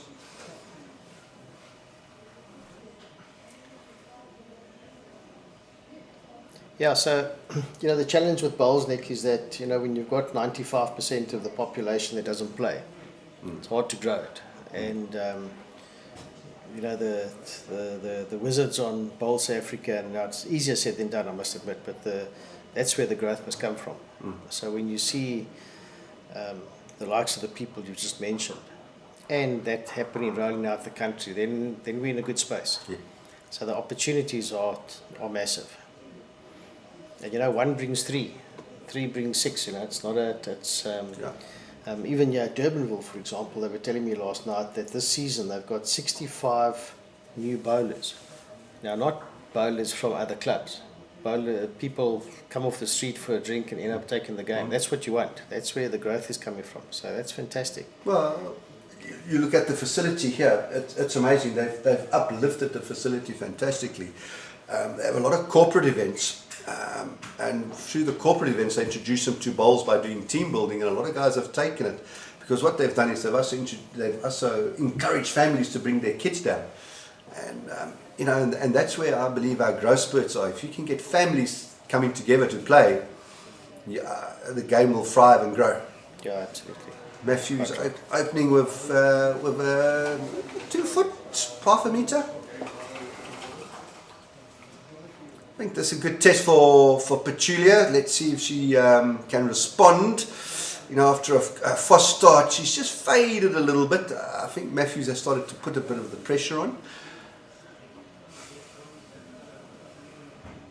Yeah, the interesting thing, if there are any people watching the streaming in the UK on the indoor, they'll look at bowls 2 foot short and think that, on the indoor, your opponent will put 4 inside there. Yeah. And we're here on the outdoor with a bit of breeze and a few patches and whatever. It's a competitive first bowl. So he's made a great adjustment, turned the jack around the corner, and now on that swinger, she's either taking a lot of grass or using a bit of weight. But she's not on the swinger. She's opted for the tight hand to slip around the front bowl. Well, she's back in her technique, back in her confidence, I guess. If she misses that, a bit unlucky. Weight was good. She's made it tough for herself. If I was Matthews, I wouldn't be putting anything level, maybe 2 foot behind. Hey Jerry, what do you think? Yeah, I think even to turn those bowls. Yeah. You know, if he turns the jack level bowl around, and he's played with great weight here. Yeah, he's thought about this. Yeah, he's put a, yeah, that's a good response. Head's in his favour. I think Petula will stick to the draw. Just must get it onto a better line because the weight wasn't bad with the second one. Let's have a look here. It's got a lot of bending to do on that side. Yeah, tad wide, tad short. Big opportunity here for Matthews really to take a foothold in this set. Can certainly play that same weight. Turn those bowls, turn the jack. Everything's in his favour. Yeah, yeah, he's played a good end again. After a bit of a slow start, like you said, maybe a bit nervous. Now he's settled down, and now he's attacking the white. Oh, won't be happy with that. One. No. Yeah, so Matthews is a hard practicer. You know, as we said, he works hard at his game, and I get the feeling that Petula does the same, and that's lovely to see the sort of the effort that goes in. Unlucky. Weight was good. Cuts it down to 2, and she is Matthews 7-4 up after 5. Yeah. Yeah, so, you know, it's there's always that saying, it's what you put into your practice is you will get out in your game. I mean, when I was up playing some half decent, I was on the greens 4 or 5 times a week and got some half decent rewards. So yeah, liking the look of Matthews, mixing up the match a bit, brought it up again. And he played a very good end coming down just now, so let's have a look. And with Matthews having a minder in Jenny Jones, you know, his game can only improve. Yeah, so we've all had those, and you know, I remember when I sort of my go-to guy was a famous Springbuck in the old days, as we called them, was Bill Mosley, and you would have had similar people. I don't know if it was Tiens or one of those sort of guys, or who was. Tiens, my dad, my late father, he was a very good mentor to go to. He would just, you know, point just the subtle things that would help. Yeah. Well, just, you know, going to Bill, you know, oh, what a go-to, you know, from all aspects. Yeah, Bill, you know, certainly was a tough guy in his day, and but he played the game hard, and you know, he certainly taught me how to lose. You know, it's easy to be a good winner, but we always said it only hurt for a little while. Yeah. And after the first beer, then you were back to normal. Yeah. 2 beers later, you're smiling and ready smiling. to go. Yeah. Good opener from Petula on the swinger. Matthews dropping unusually short. He's normally been attacking the white a bit. So let's see. On a great line there. With his error, he's forced himself onto the swinger. He must be narrow. Can he get it on weight? Nope. So this hand is getting wider and wider and wider. Yeah, the wider you go, the more it swings. Yeah. So opportunity for Petula coming into the business end of the game now, of the set. Let's see if she can put a little bit of pressure, and let's see if Matthews can respond. So still under the line a bit, but again, very good weight. Well played. Let's see if he can correct. Oh, I think he's on a good line here. I think this is all on weight. Weight looks decent. Yeah. What a play. Yeah, well responded. Good shot. Good response. Who's your favourite to sort of be in sort of the finals, Nick? Yeah, I'm looking. Got to look at South Africa's #1. You know, he's going about his business quietly. That's been Jason Evans. You know, he's been top dog the last 3-4 years. Got a very talented player in Billy. I think he'll be around. You've got to look at Nixa Bengurik. And I'm going to go for one of my local lads. He's just had a baby. Had a decent provincial, and that'll be Herman Haysamen. Yeah, Silent Assassin. I think we'll see him in the later stages. Yeah. And what about a little Annika Snyman? Just maybe to upset the apple cart. There's a 5. There's my 5. I think we'll be looking around. We'll be looking good. And then I forgot. But there's the Port Natal contingent of Plumber. I forget his name. Yes, Wayne Roberts. Wayne Roberts. Thanks, Jerry. Oh, yes. I'm lucky. Yeah, so my feeling is basically I think it'll be one of the locals. I think the weather gets up a little bit. You know, although this hand is, the ditch hand is very wide, it's not Gauteng wide at the moment, and it's a nice pace. So I think that my dark horse should be a guy like, don't know if he'll win, but I think he'll be in the, I think a guy like Johnny de Sousa. I think he would be a chap that if there was a bookmaker here and gave me a bit of 20-1, I think I could have a couple of rand. Not too many, but a couple of rand on him. I think Johnny's going to shoot me when I see him later, because I forgot that he was actually in the tournament. Oh, right, yeah. Yeah, very good. Also, good singles exponent. Right attitude, you know, winner's attitude. So, yeah. So as you can see, you've got a field that is quite strong, where you can have as many as 6 coming through to win. You know, and don't discount a Matthews Phiri. You know, a solid drawer. Watching the first 6 ends, he's been not too bad. And I actually think that, you know, the sets play sort of widens up the chances. It certainly, I don't think it favours the stronger player. You know, if you played first to 100, the stronger player generally is going to win, because he's got time on his side. Yeah, when he has a bad end or two, he's going to be in trouble. Colleen was a good example of that this morning. Just didn't settle, and but I think if it was first to 21, she would have settled. Yeah. It would have been a lot more competitive. So I think the format, everything opens up the quality field, and then it opens up the chances. But Matthews now finding his zone. He's finding that hand, the line very well. Yeah. He's got the weight, and you know, he's galloped to 9-4, so he's virtually in the end zone here, wrapping up the set. Yeah, I mean, he's pinging that white consistently, going this way down. I mean, yeah, his weight's good. But Petula has responded well, yeah? Yeah, great response. Great response.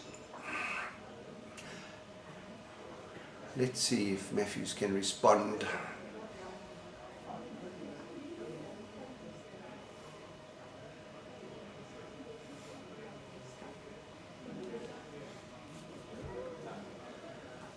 Like we say, you know, I reckon he's a bit tight.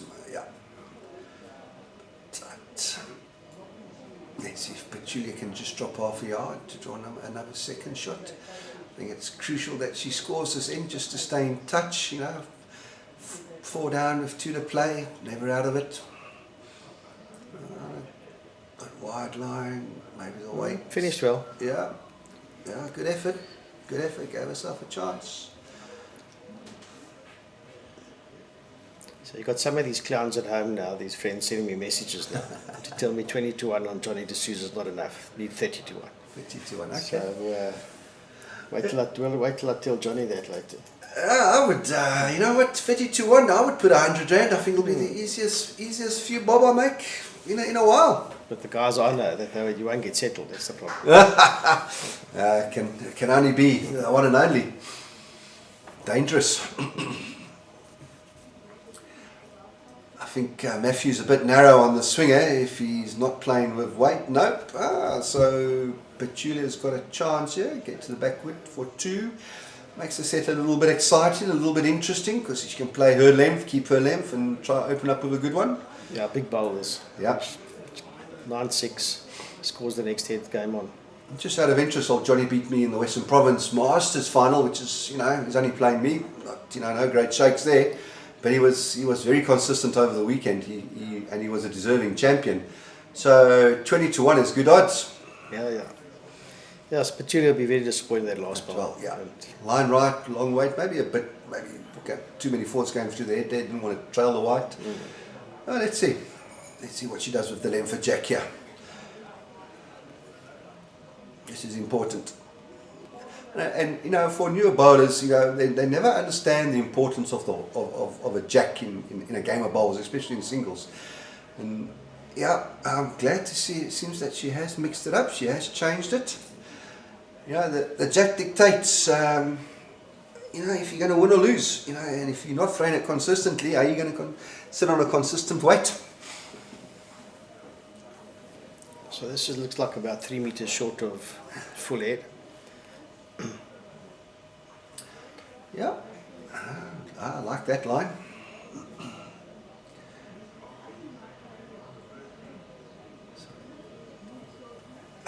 Just under the weight. Add about a meter. Yeah, I can add a meter on that.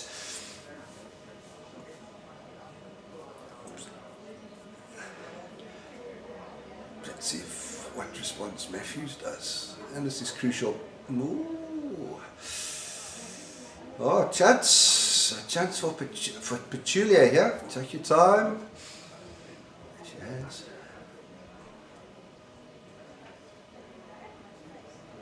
And yeah, let's see. I think this is an important ball because it'll set up the head. It's a very good one. And she's corrected beautifully.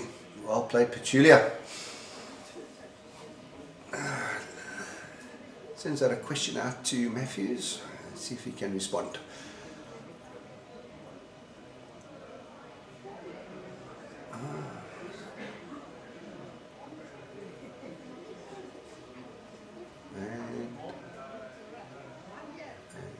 Good effort, but Petula still lies the one. Yeah, still lies one.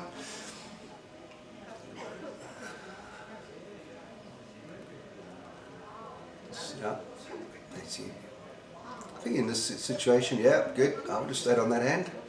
Played a good second ball. Looks like she's on a decent line again.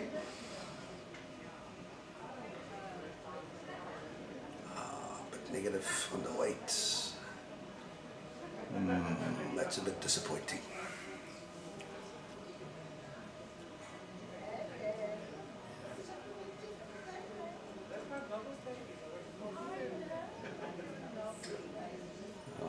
Matthews has hit a good line here, and he's got good weight, good response, well played. That's the shot. This next ball is a very important one for Petula. Yeah, she misses here, then the set's over.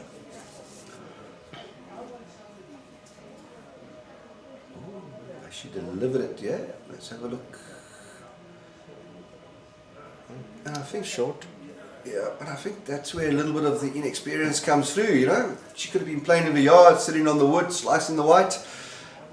That's why it's great to see these type of bowlers coming through, because this is where they learn and can only develop their game, and which will be good for their districts, you know. They can go back and take it back to club players.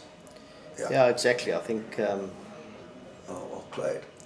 You know, next year they'll come back into this. They'll think about where they went wrong. They'll come back into this and correct these little. You know, you can see her record. She started basically in 2014. Called that 10 years ago. Yes. And out of a business league, and went down to the business league and eventually got into the game. And if you see what's happened, there's a slow start to nothing till 2018 basically, and then. You know, once she won her first gold at the World Opens in 2021, it just all the wins just started coming. So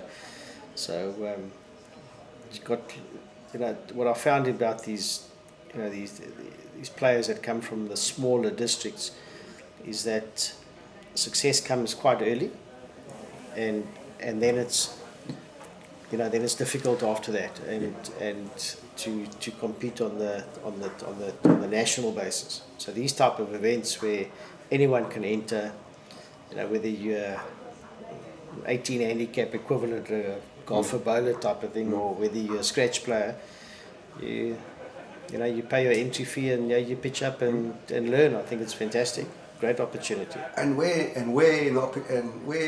is the opportunity where you can play against a Jason Evans, a Nixa Ben-Gurick, Wayne Roberts, who Wayne Roberts just won the African States, and you can play against him and you can learn so much. Yeah, absolutely. So it's a great organisation to belong to, the PBA. I was a bit slow in trying to enter, so that's why I'm not playing. Next year we'll be there. Yeah, next year we'll hopefully be there. Well, I might be on the mic again with you, Jerry. So, just for the viewers back home, they have to finish the sets because they're in sectional play and it might come down to shot aggregate if they're all with the same amount of games. So that although it's 11-5 and the set's basically over, for purposes of the aggregate, they've got to finish this end.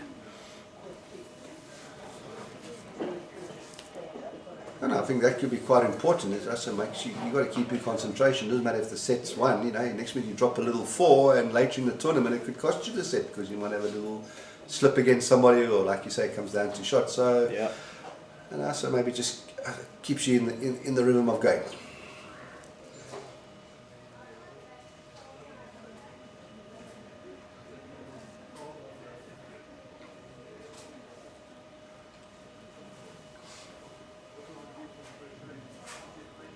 You asked me earlier who I think would win. I'm gonna go on a Jason Evans little win there. His mother lives down here in Cape Town. He's originally from Cape Town, played here at Durbanville, so he's like in his own home comfort. So yeah, I reckon it could be. I think I'd put a little bit of money on Jason. I don't know what his form has been like. I think you're a club member of his. Yeah, so Jason's last 6 months has been an interesting one. He's I think 3 or 4 months ago he wasn't at his best. No one's a machine. You can't do that day in, day out, and year in, year out. But I think in the last month, and he's been good, and I know that he's licking his lips for the Gold Coast. He can't wait. So I think he's still there. He's still he's still number one. He's still getting, but I think the pressure is also a little bit off him now that he's moved into the fours and he's not in the singles anymore, and I think he's got a lot of value to add for South Africa and skipping the fours. It's a powerful four. Really, just getting back to that team of Bradley Robinson at lead. When he went out to the Gold Coast in March, they spoke about him as being really international class. So Bradley Robinson at lead, and then Victor Sapali, who's probably been the hottest player in Gauteng for the last 3 odd years. And then you got Nixa, who's on a hell of a streak, and then you got Jason. So it's a top class four. My only query would be, have they really been given the opportunity to prepare properly? Not quite sure. Those questions will be answered over there. But you got Neil Burkett as their coach over there. He spent 10 odd years playing there and winning there, so he's got a lot of value to add. So expecting a nice result. An improvement, because they went down for the Six Nations with a young side, which was great.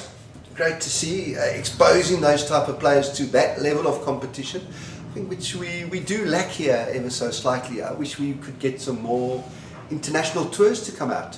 When I first started, I was lucky enough to go on tour in '96 around the country with the South African team, and we played against the Australian under 25 side, and the South African side played against New Zealand. And the amount of stuff I learned just off that tour was just phenomenal. It really set me up. And we used to have a lot of tours coming out, but funding and all that is a problem. If we could just get more tours going out, I think we would perform a lot better on the international stage. No, there's no doubt. So I think that I had a chat the other day to Heather Boucher, and she tells me she's about to try and correct that. A lot of the countries love to come to South Africa. You hear about Jason Parkinson speaking about his week there. Yeah, so it's very inexpensive to come out to South Africa. The competition we provide against them is is first class. So I think over the last 10 odd years, maybe BSA or Bowls Africa have missed a trick. But I know that Heather's got that on her radar, and she's going over to World Bowls, and she aims to network with a lot of the international presidents. And but that is what we need. Our benchmark currently is the African states. Yep. The African states the quality is, if you'll excuse me, it's not international quality. So when we come back with gold medals and that from the African state, that's the least we should do. But it's not a benchmark about where we are punching in the world. So I think that we must get this World Bowls out of the way in the next coming up, and then start afresh. And part of the criteria of preparing a side is what international exposure are they going to get. And if they don't get the international exposure, well, then you can write them off as well. So that's where we are. But we're into the second set. Matthew's dominating there at the end, and he mustn't get lazy now. I'm thinking that he's in we saw it in the Masters. A lot of the first sets were 15-2 and 16-3, and eventually you were in tiebreakers. So the underdog certainly comes back in the second set. And that's the beauty about sets play. I think the way it was going, you'd think that Matthew Phiri would have probably won the game 21-10 or something like that. But now we start from scratch, and let's have a look. And I mean, he opened up with an indifferent ball and hasn't really corrected. Correct. Again, so Petula's got a chance here. Umpire not committing to whose line shot, so she's staying on her hand. Not the worst call in town. I think she's a bit tight. And also a bit short. I missed a chance. And that's where I personally think that's where the difference is Junior's playing semi-decently, but not making that second ball count, whereas you would get like a international player, he would be within the area, applying the pressure, and as we speak, old Matthews has just drawn a front toucher. Yeah, fantastic. Great response, yeah. We've also have the pairs. I wasn't figured about the pairs competition. I'm just not quite sure, so do excuse my ignorance. Do they qualify to go to Potters, to the World Pairs? No, they go to yes, they go to Potters. Yes. Of course, they go to Potters, and that's probably more of a there's no ranking points for the pairs. Yeah. But it's more of I think a fun event, and it's one that'd be great for if you look at the pairs entries here, it's a lot of mates that have teamed up. Yeah. And for them to go over for a week to Potters and have a bash in the pairs, it's probably a nicer trip than the singles actually. So I've had a look at a couple of the pairs combinations. Some really good combinations. You got Billy Radloff, that is, and Tinus Olofsson. One that excites me a little bit, I think my dark horse is again two locals, a mixed pairs combination, Annika Snyman and Eugene Ferreira. Yeah, so I've got a different view on that, and I don't know what's happened to leads in this country. So we're picking, if you look at the South African side, and that sets the tone, you're picking skips and leads. So the days are gone by where you've had a professional lead. Those days seem to be out the window. I still like it when I see a top class lead in the pairs or in the fours. And this guy, I know he didn't play well against Johnny de Sousa, but there's Ernst Wagner. He's got a great future now. I see he's already in the back rank. I played against him in the mixed pairs in that Champion of Champions in Sasolburg. He was skipping that. I'd like to see those guys invest a couple of years at lead. And when you start manufacturing leads from thirds and skips, you're sending out a message to say that if you're going to become a professional lead, you're not going to make the South African team or squads. Bad message to send out. So I'd like to see really guys that are. I mean, they talk about some chaps here in the Western Province. Remind me of a couple of names. There's a guy out at Constantia. Harvey. Luke Ellis, for example. Now those guys that are showing a bit of a bit of form and a bit of talent and a bit of whatever, if they can be nurtured and say, look here, for the next 5 years you're going to play lead and you're going to start at your club and then you're going to play for province, then you're going to play for South Africa. And when you don't do that, then you move out. And I think that's the, if you look at these guys in Australia, basically, if you look at those leads, they're proper leads, they're proper dedicated leads. And only after years do they get a Barry Leicester still playing at second, right? And that type of thing. So I think that's where, and if you look at our South African sides for years now, I mean, the last Commonwealth Games I played at the Gold Coast, the lead was Morgan Mfangu. Second was Rudy Jacobs. Not ideal.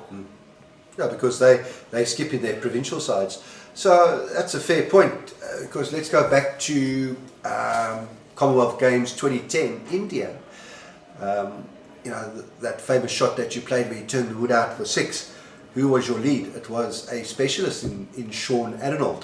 He never skipped a provincial side. He either played third or he was a very good second. So it was a natural position for him. In the trips, it was Jippo Vermeulen skipping, and his lead was none other than Johan du Plessis, who has been instrumental in reviving PBA. He was a specialist lead. He never, even in his provincial side, he specialised in lead and was a good, solid lead. And that's a very good point.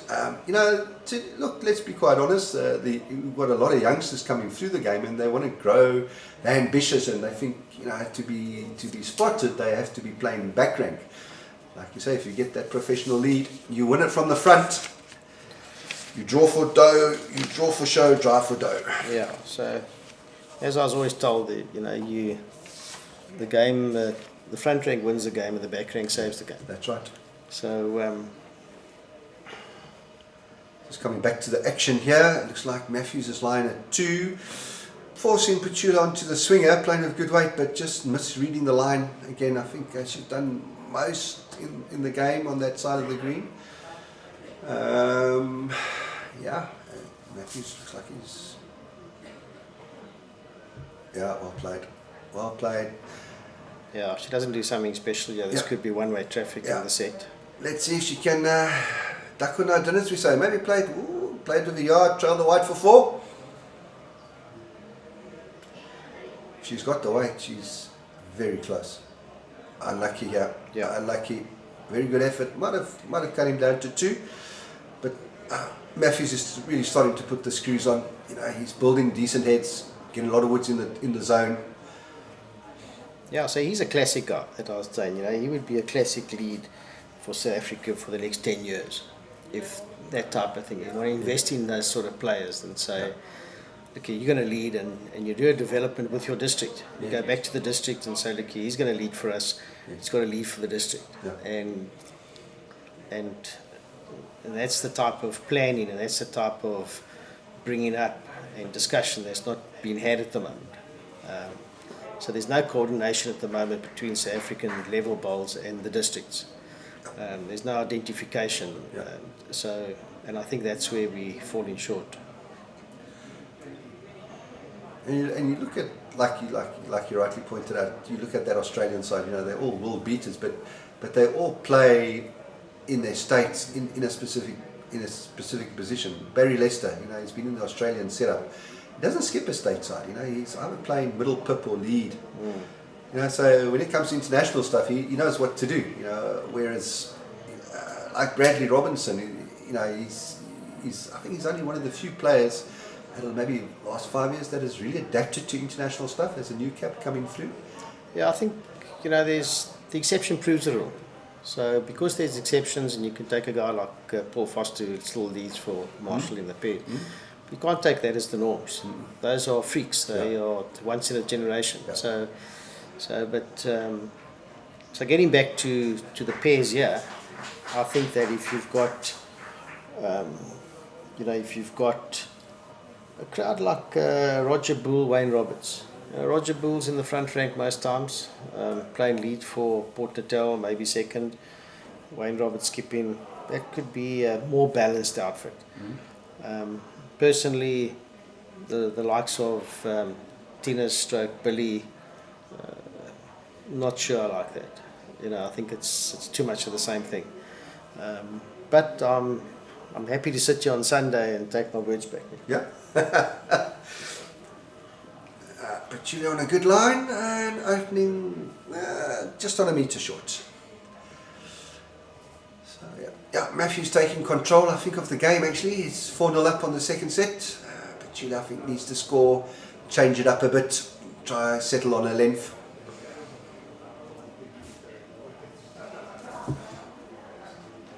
I mean, when we went back into bowls in 1994, just coming back to specialists, again, he's been on the mic earlier on, Alan Lofthouse, got the gold there, was again specialist second.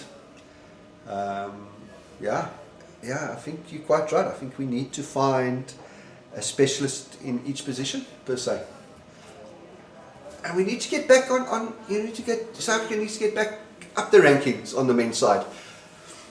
Yeah, the men have been. We haven't been sliding for the last 5 or 6 events. So, but I think now I think they've turned. I think Birmingham was an all-time low, and I think they've turned the corner. I wouldn't expect amazing results this time around the Gold Coast. I wouldn't put them under that sort of pressure. But I think when we punch in Hong Kong, I think in 2 years' time, that's a green close to what we're playing on today. That should be where we compete. And if we don't, clean up there, when I say clean up, like expectation to win the World Championships, if we don't do that, then we have to put our hands up and say, well, this is about as good as it gets. Petula, with her second ball, has played an absolute ripper, came round, she backed her technique, drew a great toucher. I don't know what Matthews was doing on that hand actually, because there was very difficult to draw within an inch. You think that you'd be using the weight down the middle. Yeah. He's got a 4-0 lead. Yeah. Oh, maybe a nice control shot. Gets his square. It's good if he drops inside. He gets the white. If he maybe hangs a bit, he can clip her out. Exactly. So a bit of an indifferent shot there. Yeah, he's got the 2 balls coming in, so he's got to be. I think he should be attacking. Yeah, he should be attacking on his backhand. Yeah, there we go. He heard you, Jerry. Yeah. Let's see what weight he played. Now he's got the best back, got the spot. Should be having a little charge. He is having a charge. And he's very not close. Far out. And, that was a good shot. Yeah. Unlucky. But you let her take her time. Draw number 2, back in the set after 3 ends. Let's see what she does.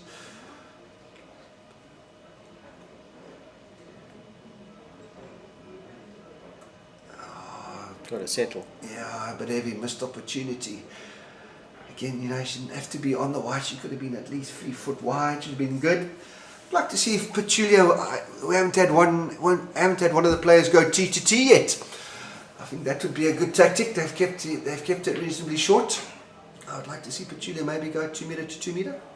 Yeah, try and mix something up. Yeah, mix it up. Yeah, and try to open up a good one. Put Matthews under pressure. Yeah.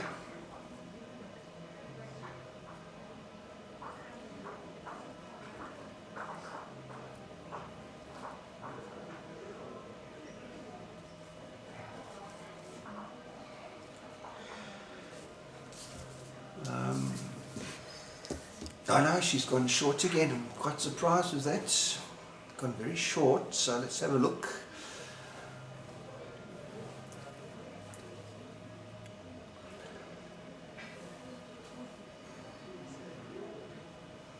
So the interesting thing about this length is that about a metre short of that jack is a nice sort of bare patch.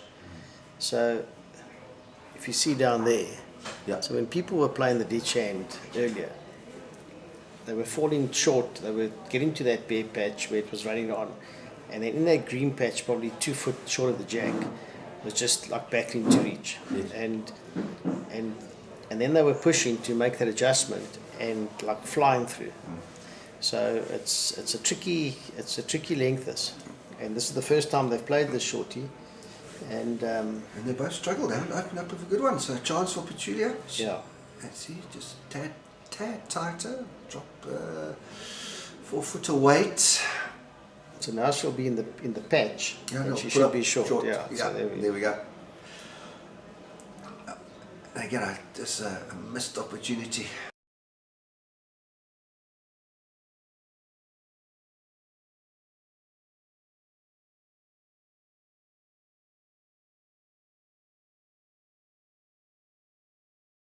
Yeah. So there we go. Let's see. Okay, well, look, we said maybe she should try a long one. She went with the short one. Doesn't seem to have worked for her. She struggled with her weight ever so slightly. So it's left the door wide open for Matthews to really take a grip on the second set.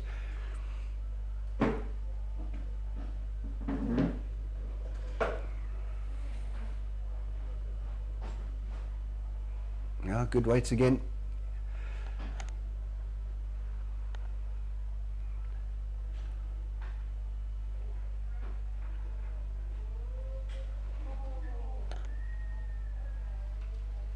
Alright, here we go.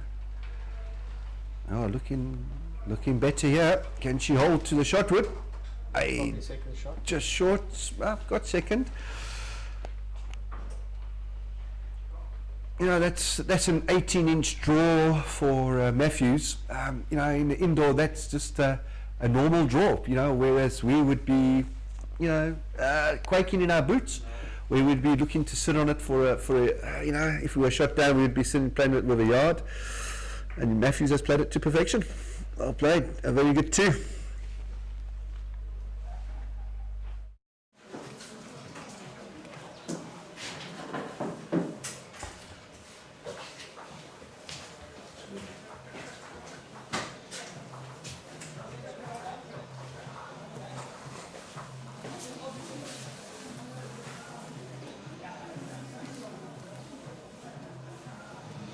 We've got Gillian Young playing in the field as well. She represented South Africa in the PBA at Potters. Good to see her here. Yeah, so she went over with tennis, and they did their bit, and I believe that's how it stemmed, the revitalisation. Tennis came back and spoke to Johan and said, let's get this thing going. That's what he mentioned last night, and we just can't stop talking about what a good start this is. Yeah, it's a good advertisement for bowls, and if we do things, like I said, puts us back on the world stage. And as we said earlier, if we can get a youngster can win, he'll come back from the experience saying, geez, this is brilliant. He'll take it back to his club, to his friends, get them all enthusiastic about it, and then we'll get more members joining. I mean, when it was up in Johannesburg, what did we have? About 128? Yeah, there were hundreds. Yeah, there was in its heyday. Yeah, old Bobby ran the show there. It was a knockout from day one. Yeah. So this format is far more sort of accommodating. Yes. You can come down to Cape Town. You can have 3 games of singles, 3 games of pairs minimum, and have a good weekend. I think that's got a lot of appeal. And you come down to the best city in the world, Cape Town, best tourist city, and today the weather's been fantastic, so yeah. So they say. I'm still trying to find out where, but anyway, so... Oh, Jerry loving the Cape. Loving the Cape. Petula opened up with a cracker, front toucher. And she's played another good one. Matthew's under a little bit of pressure on this end. Yeah, so Jason Evans' commanding sort of position there in his singles game is 10-4 up. Just trying to get a visual on some of the more notables. Yeah. Just coming back to Matthews playing. I don't think he's playing the right shot on the swinger. He's got a 6-1 lead. Why doesn't he have a little dig at it? Can get a 1-2, open it up again. Front play a little bit too negative weight. Petula's really played a good end here. Once she gets the first one there, what I've noticed with her, once she gets the first one there, she generally gets the next 2 or 3 within the range. So There we go. That's a better shot, Matthews. I think he's under it. He's just under it, I think. Yeah. Okay. Take your time, Petula. Just sit the wide wood, and then the set's back on it. Terrible end from Matthews by his standards. Yeah. Let her back in, and like you said, in sets play, you just need one bad end, and you're back in it. Yeah. Well, this looks like the 4. Can she hang around? Yes, she can. Well played. Yeah. Brilliant. Yeah, well played. Yeah, bad end from Matthews. Probably reminds me of Alan Lofthouse when he was leaving for me, that type of end. Lofty's just come into the commentary box, that's why we've made a note to him, and he's now running away. Yeah, so Warrenstein 7-2 up in set 2 on Colleen Piketh. So Colleen hasn't really fired today. Yep. Richard Craddock is 8-6 up against playing the 7th end of the second set against Tyler Pitcher. All right. So if he happens to get that, it really opens that whole group up. Jason Evans seems to be cruising.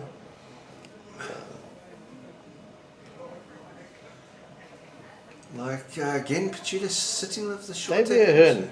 A big win this morning, and he's up against, I think it's Helio Andrade. Yeah, Helio Andrade. You played Helio in the Nationals. Okay, 8-0 up. Yeah, Davey, uncanny, silent assassin.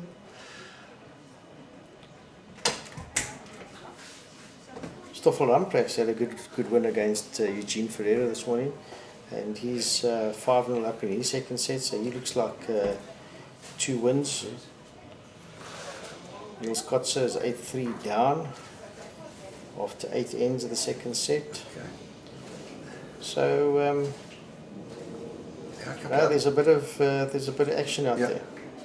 Matthews again attacking that white with his first wood coming down this way. He's been very good going down. Petula with the first just running through, so he's brought her wood back into play ever so slightly. Set's nicely set up now at 6-5 after 5 ends. Yeah, big end this for Petula. Yeah. If the marker gets out the way, and she's played a ripper. Oh, trailed it for 2. Well played.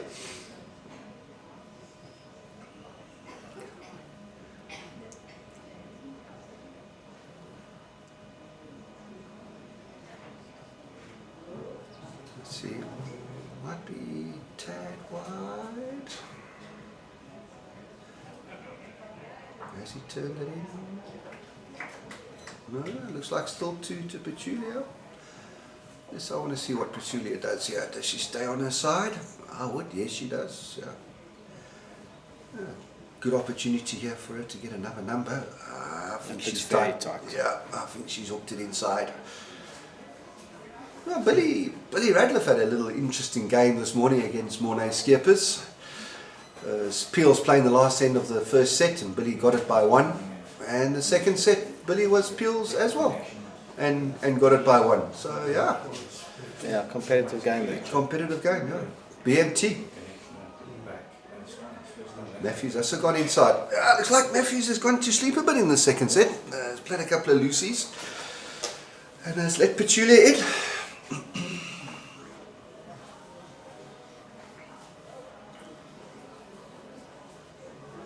The next 2 woods, I think,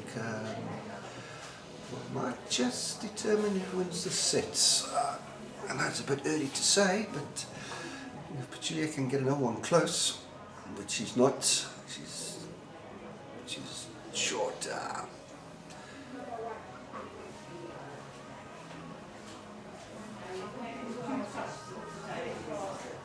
Yeah, I wouldn't. As Matthews, I wouldn't be dead drawing here. I might play 2 foot over. Sit the wood, trail the white.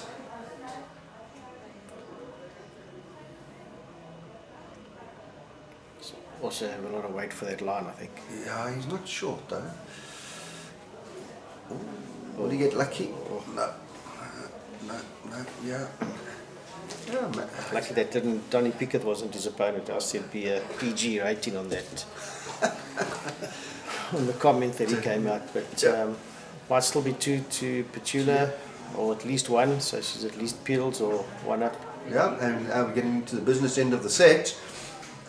So, and it's the first time. Just 2 shots. 2 shots, yeah. First time that Petula scored 2 ends in a row in the game. So let's see if she can keep her consistency going. I think Matthews has lost a bit of concentration, lost a bit of focus. I think, the improvement or the concentration has to happen when you win that first set well.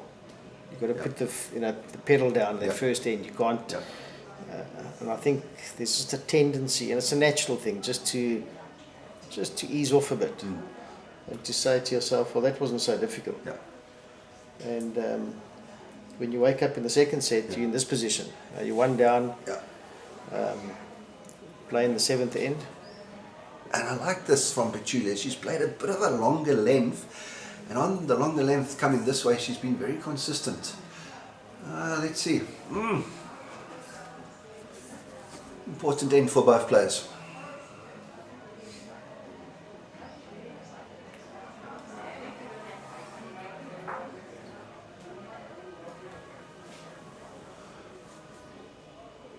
Don't miss the jack, she's heavy, okay.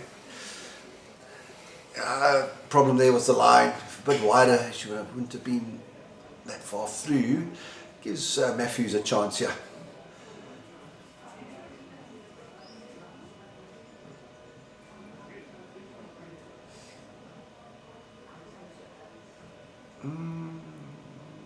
Fair opener. Yeah, Nick, for the for the viewers, and a lot may be experienced and top class bowlers, but there might be a few news out there. You can't overestimate the importance of that first ball. When from both players, your first bowl almost counts 33%. Yes. Your third bowl is probably the next best, most important bowl. That can change, that can save, that can. So your second and fourth are generally either a despo conversion or basically drawing bonuses. But that first bowl is, and if you see what's happened here with Matthews, his first bowl hasn't been as devastating as he was in the first set, and. And I think that's just made him lose his way ever so slightly, because now he has to adjust. And has let Petula back in. She's played a bomb of a second ball and played a decent third, so. But only because there's no pressure on her. Yes. And she's got that meter. Yes.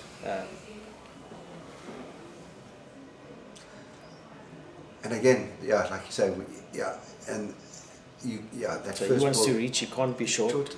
Got holes now he's going through, and and I think Petula, all she has to do is just correct the weight by half a metre. She's got a metre to beat for 2. And then the last thing Matthews wants is a tiebreaker, because then it's anybody's game. Anybody's game, and then it's a one-wood shootout per se. That's how I put it down. She's just too heavy. I wonder if he would play it. Yeah. I wonder if he would play it I to think slip he should that. be looking for that bowl. Yeah. Certainly asking the umpire, got 2 seconds. He's got looking for the bowl, jack in the box. He can use any weight he likes, and I don't think he's playing it. I think he's going to go back to the draw. Opportunity missed. Oh, he's got a tightish line. I think he's got maybe a little bit of weight. He played a good shot. He was unlucky. Good shot. I don't know if he's got it. I would have maybe gone a little bit more weight. I think she's still got it. Yeah, she's still got it. Takes a nice little 8-6 lead after 7. This game's warming up nicely now.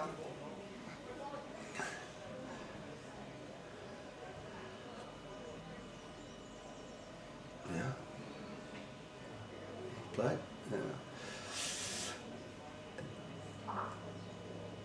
And it's difficult to try and get it back, if you do start slipping, you try and get your mind back into it. It's not that easy, as we can see. Matthews didn't get a wood within a metre that end.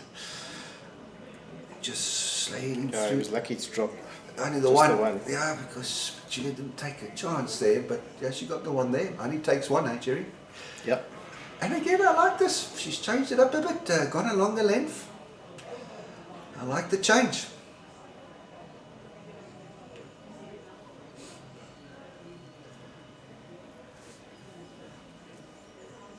I like that change. Let's see, as you get the first one to count, as we've noted. Yeah, semi-decent line.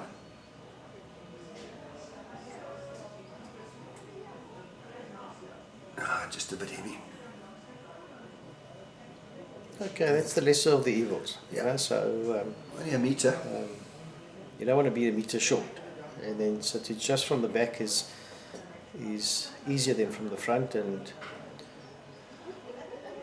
what I've noted here with Matthews ever so slightly is that he's lost his weight ever so bit. It's like you say, he's that metre short, metre through.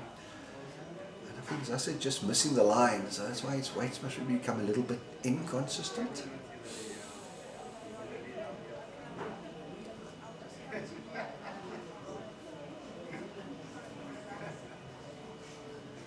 there we go.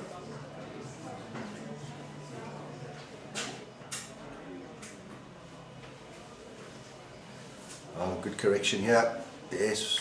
Ah, good correction. Yeah, and finished very well. Slightly short of level, so which is great. Good one to be. Big momentum swing here, Nick. You know, there seems to have momentum. Yeah. Matthew's on the great line here, but yeah, he's using the weight to hold it up, and just this is what's happening. Yeah, that's it. And look, he's gone through that 5-6 feet. And they haven't really played that ditch hand, so he's, I think he's in a little bit of trouble here. Yeah.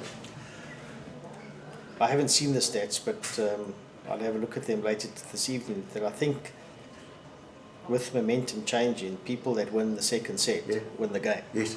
You know, I think that it's just a big change. Good. He's going on. He's on the run. He's attacking, which is good. He's got the backward. He's close. He is unlucky. Another good shot in the zone, as the coaches would say, going through the area.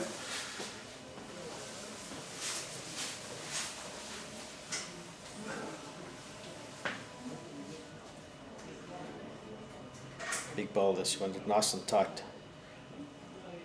Yeah, get something within, say, 18 inches, 10 inches, 20 centimetres, 10 to 20 centimetres. Is she up? Yeah, she just played it well.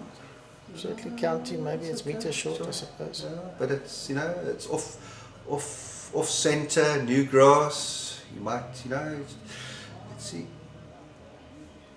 Oh, it doesn't look wide. I don't think he's wide. Hopefully he's got an extra bit of, he's charging. The white's got to get in the way here. No. I think that could be set to Petunia. Yep. So we're in the first tiebreaker of the TV rink. Yeah. They still got to finish the next end just for aggregate purposes. Yes. We'll be into a tiebreaker. Yeah. You know what they say, Nick, when I don't know who the goodie and the baddie is, but when the weaker team matches the stronger team to the closing stages, the weaker team generally wins. Yes. So I don't know who's weak and who's strong. You pick him, but if Petula was the underdog here to begin with, and she's rallied herself into a position of being square playing, I would almost fancy her to win the tiebreak. Yeah. Well, she's on a roll, playing with confidence. Matthews has lost his weight, his line. I think going into it, Matthews was odds on. Record provincial player, junior still coming through the ranks. So we could maybe see a little upset here. And again, I like this mix-up of length. She's playing a longer length. Yeah. I think it's rattled the cage ever so slightly. Okay, so we'll just do the formalities of the last end, and then we'll get into the tiebreaker. Tiebreaker is ends, shots don't count. Correct. I think that's the right way to do it. I don't like the shots so much, because you could win 2 ends and still lose the game because the guy gets a 3.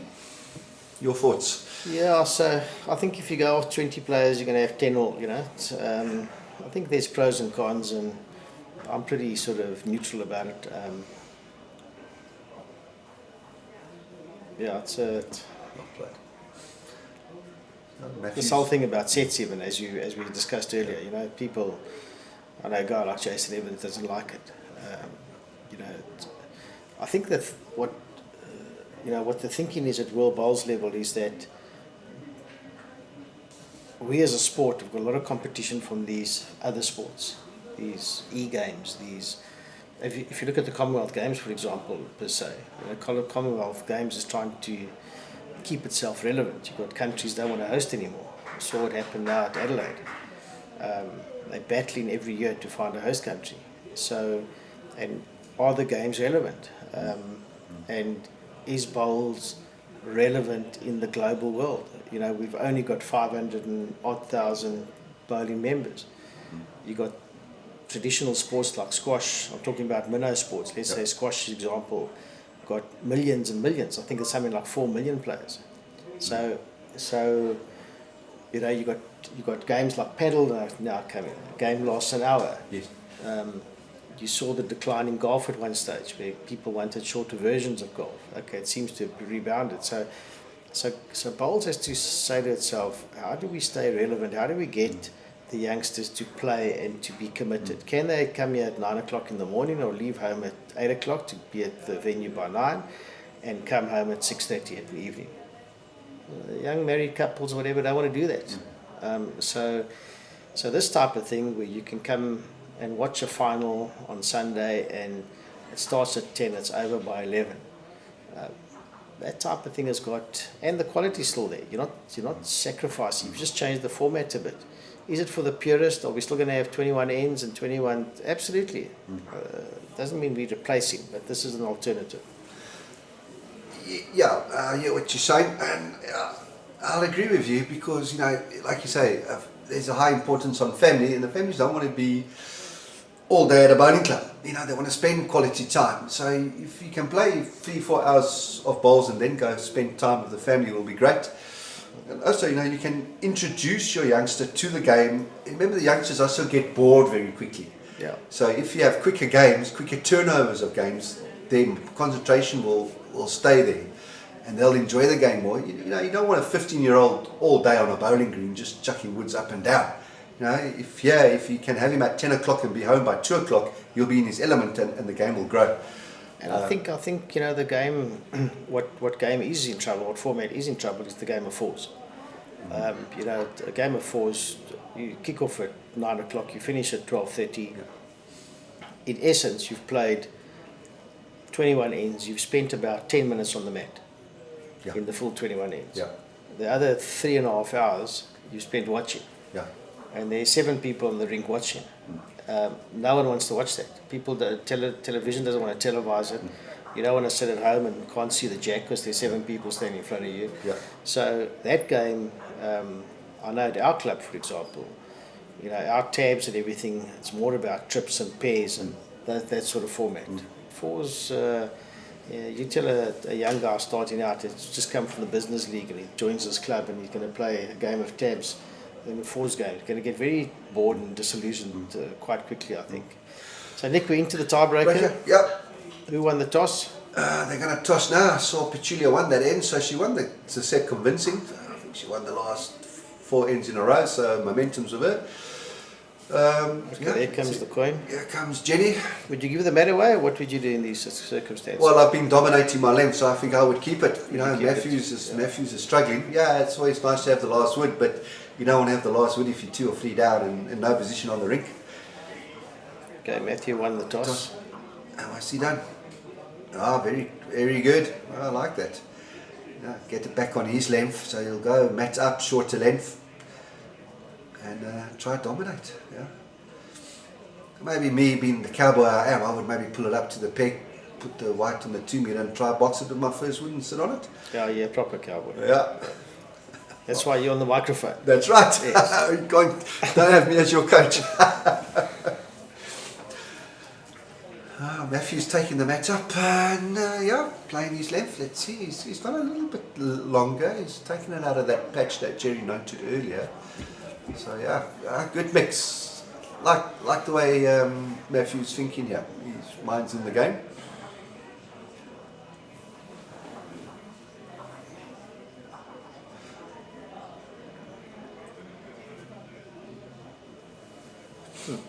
check in the shadow, that's not ideal. Yeah. Gives you that depth perception problem.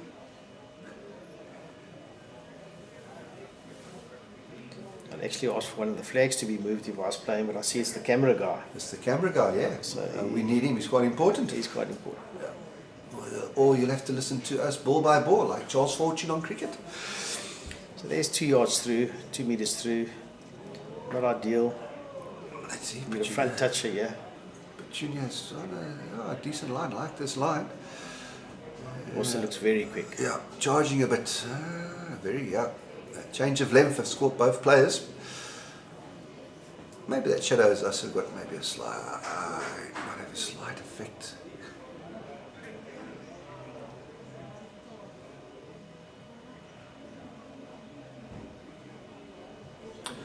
Yeah, he's adjusted here. That's the one to beat. She's still got a meter to beat. The way she's been playing, she should be able to adjust accordingly. Big opportunity for Petula. Come on, girl. Play is a good one.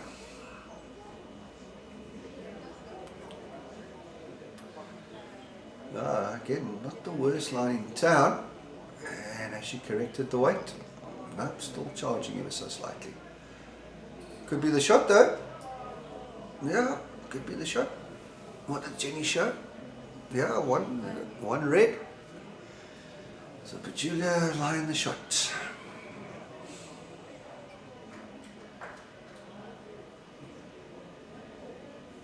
Oh, he's got to slow down. Change of length has scored Matthews ever so slightly. Yeah. Again, this, I think, this is the one.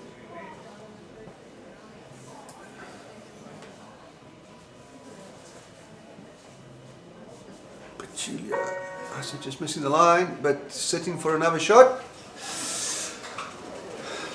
Line first end, let's see. Asking all the questions of Matthews. Let's see if he can reproduce his form from the Masters.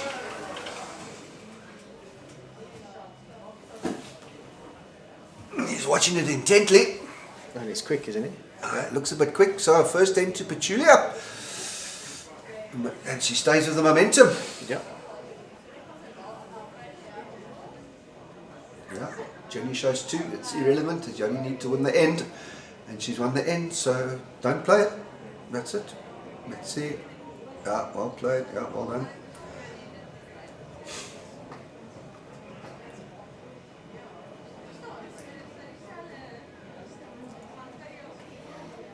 So yeah. What I like about her, it's the first time I've seen her. Yeah. And it's almost like she's been here for the last 10 years. She seems relaxed, calm. Yeah. She's very, very nervous in the pre-match little interview with Jason. He told me she's settled and she's got a nice relaxed demeanour about her. Yeah. Taking her time, not getting rushed, not intimidated, and it's been impressive. Yeah. Well, again, like you're like looking at her CV, so she is a champion. Yeah. So she knows how to win games. And that's important. I hope she keeps that nice longer length because she has been dominating that length. I think Matthews, he's got a couple of questions to answer here. She's dropped it about 2 meters shorter than what she's been playing. But that will be irrelevant if she puts a front toucher.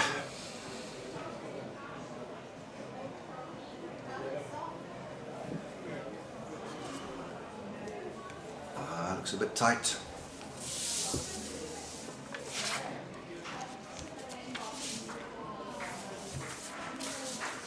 And about 1.5 meters short. Yeah, it's not ideal. Not the best start.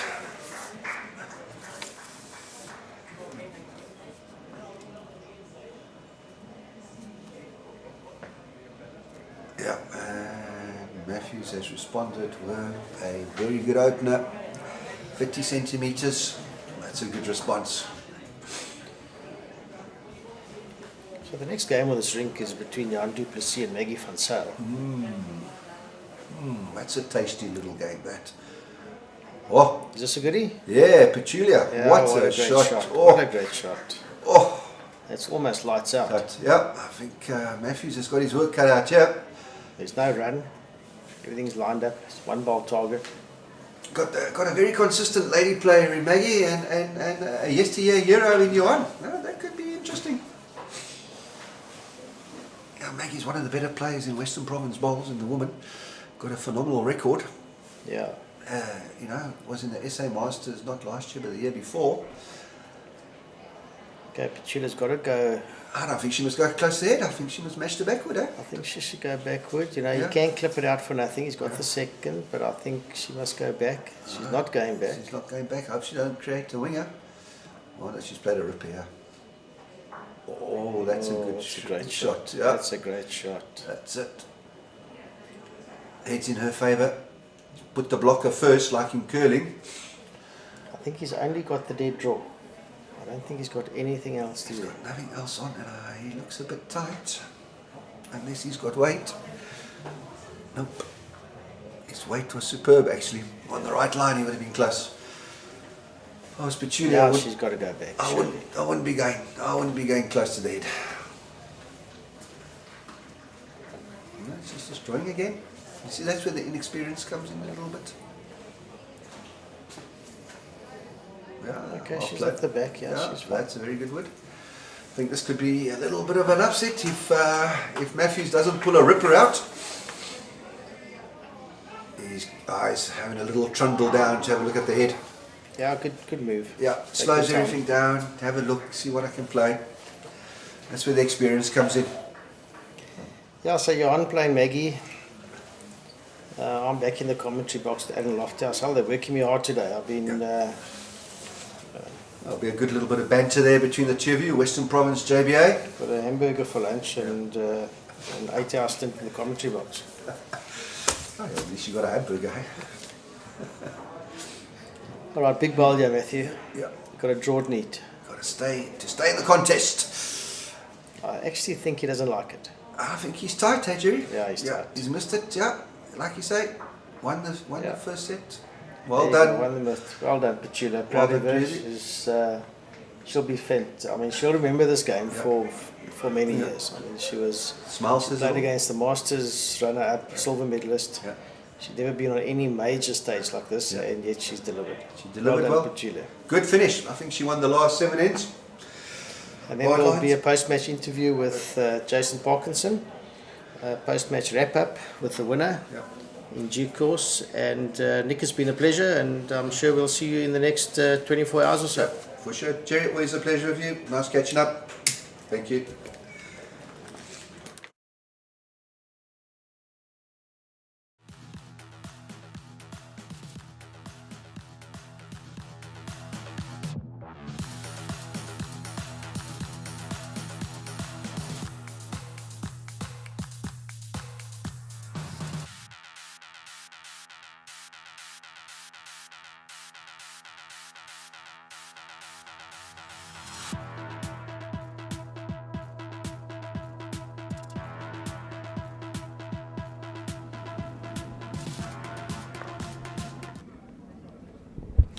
Well, first of all, congratulations, Petula, for that great win there against Matthews.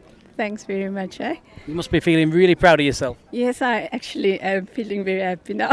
So give me a little bit of information about the game there. I notice I've been doing some commentary for the last couple of games, and most of the players here have been choosing to play this very, very wide hand here. Both you and Matthew seem to prefer the other hand. Why was that? Well, in the first set, I struggled with the swinger a bit, so I found this one better. So I thought, let's rather stick to the one that you're getting better. And after the first one I lost by far. So I think I got myself together and just kept to the one hand. Yeah, that's right. I mean, you just said that's the beauty in a way, and sometimes not so much the beauty of sets play. You know, it doesn't matter about the scores at all. It's about how you reset, how you become mentally strong again, and go, into that second set and force the tiebreak. Tell me about the tiebreak. You played very well there. You played some really, really good blows. What was going through your mind during the tiebreak? What was your tactics, if you wish? Well, since the second set, I found this hand quite easy. And I thought, let me stick to this one and just get your first ball close as close as you can to the jack, so he can't get to it, and give him a bit of a struggle. Yeah, well, you certainly did that, so congratulations. Thanks. Good luck for your last group game tomorrow morning, I believe, is it? Tomorrow morning, So, yes. yep, good luck with that. And we've got one more game coming up through today's session number 4 in around about 20 minutes' time. It's going to be Johan du Plessis against Maggie von Zyl. Thanks.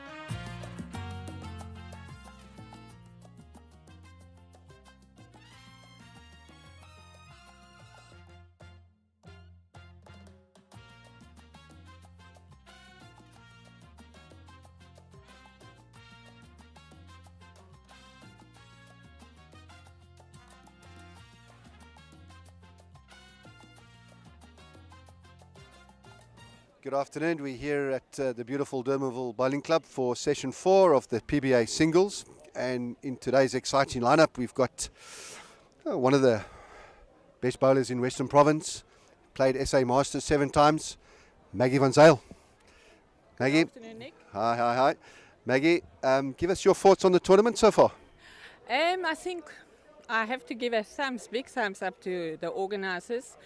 And my upcoming opponent, guys, you did a brilliant job. Very impressed last night, was great. Everything is great. It's organising, it's running smoothly. So I think it's been brilliant. After a nice comfortable win this morning, are you confident for your game this afternoon against Johan? I can play as well as I can. I'll give it a go. We'll just try and go for it. All the best of luck. Thank you. Next to me here on my right is Johan du Plessis, a well-known 2010 Commonwealth Gold medalist in India, played lead and played multiple SA Masters. Johan is the PBA president, and just like to ask him, what is your vision for the PBA going forward? Good afternoon, Nick. Look, this is a test debut for us, so we'll do a post-mortem after the PBA and get together as a committee, and we'll see and look at the way forward. Obviously, we've made a few mistakes maybe here and there, but I think generally it's been great. And then we're having our AGM mid-November, and then we'll make final decisions as to the way forward for the following year. But our initial thoughts are perhaps to, the first 64 paid entries were paid and entered within 30 days. So I believe we can get to having a chat to Jason Parkinson and his vision from their side, WorldBowlstour. They would like us to get to 128, and I think that's achievable without a problem. I think so.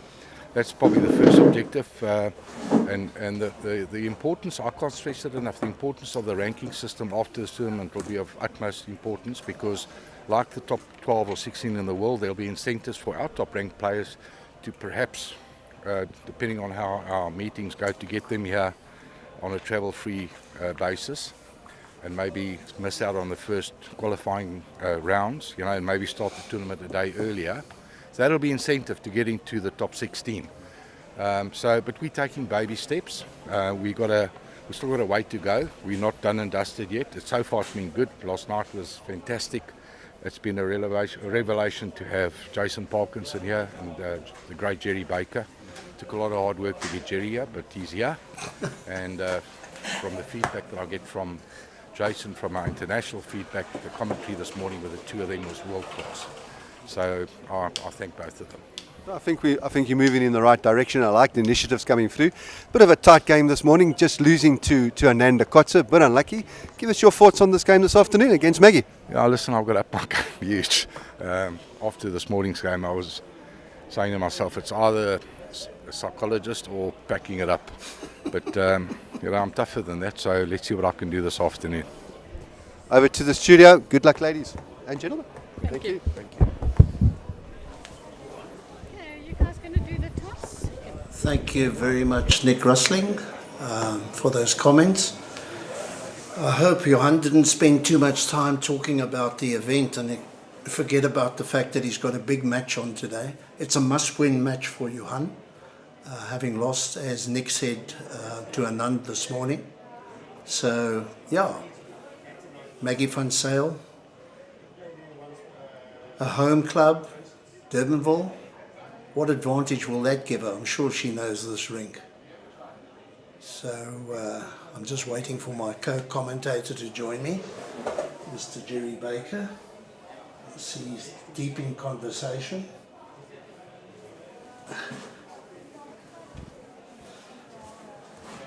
Let's settle back. I'm sure this is going to be a tremendous game to watch.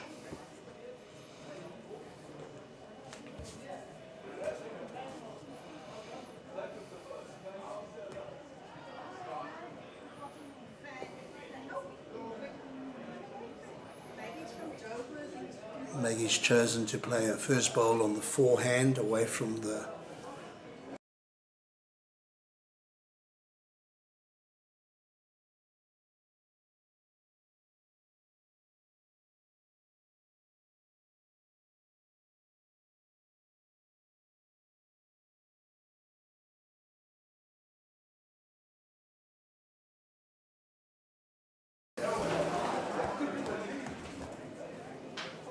Just in time for the trial ends, Jerry.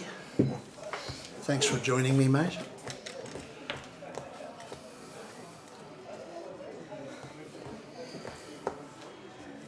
Thanks, Alan. Sorry about that. And what's the assessment about this game? Well, Johan, having lost his first game this morning, I was saying earlier on that he's under tremendous pressure. Certainly if he wants to stay in the tournament, this is a must-win for him. The other comment was Maggie's home club, Durbanville. I'm sure she knows every blade of grass on this rink, so yeah, it certainly looks like it's going to be a very interesting matchup. Yeah, I personally think that well, Dupi, it's very hard to run an event, take the criticism if there is, organise this, organise that. I'm sure he's got a committee doing it, but he's still the man. And then to go out and play game bowls, and so yeah. I'm sure he hasn't got big aspirations of winning this event, but he's he's going to get on the park and give it his best shot. But I would think that Maggie, especially out of the club, and well, if you Nick's interviews at the beginning of the game spent quite a bit of time talking to Johan about the organisation of the tournament, and I thought to myself, he's got a game to go. Shame the poor guy's now got to discuss what's happening, and yeah, it's something he can actually be very proud of. Last night you joined us, for the cocktail evening, which was very good, and the enthusiasm around this event has been fantastic. When Johan approached me a month or more back, he said to me, come on board as a commentary team, and I could feel from the moment we had our first couple of meetings, you could get the vibe. There was a fantastic vibe, there was an excitement about it, and I know this PBA event was run in Joburg for years, and it's gone quiet, and yeah, we've revived it here, thanks to sponsor Phiri, and Johan's got a good team to work with. Yeah, absolutely. I mean, I was blown away last night to just arrive here and see, there's just massive effort, and to produce something like this to the caliber that it's been produced, you need the funds. Without that, you can't do it. And so, extremely fortunate to have Phiri at this club, number one, and then to back this event and may it long continue. And so we've been talking about in previous commentary games. I've been saying that when the news spreads around the country, and all these guys from Durban and Joburg and whatever go back to their home clubs and start talking about this event, I can see, in the heyday of the PBA in Johannesburg, we were up to about 120 odd members. But it was knockout, and it was a small circle of people that came there for the weekend. No one was travelling from Cape Town to Johannesburg for a one game. But this format of 3 games of pairs, 3 games of singles minimum, and the type of quality that's been produced here, I think is outstanding. Yeah, I agree. I agree. It's much better than doing one trip or a trip up to Joburg for one game. I think this format is really going to suit everybody, and it'll get people encouraged to make that trip down here.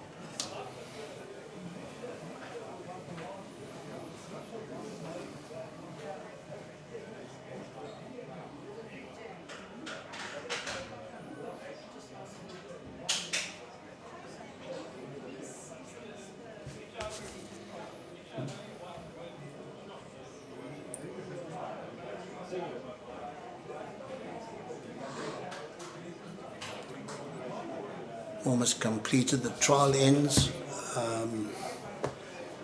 For those of you, once again, I say to you, if you're in the area, if you're in the Durbanville northern suburbs area, pop into Durbanville Bowling Club, you won't be disappointed. It's a festival of bowls. We've had good support today, but it would be lovely if we could get more people up to the club to watch. And certainly on the weekend, come up and watch the game. And we will be commentating tomorrow and over the weekend. And hope you join us.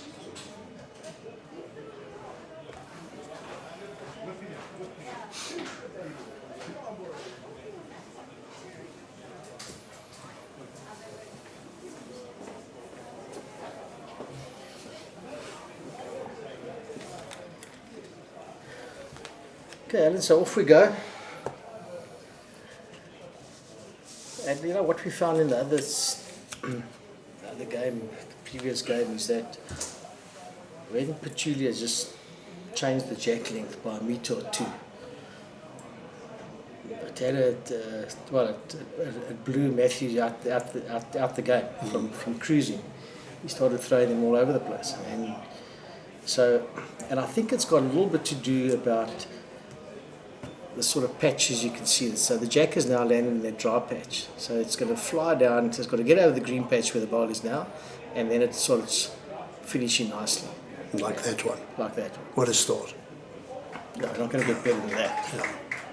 She's only going to get worse than that. She can't improve. Yeah. Yeah. Even in the second session when Ernst Wagner was playing, it was amazing. He started off so well. I mean, the first 12 bowls, he must have had about 5 to 6 touches, and something happened. He switched off, and Johnny de Sousa beat him in the end. But both Jason and I were a little bit dumbstruck as to what had happened. And as you say, it might have something to do with the length and the patches.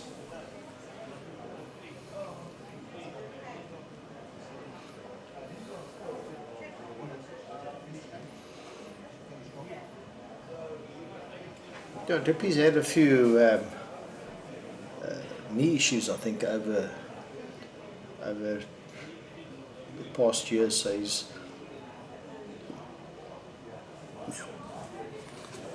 I always remembered, and I speak fondly about the occasion when he came to the Commonwealth Games in Delhi, and he played with Jippo Vermeulen and Wayne Perry in a trips game, or in the trips thing, and we always, I always thought that Wayne and Jippo were the strong players, and Johan had a magnificent tournament, and he was. They won the gold medal, and that game in particular, he was outstanding. He was really rock solid, So he's got the BMT and he's got the tenacity. But is he practicing? Is he on top of his game? Is he? I've lost a little bit of touch with where he is at this stage of his game. So I think he will openly admit that he's not getting to roll as many bowls as he used to, and I think you're right. I think he's got a few physical problems. Comes with the territory, unfortunately. Yeah.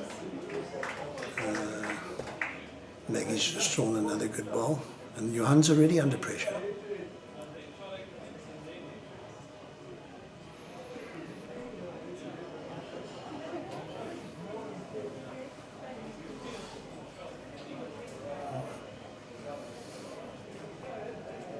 That's that hand, unfortunately. You go a fraction wide and it won't come back. I'm trying to get it to work out for myself which is the better hand, because Petula got into the game by playing the straightish hand. She battled on the swinger, so it's one of those, you either find it or you probably don't. And then when they were slightly tight, it wasn't giving them that latitude. It whipped away. So So I think this is a typical, it's not really an end rink, but it's a typical ditch end type of rink where it's a little bit inconsistent. The guys I've been speaking to about in the other rinks, you know, obviously the middle rinks and everything are, well, they say they're absolutely superb. So there's 3 high quality greens here at Durbanville. Very much so. Always have been. It's one of those, when you play in Western Province competitions and the draw comes out, this is the right place you want to play. Absolutely, yeah, absolutely.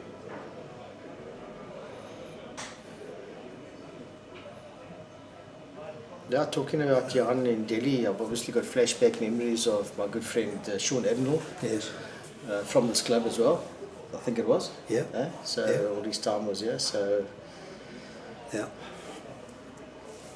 Yeah, Sean, of course, went into the ministry. I've lost touch with Sean, but got to play a lot of bowls together with Sean for the province side. And we actually were together when we went to African states. The 2 of us and yourself and Neil Burkett and Kevin Kobush. Right, okay. The 5 of us. Yes. Yeah, Sean was a great player, you know, and because of his kindness and softness, you know, people underestimated his mental strength. And he was incredibly tough. He was a fighter. Yeah.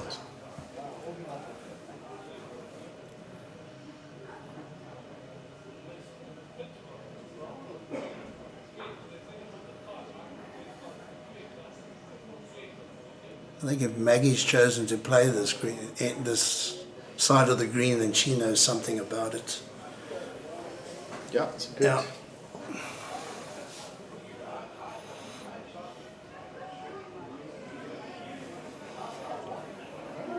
And the thing for the viewers out there, you know, if I look at our monitor and look at the green, the bowls are a lot closer than they appear on the monitor. Yeah. So, and they're probably on your television or your screens that you're watching on. Yeah. That was actually an eye-opener for me when I was commentating with Jason early on, was he was able to look at the screen and actually call the shot. And I know even sitting at home sometimes, I look at it and I say, no, that can't be the shot. So the angle when you're watching is, it can be a bit tricky.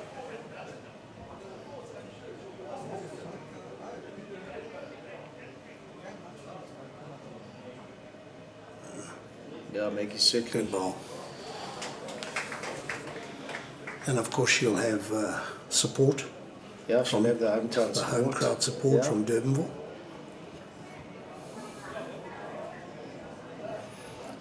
You expect Johan, you know, he's a drawing player, he hasn't got a big drive in him, so this is probably the sum total of his drive. And he'll be playing those shots, he plays them well. So he, from the angle here, I still favour the jack level blue, but maybe not, I don't know. Yeah. He seemed to use a bit of weight, appearing that he might be down on. Yeah.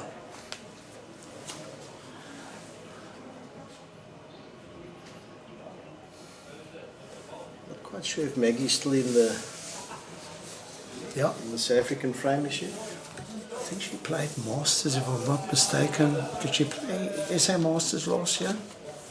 I actually looked for her file. I couldn't find it. So.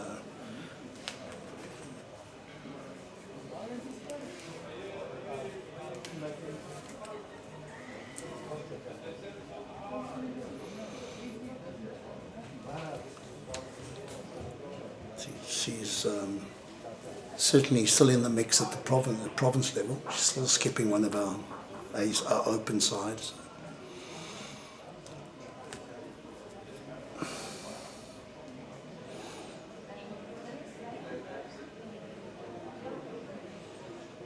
Yeah, I remember playing the Pro 10 pairs in Port Elizabeth. I think it was the first South African Pro 10, if I'm not mistaken. And Jason and I lost in the final to her and Lydia. That's right.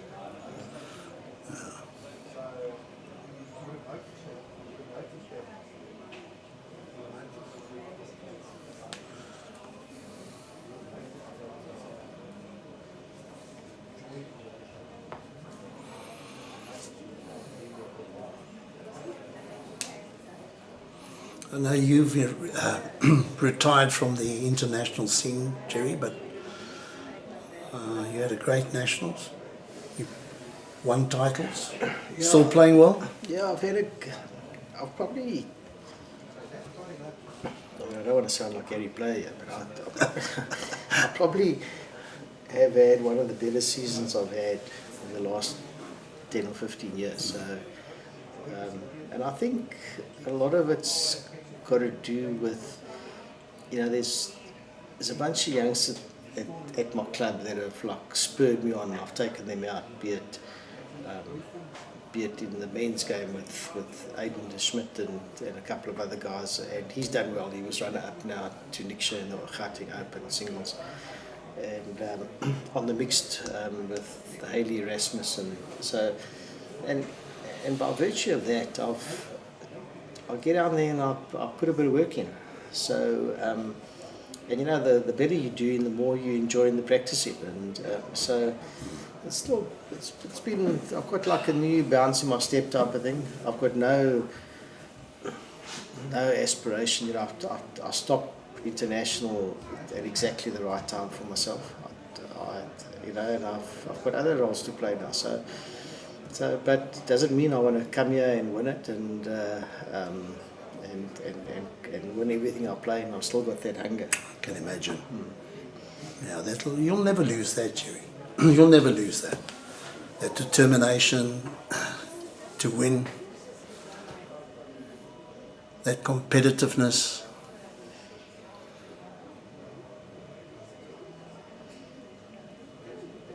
Yeah, DPL has to start doing better than this. Yeah. Yeah, I can also give a mention to 3 youngsters that have joined our club, all in their 20s. The one I think you mentioned early on, we were talking about Luke Ellis. And then the Vaughan brothers, Stephen and Daniel, all in their 20s. And I've basically resigned myself to the fact that, look, I'm not involved in provincial level anymore. But I took those guys out last year and we played in a few competitions together, in the Western Province competitions. And it's given me a lease on my bowling career also. The enthusiasm sort of rubs off does. back on you, So I enjoy that. And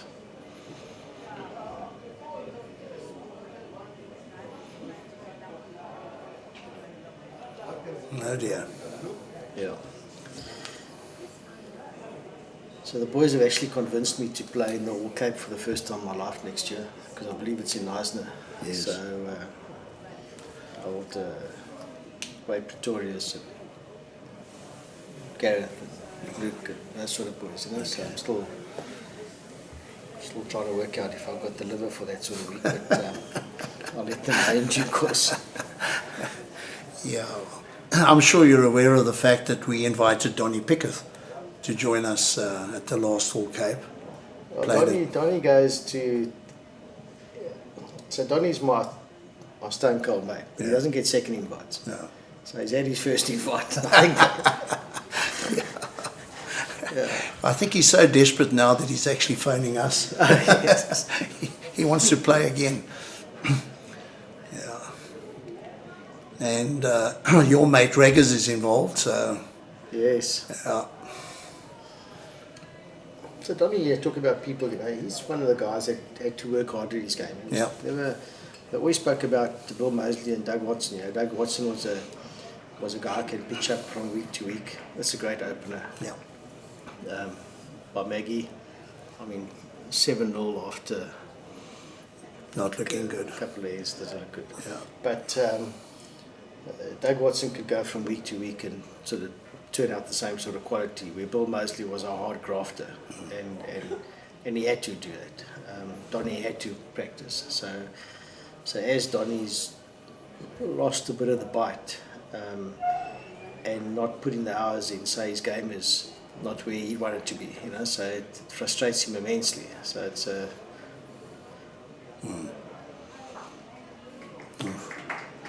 Well, this will determine where Johan's game at, because he's got a bread and butter shot here. So Sort of one of those good bad bowls by Maggie. Yes.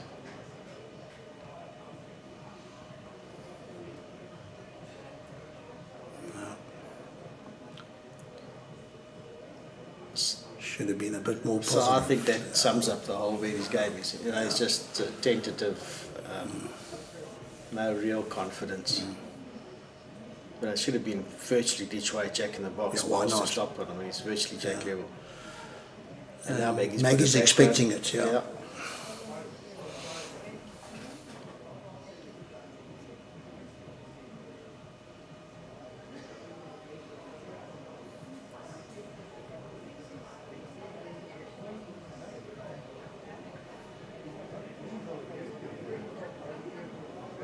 Still playing with iffish weight. Can't believe his weight. Not giving him his chance. No. Especially when you're 7-0 down on the board.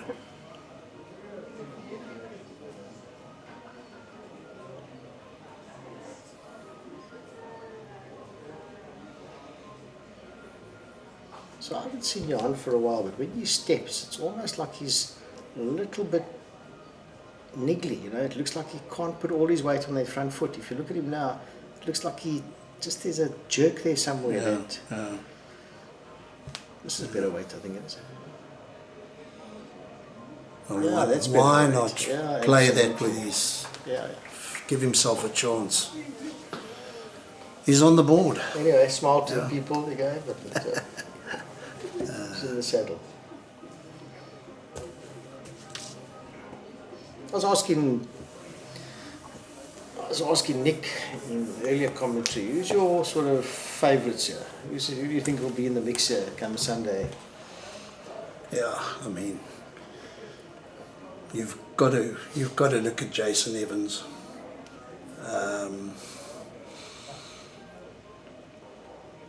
I think he's the standout favourite. I'd like to have another look at it at the end of the day to see who's won the 2 games. I mean, if you want me to stick my neck out, let's say Herman Heiseman from Province and Goodwood Bowling Club. Johnny de Sousa played well. He must have a chance, certainly, another provincial boy. Yourself, who are you looking at? Yeah, so I personally favour, when it gets to the closing stages, I think I'll favour a local. But as a dark horse, I like Johnny. You know, I like him. I think he's, you know, very few players have I seen that have got that self-belief. I mean, you know, what he lacks in ability makes up in art, and, you know, and that's so. If he gets on a run, and he was in a hole here apparently, you know, against Ernst, and got out of it and won comfortably. So I think he'd be tough. But you know, you've got a class field. You mentioned Jason. You didn't mention Nixa. Nixa's in the form of his life. For sure. So he'll be hunting there somewhere, and it should be a great Sunday. You know, I hope that the weather gives the players a chance. And plays its part. It's not looking too bad, I believe. So. Yeah, I think it's got better, you know. Cape Town weather. I know it's not your favourite place to visit, Jerry, but yeah, when our winter hits us, and we've had a bad one this year, right through June. I tell you, I've got to go back a long way to recall wet and cold. The temperatures have been ridiculous. But every day when you check it, it seems to be improving. So initially when they said there was 40% chance of rain, which in Cape Town could be nothing, I think it's improved. So if it gets anywhere lower to 20%, the chances are we'll be okay. Yeah.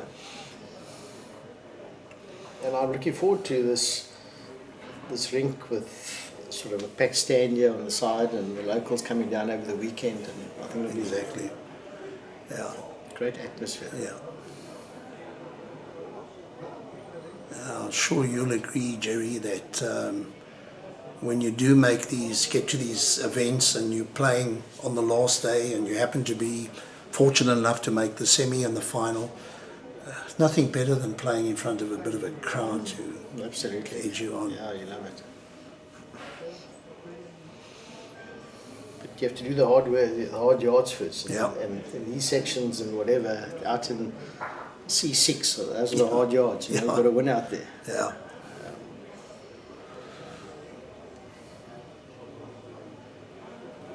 You know, the Gauteng Open entries were so big this year that you were drawn at some horror venues. And that's where you've got to go out all by yourself in the singles play and go win that first round out in the bush there somewhere. And yeah. No, in Cape Town, I speak from experience.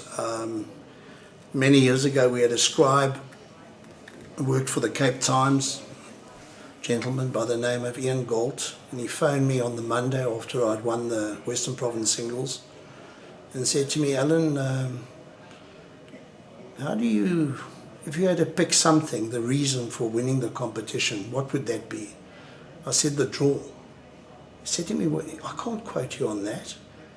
He said, are you talking about the people you played? I said, no, mate, I'm talking about the venues I played at.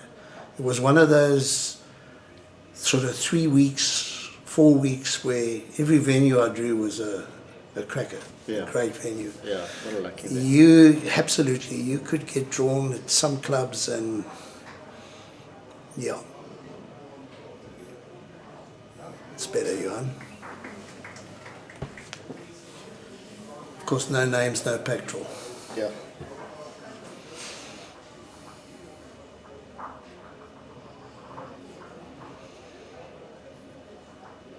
So Maggie's been around. She's obviously in the ladies' setup here in Province. She's probably done it all, hasn't she? Yeah. Definitely. Yeah. Also a fierce competitor. Yes.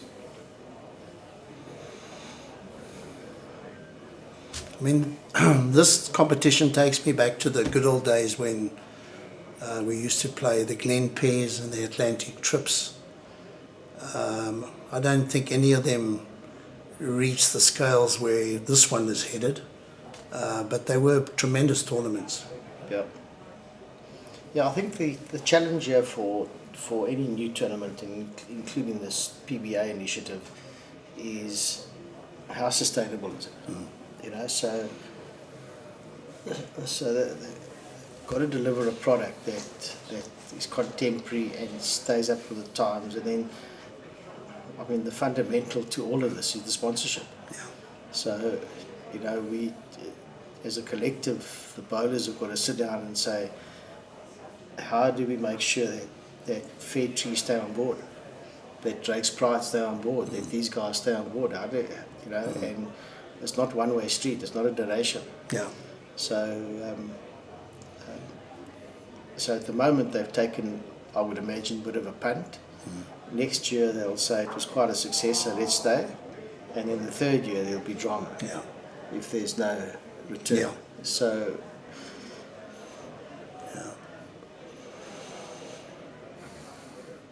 Yeah. Fair Tree and Durbanville Bowling Club have got a connection. Both Lombard and Andre play balls at a Durbanville Bowling Club, so that's the plus. And next year, hopefully next year, they will continue their support. As you say, who knows, going into the third year. But I've seen big changes at this club. I mean, their membership is, from what I can understand, 240 members.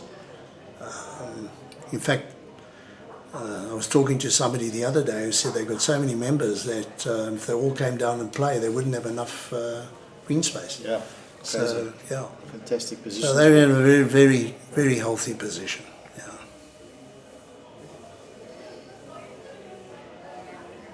But you know, when you look at the setup here, you can see why. You know, it just looks on its game. It is on its game. Yeah. Yeah.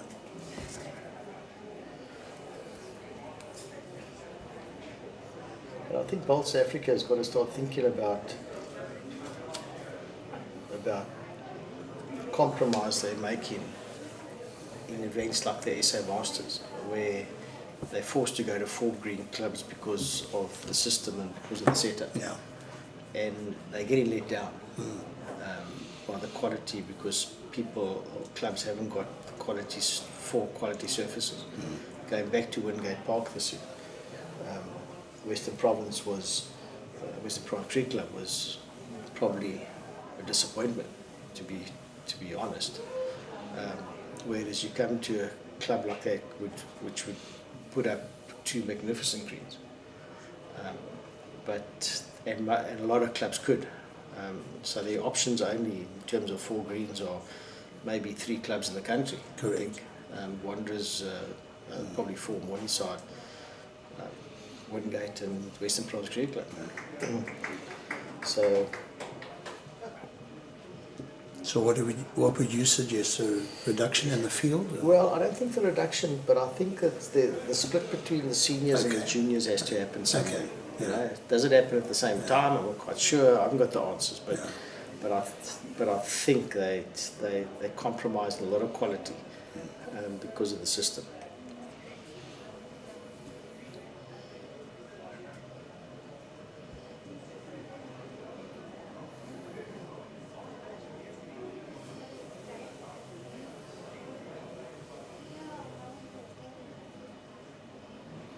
Yeah, Maggie's certainly consistent. Well, she's consistent in her line, you know. They,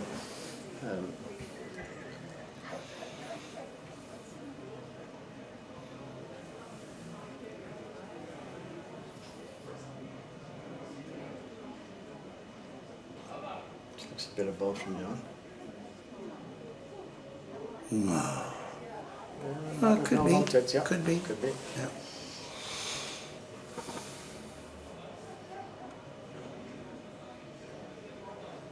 And I think what's going to be a great competition here is the pairs.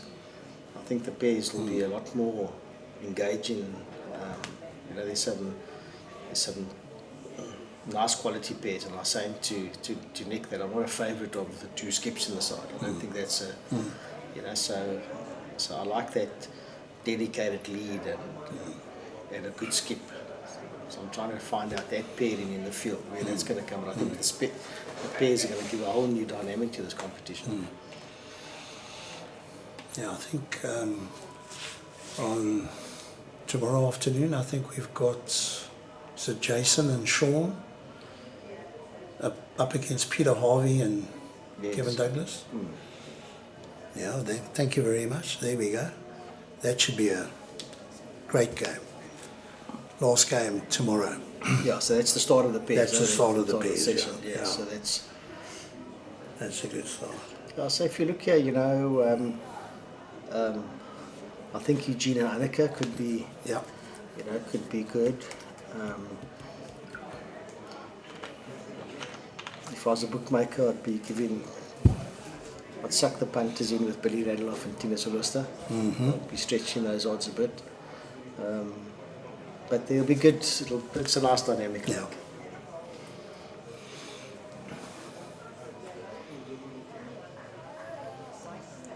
So Alan, on your app there, can we give a little update on some scores there, see what's happening elsewhere? There we go, mate. You can scroll through that.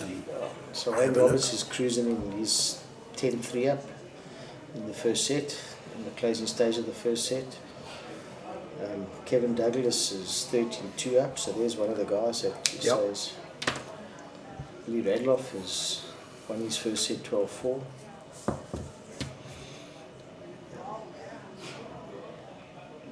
Yeah, and Kevin Douglas, it's amazing. I mean, he really hasn't played bowls. He's a father now, so he's taken a bit of break from the game.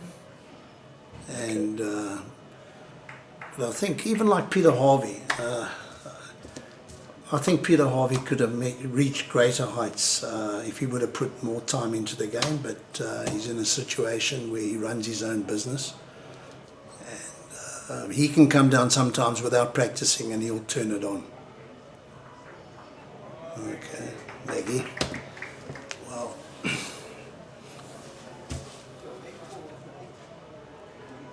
Yeah, there's some good scores here, and I encourage all the viewers to go to the app and downloaded. It's really revolutionised live scoring. It's taken it to another level, and I know it is work in progress to put who won the first set. I think that's happening. Probably be done next or tomorrow. Yeah, I think LawnBowls said if you actually tap on the game itself, you'll get the. Oh, good to see. Yeah. Okay.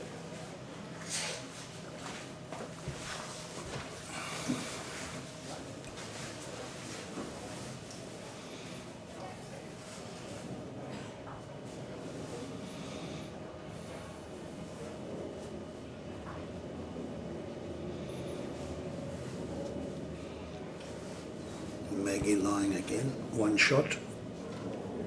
According to marker Debbie Phillips.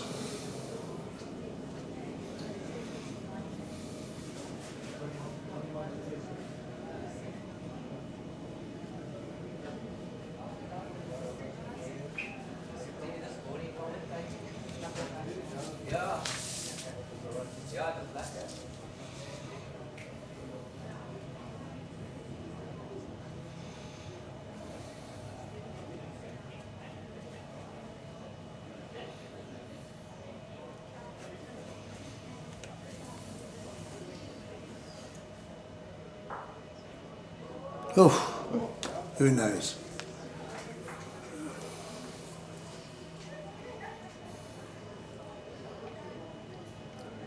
Yeah, so Maggie will just be controlling the set and winding it down, and maybe it's important to keep the pedal down for shot aggregate in case you need it. So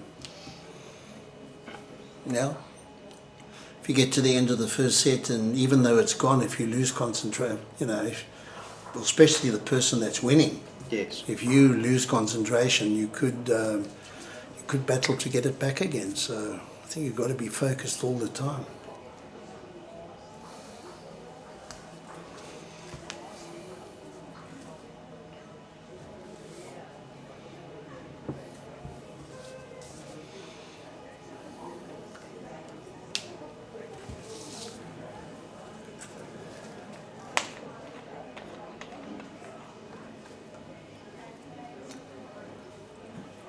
Yeah, we haven't spoken much about Wayne Roberts actually, and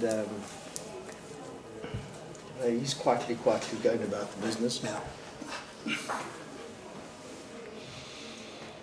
fact, in the pairs, him and Roger Bull could be up there come Sunday. It's a quality outfit.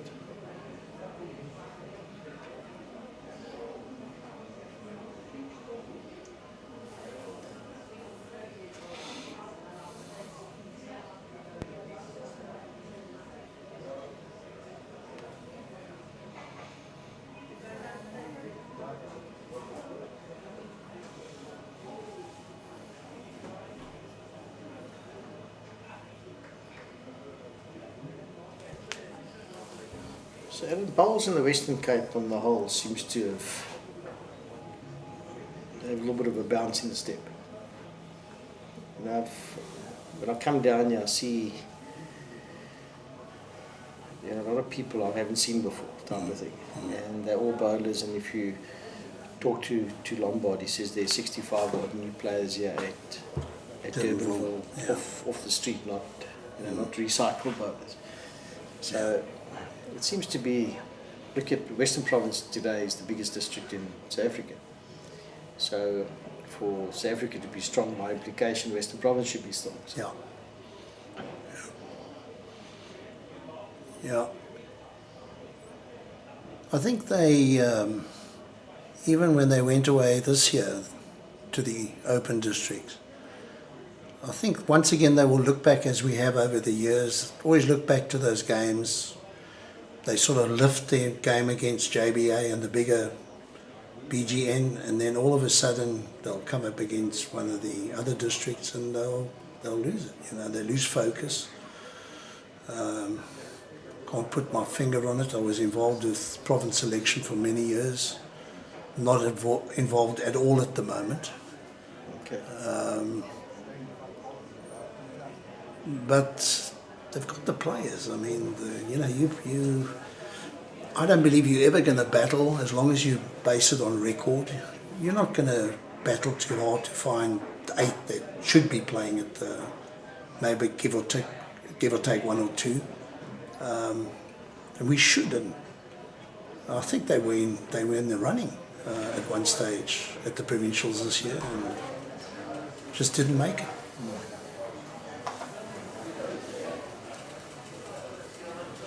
But I think it seems like a little bit of a new era there. That it's a start or something better to come. Yeah, well, we've had a change of selectors and they put forward a 3-year plan and seems to be paying dividends. Okay. Yeah. And that's the end of the first set. Jerry, I'm going to hand over to Jason Parkinson. Let the two of you get on. Give my voice a break. Jason.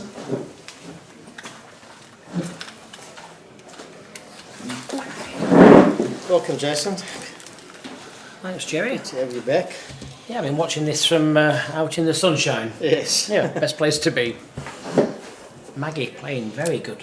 Very good. Yeah, very consistent. Really, really good stuff. You know, we tipped her to be a little bit too strong for Johan. Up front, we felt that, you know, Johan's he's got a lot of things to do here. He's administrator, he's running the tournament. He's, you know what I mean? It's a difficult space, he's in. Yeah, I mean, I know exactly how that feels. Exactly how that feels. It's okay to say. I kept saying to him, look, you know, you need to just block everything else out, but. That's easier said than done. I do it myself. Yeah. I say that, can you just keep an eye on that? And you're watching, you're just making sure everybody else is finishing, you're looking, making sure people are getting the scorecards out for the next game, making sure the markers are still okay. It's very difficult, very difficult, yeah.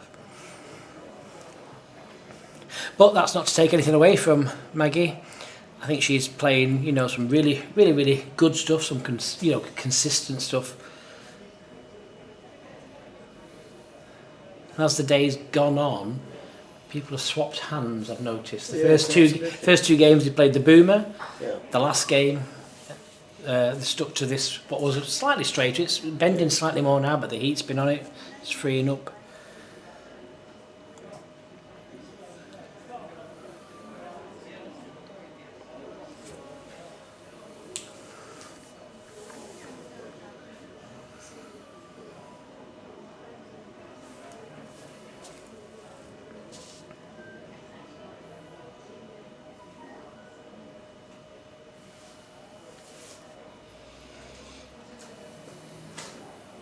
Yeah, we were saying that, you know, a person like Maggie who's in this district, in this province, in Cape Town, she's done it all. And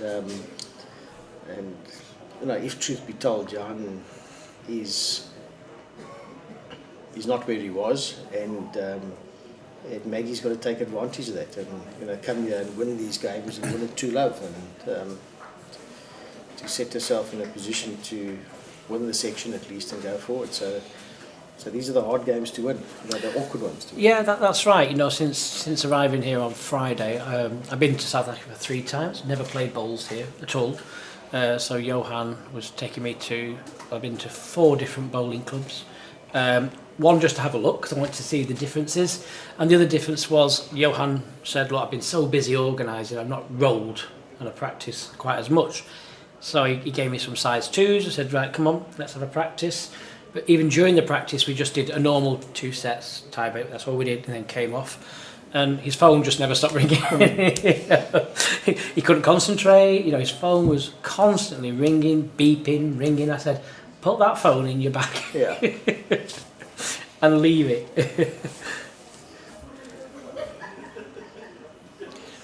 Getting a little bit frustrated with himself, you can see. Yes, you can see he's. You can see the shot just can't execute with the same sort of confidence.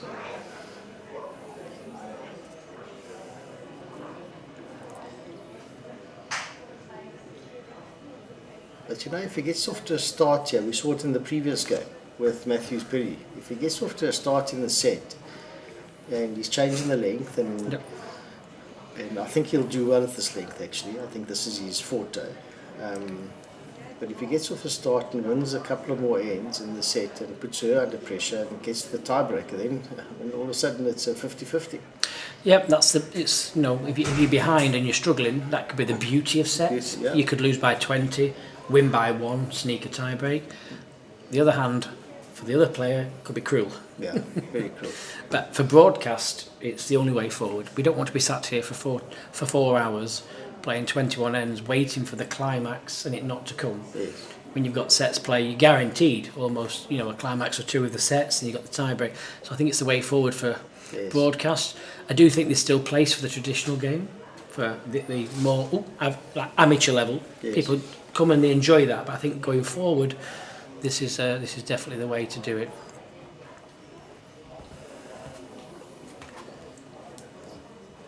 So it's interesting that he's changed his hand now to the swinging side.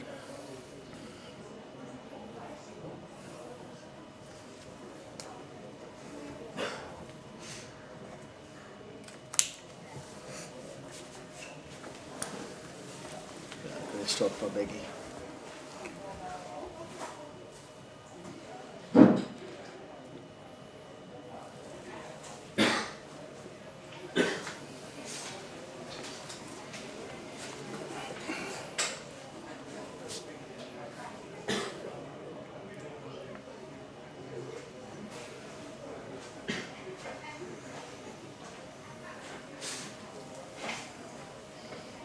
Johan doesn't want to drop the 3 that he just picked up. No, that's the danger. You pick up a big count, slightly relax, find yourself in trouble very quickly.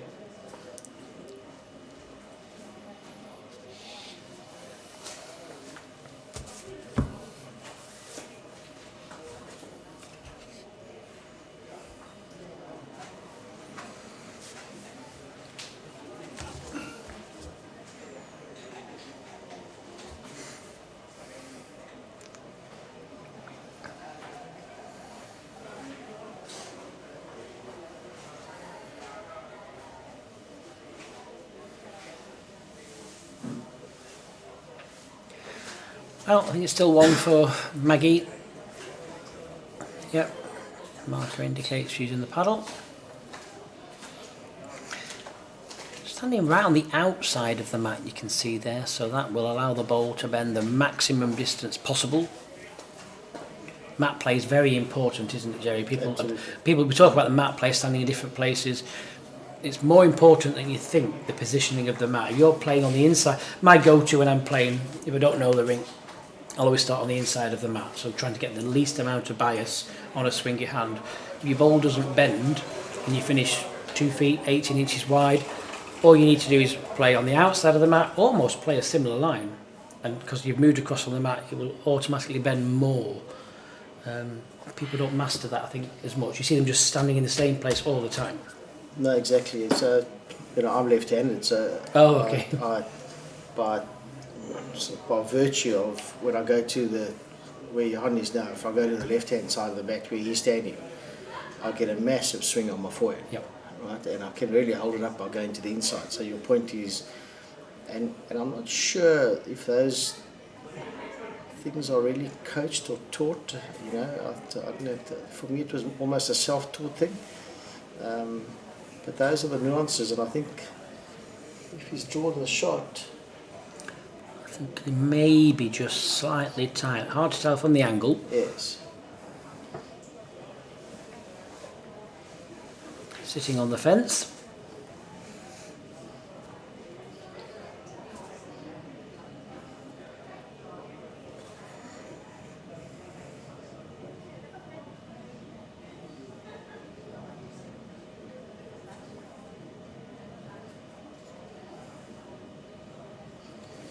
And generally in the UK, Jason, is the tendency, the knack these days to play with swingers, or the guys going more up the middle these days? I was just talking to Jason Evans about 10 minutes ago about that exact thing. Okay. Yeah, I think people are tending to play with a more weaker bias ball now. For me, people that know me knows it drives me crazy. Okay. I just think they're taking all the skill out of the game. I know there's a place for tighter bowls depending on where you are in the world, but I mean, I play with quite a strongish, not the strongest, but a strongish bias bowl, because I think if you're always confident a bowl is going to bend for you, all you're looking for is your pace, because you know that's the line of the pace. I find you can put 3 or 4 bowls together, and if someone's struggling, all they do then is they just play 4 or 5 yard straight down the middle. They can't miss, you know. And I just feel it's spoiling the game a little bit. I like watching the old stuff. I like going on YouTube watching bowls in New Zealand, etc., and Bryant, and you know, people, Peter Bellis flinging them straight outside the string and they're coming all the way back. To me, that's what the game should be. Yes. But I do fully appreciate windy conditions in certain areas. That there is a need for a weaker bias bowl. How you deal with that, as in a stamp, not quite sure. Yeah, it's always been a bone of contention. You know, even the manufacturers, I think they have a big argument about their minimum bias bowl. Yeah. And me, when I was 14, I started playing with a Henselite Super Grip. And I used to love them, but as the greens in England are deteriorating, I would say, not all of them obviously, but on average, I played probably 1 good green in 2 years. I find sometimes it punishes you by playing with a good bowl, because you play slightly wider, it's on grass that nobody else has played, you play slightly wider, it's either 2 yard heavier or it just doesn't recover. So I don't know what the which is why I don't really play much these days, because I find it just frustrates me. Hey, this is interesting. We used to have these on the Crown Green. Okay. In England. I first saw one of these on the Crown Green when I was about 7. These measures? This type of measure. We used to call it the aerial measure. Yeah, it's all the telescopic measure. Yeah, they're actually not allowed now in the UK. They think there's always going to be there's not a lot, there isn't technically a locking device, is there? You pull it and it should stay in its place. So my understanding here is that in South Africa only an umpire can use it. Okay. So the players can't use it.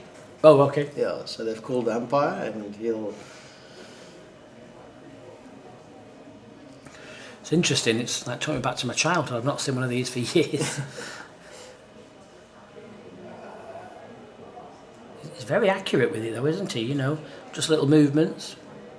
You can see they're just turning the little twister at the end. I mean, that's good for a start, isn't it? Yeah, there's no need to start shaking anything. Let's just see. Yeah, I'd say that's almost... Oh, there you go. Oh, they knocked it over. But this will give you straight away an answer. Yeah, there you go. Look. So one to Maggie. Johan was convinced. He pointed to the people behind the ring that he had the shot.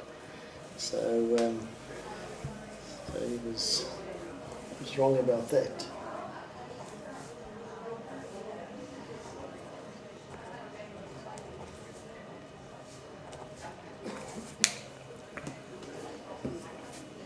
Now, talking about the straight bowls, you know, we find that here in South Africa it's really a preference. There's nothing really straight, but it's a 50-50. The people that enjoy the tighter line can also get into trouble on trickier surfaces. You know, there's someone that's 2 foot in the draw, you can't get around it. You're starting to use the weight to get inside it. So it's got its pros and cons. Certainly for the what we call the chop and lie shot, the little heavier shot, a couple of yards away. It's a big advantage. I would tend to play if someone's got a very, very weak bias bowl, you know, it doesn't bend very much, I tend to play short, very, very short. And I find people struggle a little bit more because if they play slightly wide, it hasn't got the distance to recover, and then they're therefore almost trying to send it straight, and then they struggle. So that would be my normal go-to. I play extremely short and then force them to fiddle around. So are you in touch with the outdoor game in the UK? Yeah, I play more outdoors only because the greens in my area are outdoor. We have 3 within 100 miles, something. 2 grass and 1 artificial. The grass, they're not good. You know, they're probably 10 seconds heavy, straight. The artificial, you're guaranteed really, really good pace. You can find a couple of decent rinks. You know, there's probably 3 decent rinks, But the other three, if you just happen to draw that, can be Yes. a little embarrassing. Okay. Yeah, a little embarrassing.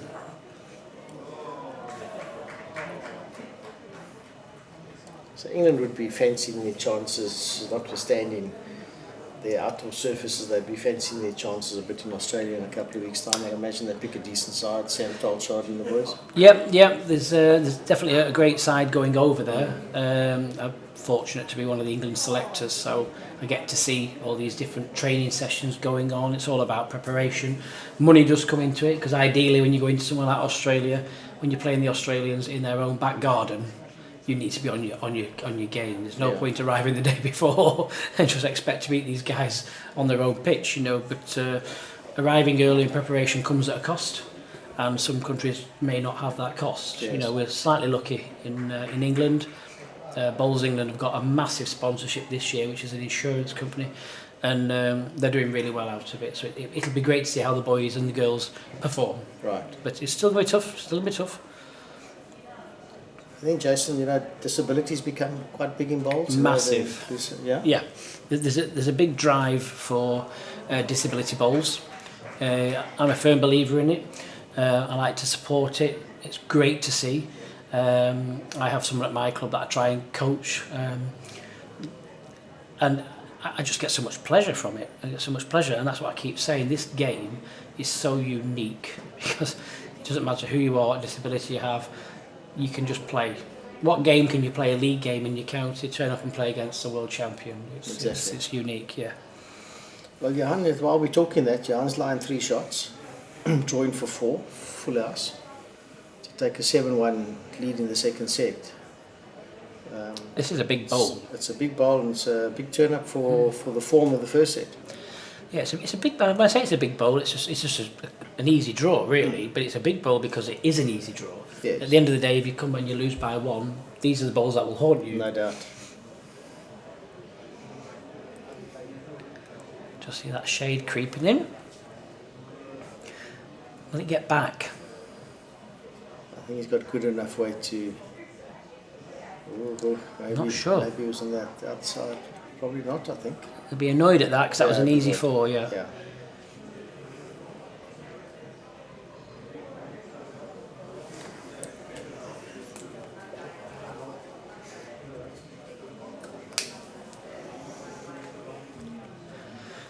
Thanks for joining us once again on the YouTube channel. It's great to see all your positive comments there about the streaming and how much you're enjoying the streaming, and some of the commentary that's been going on this afternoon. You're more than welcome. It's great to get the sport out there.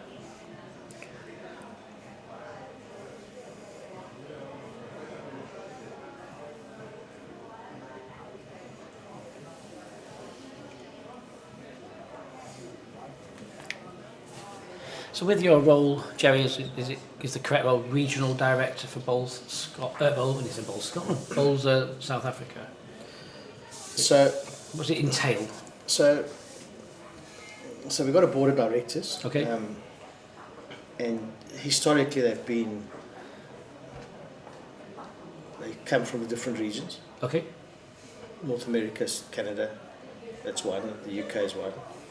UK and Europe. Myself for Africa, and then you've got the Asia Pacifics. Yep. And then you've got Australia, New Zealand. So, but we're busy. You know, we've had a big turnaround.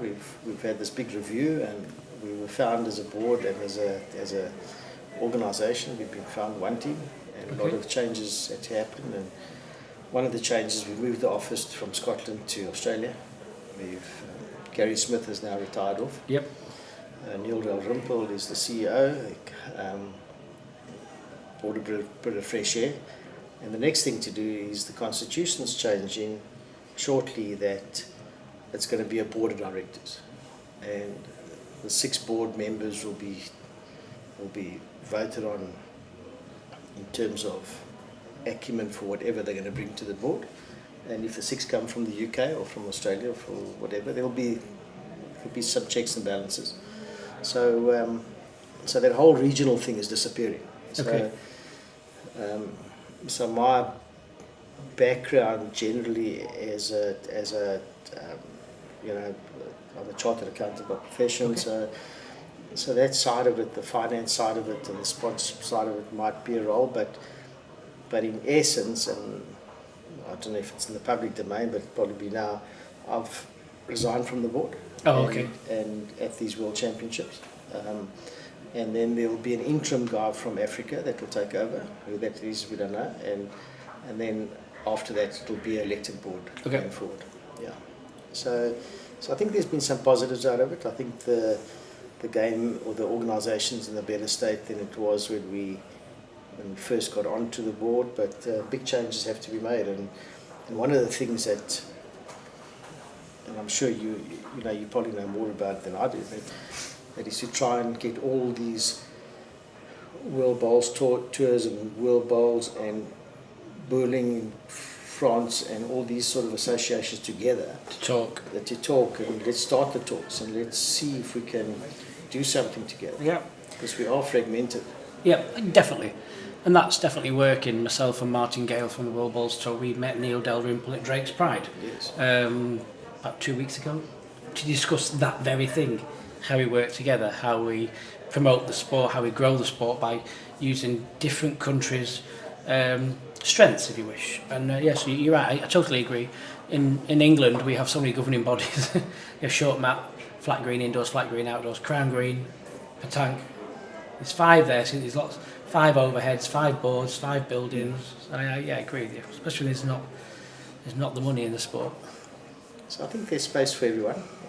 If you take the egos, everything out of it, and let's grow the game, I think we've got a chance, And I think everyone's a little bit at fault, I think the WorldBowls bots, we always think is the be all end all, but we've got a wake up call, and so I think it's a new era. I think this discipline, the fact that Adelaide has given up the Commonwealth Games is very concerning. Yes. It's a massive amount of money, isn't it? Massive amount of money. That's coming from someone that already has the facilities. It's different when you've got to build the facilities. Yeah, exactly. It's strange. Like Birmingham Commonwealth Games, I think there was only one of the buildings they had to build from scratch, I think. The rest were already there and were just upgraded, given like a new leaf of life, you know what I mean? That's the way forward, I think. Yeah, exactly. I'd like to see a bowling country, for the sake of the sport, a bowling country to get it. My worry is if you go to a country that has no bowling greens at all, they may elect not to even have it. So that's the worry that comes off the back of that.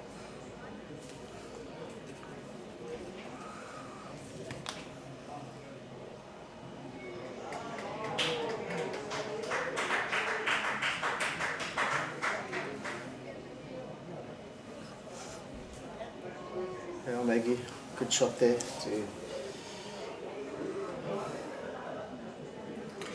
Question coming in here for myself. Question for Jason. I heard you had a few bowls on the green at Cirrus with Johan Stoffel on Monday. What do you think of the green? I thought the green was excellent. I thought it was good paced. I only played one rink, so it's hard to judge the book, but the rink I played on, which was the N rink nearest the car park, excellent. I still beat them both. Which is probably why it was excellent. So they won't be happy to that, but no, it was great. Yeah, I got explained how they have all these business leagues, and it's just basically people that have the business in the area come, and massive amount. So if you can keep 50% of those people on as members, that's the way forward. Yeah, so this Petula Fortuin that won the middle game, the session before this, on her little CV, she said she went to the club as part of the business league. Oh, there we go. And it's shows you it's working. I'd never heard of that before. You see. So it's not big in Johannesburg. Okay. But in these, down here and the smaller Cape towns, the towns in the Cape, business league very important. And they run for 4, 5, or 6 weeks. It's a competitive, social drinking sort of society, and then there's a few that hopefully get converted.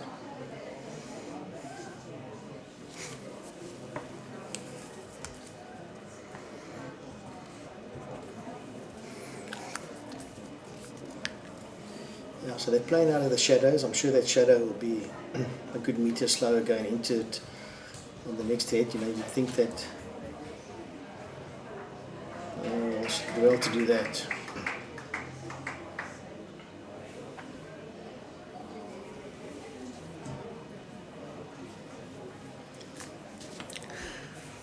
Don't forget, for those asking for results, all the results are uploaded on this brand new app, bowlscout.co.za.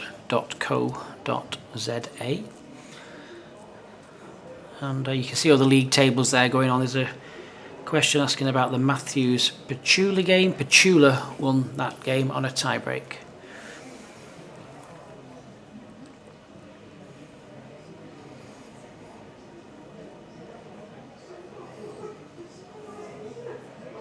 Oh, look, she's doing well with that little ride, isn't she? Yeah, she mastered that. Yeah, I'd start charging to use that. Let's try to use that on her. Big bowl this. You know, he's got a decent lead in this second set. Won't want to drop a 3 or a 4 here.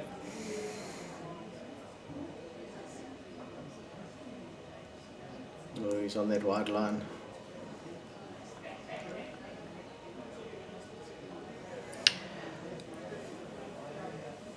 Well, a spare shot. 4 feet to draw for a full house.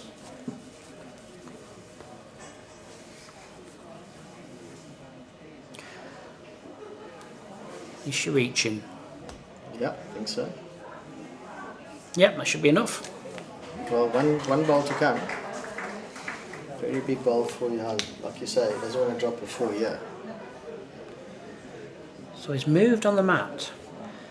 A slightly tighter line, it should automatically bend more. Might bend too much now. Hasn't got the weight, has he? Nope.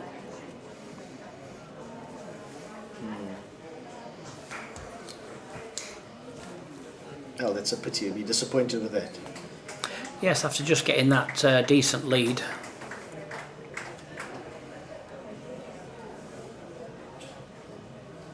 The markers have worked well today. I mean, they've done 4 games, and well, I would call it really hot weather. Yeah, so the games, I don't know what the average ends must be. So we're playing 18 ends in a tiebreaker, so it's pretty much a full game. Yeah. You know? I think they're running about an hour and a quarter. I mean, this game's been going on an hour and 10 now.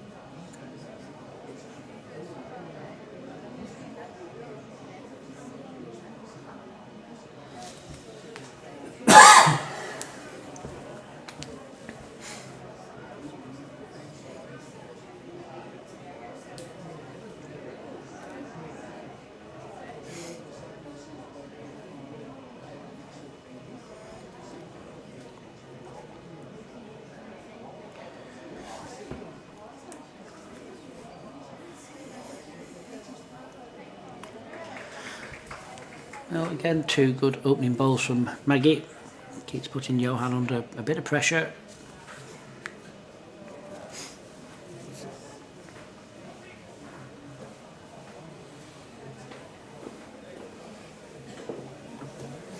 Needs to make contact because he's definitely arriving. Has done, yeah, that's a shot. Well, similar bowl for Maggie if she wants it. She can play underneath, get to it. She's sticking to that forehand. She's been playing it well. Not so easy to get to the bowl on the forehand, but clearly very confident down here. She can promote her own if she wants. Slightly underneath will be good. That's the only thing I find with that hand. Just slightly up, just sticks a touch.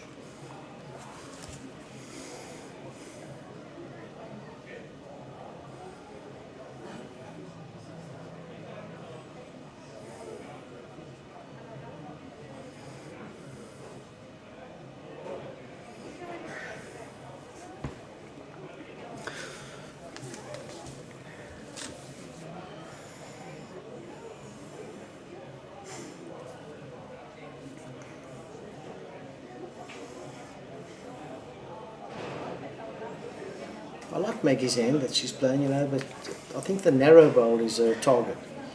You know, work off the narrow. If it drifts, you got the jack, and if you're slightly wide, you got the other wider bowl. If your wide bowl's a target, then she'll be wide with her as she was with her third bowl. This looks like a better line.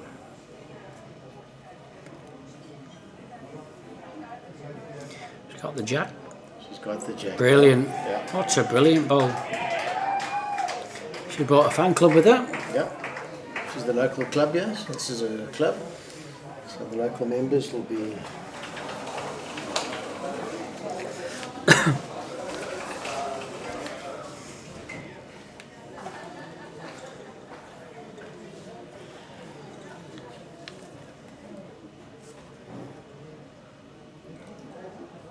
Come on, Johan. Big shot, yeah. Especially if he's playing the ditch hand. This ditch hand is stood right on the outside of the mat. This bowler is going to bend quite a bit unless he's playing pace. He needs pace, I think.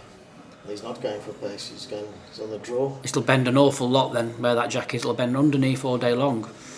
Yeah, it doesn't tell me. Oh, not another one, surely. Oh! Yeah.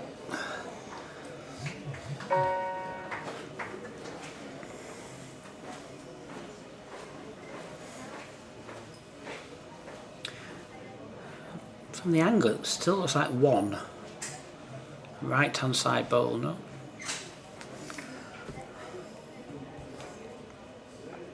I think Johan likes his. Oh, really? He's asking her to look at. Yeah, it's 1-2, Maggie.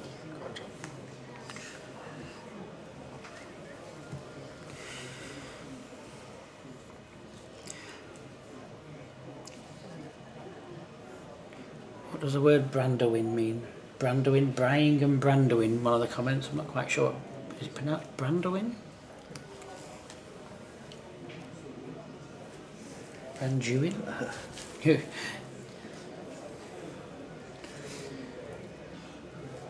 Yeah, so they talk about Brian and Brandowin. Oh, Brandowin. Yeah, so that is a braai, which you've had a braai, I'm sure. Yeah, I've had a braai, yeah.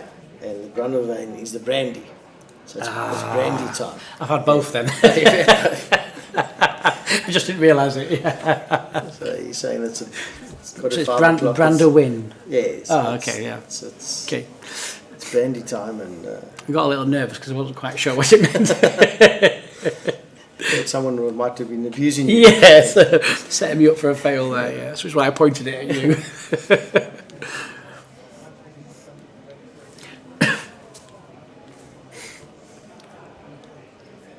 Not a good start by the players. So it's like you and I on a Sunday afternoon. Yeah. Jason. After Brian Brandowin. Yes.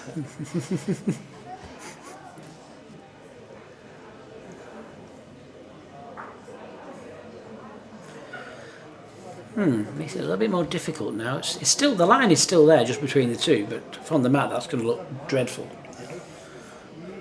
Explain the concept of the angles of the cameras, because you know the front bowl is probably just under 2 foot away. Meantime, on the visuals, it looks like it's nearly 2 meters away. Yep. And then plotters are still got the camera, still got the visual here next to the mat where you can. Yes, we have a little small monitor just behind the advertising board that the players can just have a little quick glance. There's a great shot. Jack's a little bit exposed for Johan on his forehand. Got a good ball at the back.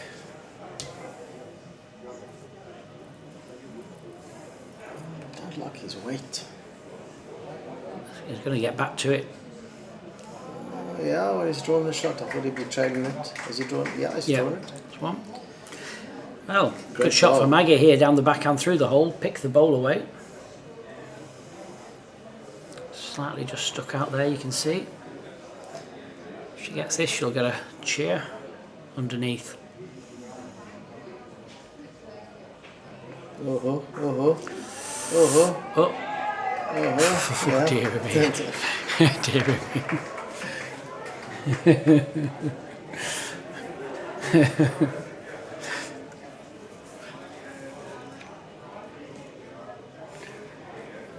have 6 numbers, please, Maggie. Johan's got to follow her down.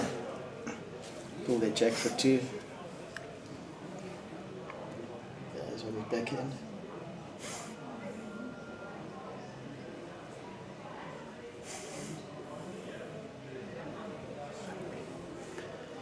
Well, he needs a little touch.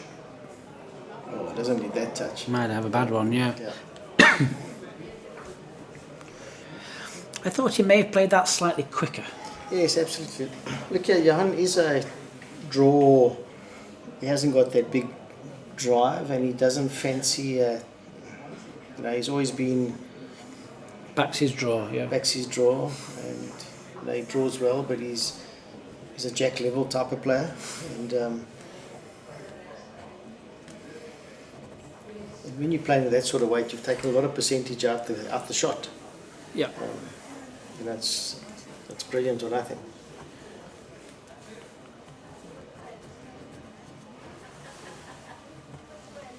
To wrap up the day, Jason, you've had a good day? Has it been a... Yeah, it's been a great day. I mean, it's always great to get involved anyway, but then on the games I've had a little bit of a time off. I've just been mingling, chatting with the sponsors, making sure everything's okay for them as well, because it's a two-way streak. We have to make sure everything's running fine for the bowls, but we also make sure the sponsor Fairtree is also happy. They seem extremely happy. Hopefully they will stay on board with the PBA in South Africa. Yes. And just speaking to people that are not even playing, they're really, really enjoying the occasion. So it's well done to the people that have had a say in making all this happen.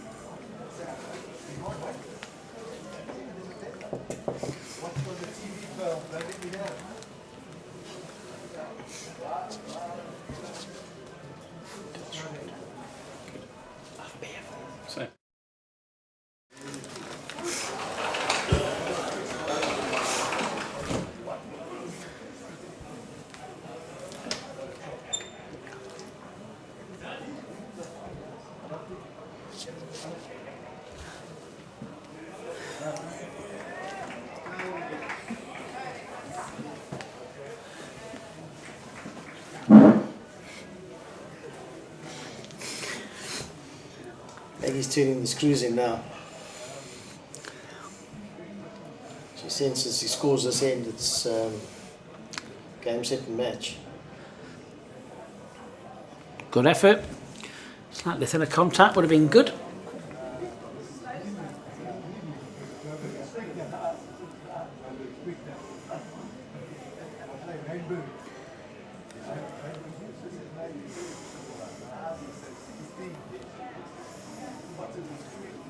Come on, Johan, you've got to reach it with nice sort of pace. Yep, definitely. Nothing to lose.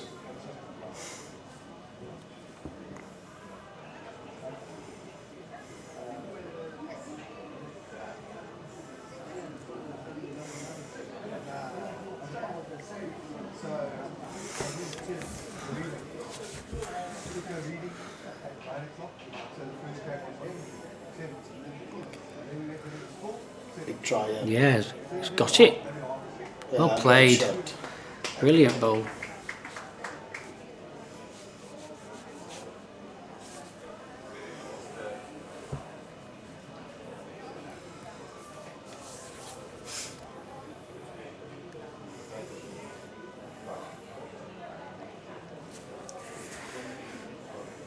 Maggie needs a little bit of a help. Well, she's turned the ball out.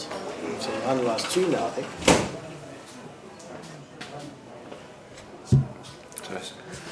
Thank you very much, sir.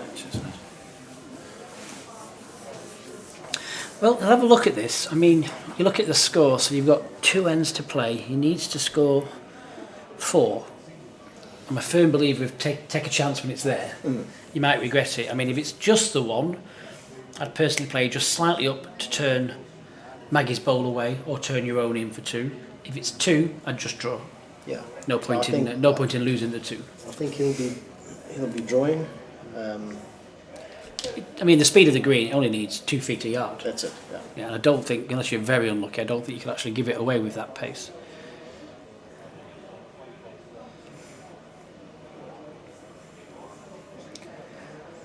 Got decent weight. Needs to hold up. Needs to hole up for the bowl. No, he's going to make. Can he run through? Yeah, I think so. Great shot. Definitely 2.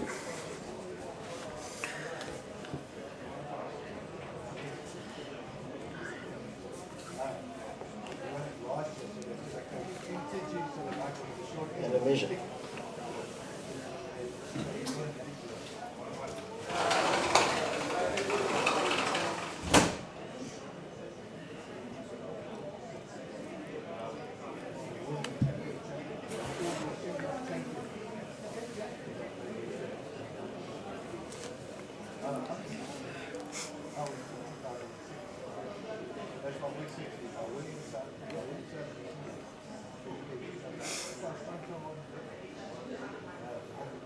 Umpire. Has the umpire been called? Be chance to see your aerial measure again. Aerial measure, yeah. Jason, have you got stats from the indoor about, we were talking the first 16 games, the first session. There were 9 tiebreakers. And the feeling is that there's probably 50-50 of tiebreakers over today. We'll hear those stats a little bit later. Is that something that's prevalent in that indoor? Is there a lot of that? Yes, there is. Yeah. It's I think because the standard is so high and consistent, we do get a lot of tie breaks. But also we have, it's Martin Gale. He has a program. So every time the game's finish, he enters it into a program, and that automatically generates statistics like head-to-heads. Oh, right. So we can say these people have played each other X amount of times, this person's won this person's won that, the last time they beat them was here and there. Okay. It just adds to a bit Absolutely. of information, yeah. Yeah, so Johan got 3. Last end, this is a mini shootout, a mini tiebreaker. Yeah, big end.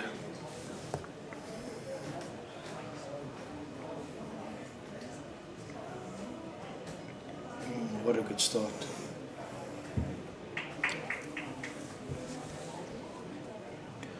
You can see the bowl falling the wrong way. Yeah. Indicating the tightness of that particular hand.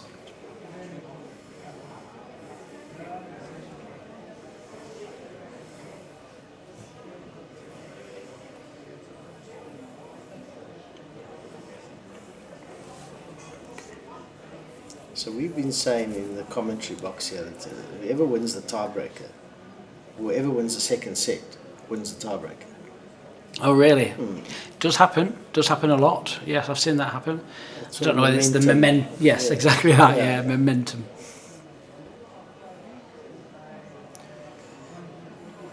Just that shorter length jack, you see, less distance, less chance for the ball to bend back. Shorter length jack had played the swinging hand. Maggie's not shy to use a bit of weight, so she might be drawing here, but rest assured if she misses here, the next one's going to be reaching. Well, this is dear. Reaching, right? Maggie. The crowd, it's the way the crowd clapping. It was, very fortunate. Those are stuff you've got to blank out as a player, aren't they? Because in a way, you shouldn't really be clapping a ball. Yeah, exactly. It wasn't really a good bowl, it's got shot, but you've got to just try and blank it. It's going to turn it in for another. I don't think he's made it worse. I'd be on the other hand now with a bit of speed. Because it's duck or no dinner, but I'd be...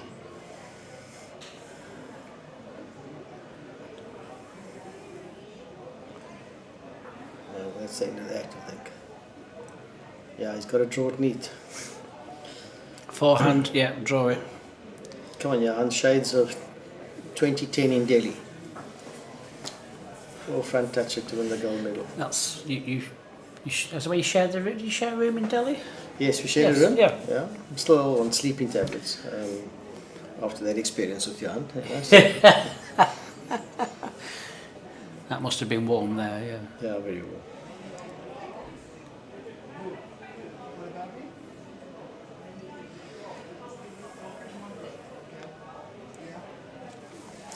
I think he's going to get close. I think he's going to get Got a forehand draw, swing it out on the swinging hand. Oh, it's under it, is he? Depends on his pace. Close. Close. Got it. Yeah. What a bowl. What a shot. Yeah, what a shot. It's a great bowl under Shades pressure. of 2010. Well, you tipped it, Jerry. Yeah. Maggie's not finished.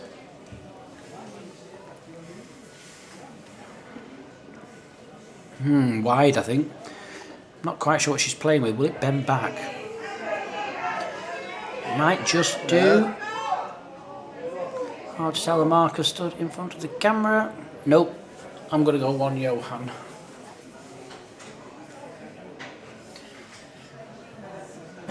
Oh, well, he's picked up the mat. He's convinced.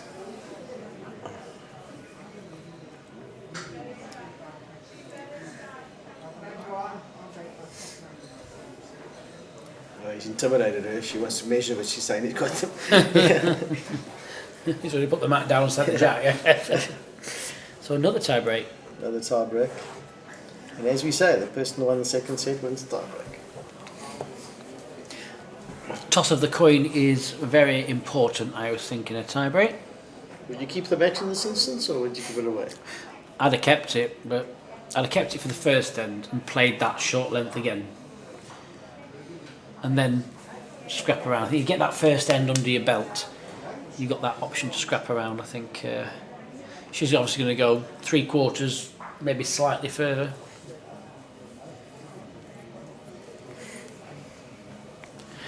And in the tie break, if you have just joined and for the first time, it's just the ends won. It doesn't matter how many scores you score in the tie break. It's first player just to win 2 ends, whether you win a 1, 2, 3 or 4.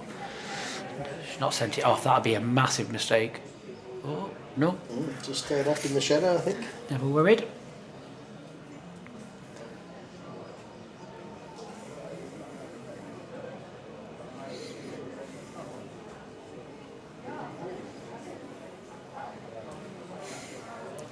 Certainly attracting a crowd, this one, Jerry. I know a lot of I think almost all of the other games have finished, so it's good to see a big crowd. Yeah, there's a nice crowd in, and like I say, Maggie is the local club member, so she's got all the support locally, so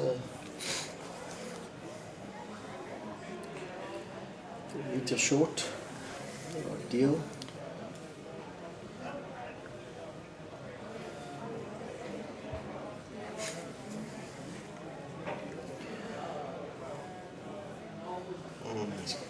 Close, is he? Just up. Just up, yeah.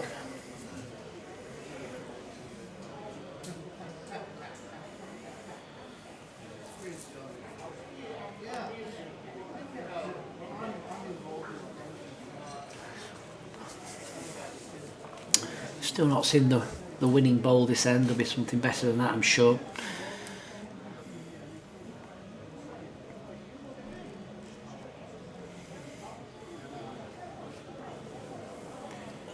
Pulling up in that shadow now. Those patches are probably a little bit soggier.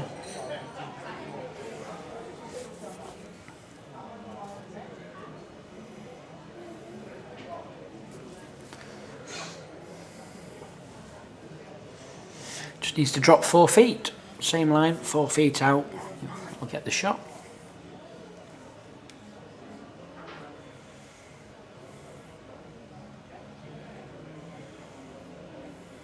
Great line again. Better pace. Here comes the winner with a miss. Great bowl.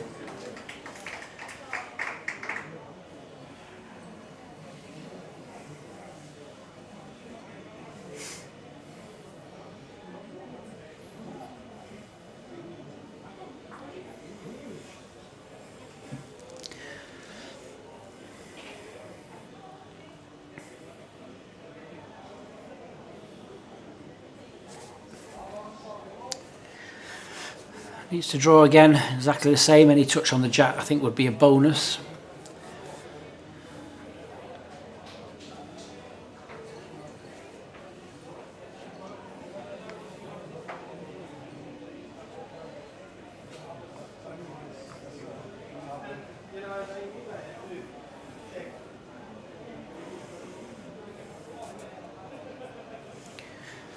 Slightly wider. Slightly wider. It will come back though with good pace. The more you throw it out there, if you're good pace, it'll still get back centre, just overplayed. It's good.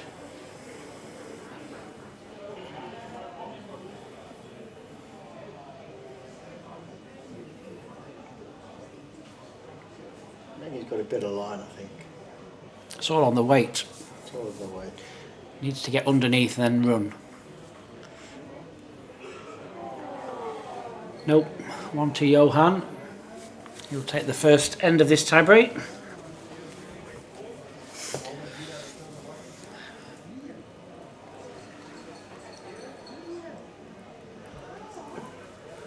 This is interesting, so let's see where we go again.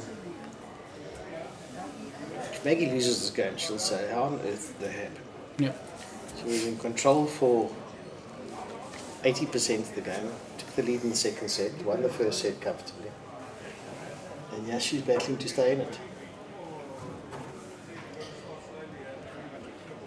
It's probably one good bowl from being knocked out the section.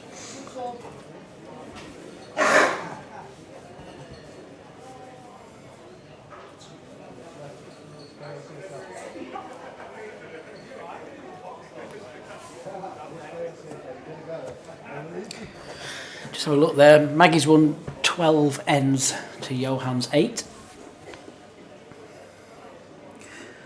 Maggie scored 19 shots. Johan scored 14.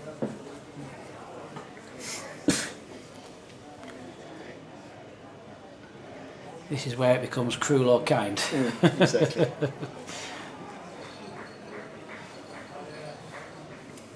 Little shorty for Johan, he likes these little lengths, I think. I think he prefers just that slightly looser green, that quicker green. Yeah. Yes. So obviously by forcing a shorter jacket, it automatically becomes a bit more touchy. And a decent opening start there.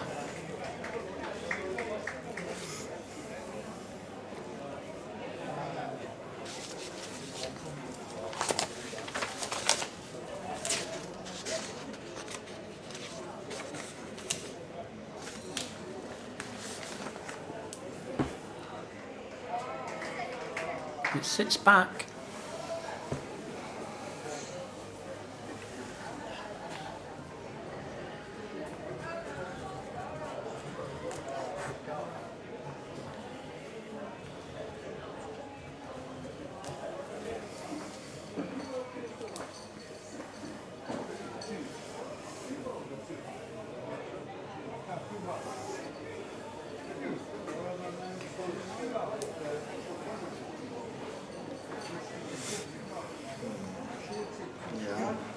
Maybe just that little bit of tension on a tie-break that you sometimes see. Tight. A cracking line there. Oh, she's going to sell the shot. Oh dear. Just a bit quick, wasn't she? Yeah.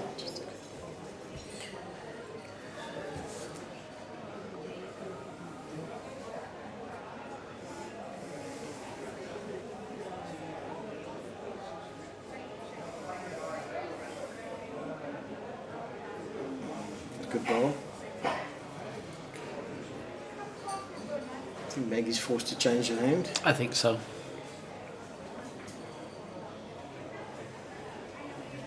It's a nice drawing hand that you can give you a chance to get back to the bowl. If you're slightly inside it, you might have the jack. Nice to play with a meter of weight.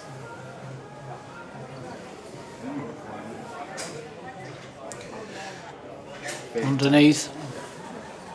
You've got the meter of weight, a lot of weight, but very, very tight.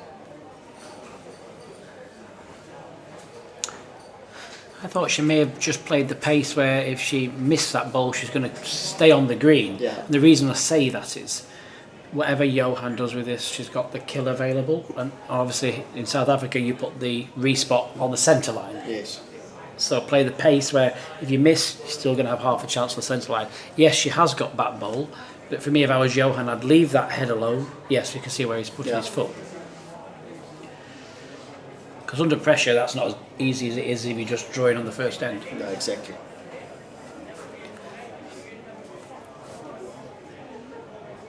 And like you say, that third bowl of hers, the last bowl of hers, wasn't confident. You know, it was, let me use weight instead of line and see what happens type of thing. Yep. So it was just beat the spot. She flicks it out, and she flicks it out.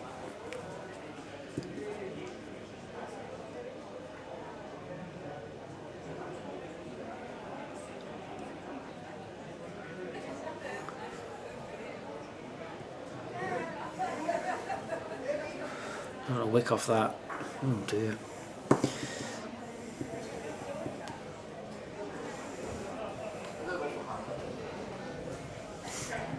So one big bowl from Maggie to stay in the game. Does she have a decent? I don't mean a dry. Does she have a decent tacking bowl? I think she likes the attacking. You know, she skips in her province at a good level. So I think she's got all the shots. Then I'd just go straight for the jack. Kill the jack. She's got the respot. Yes. If she hits the bowl, I'm not quite certain if it's going to jam. It's going to jam against her own bowl.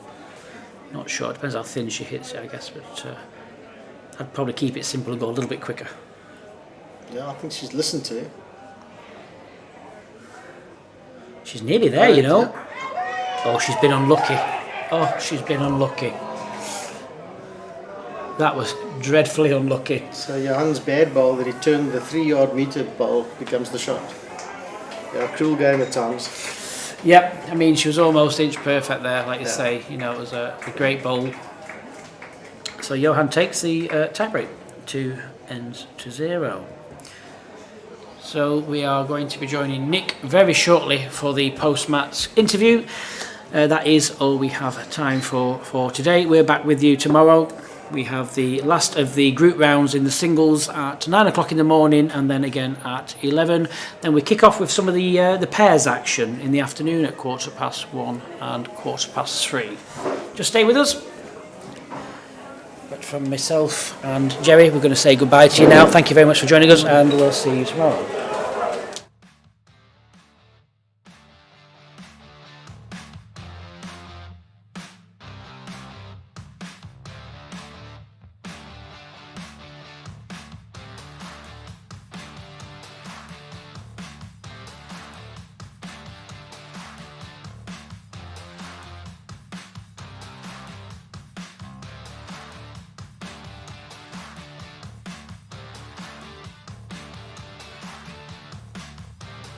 Witnessed the end of a rather interesting game, I would say. You know, Johan, you were totally outplayed in the first set and played an absolute ripper of a shot with your last on the last end of the second set.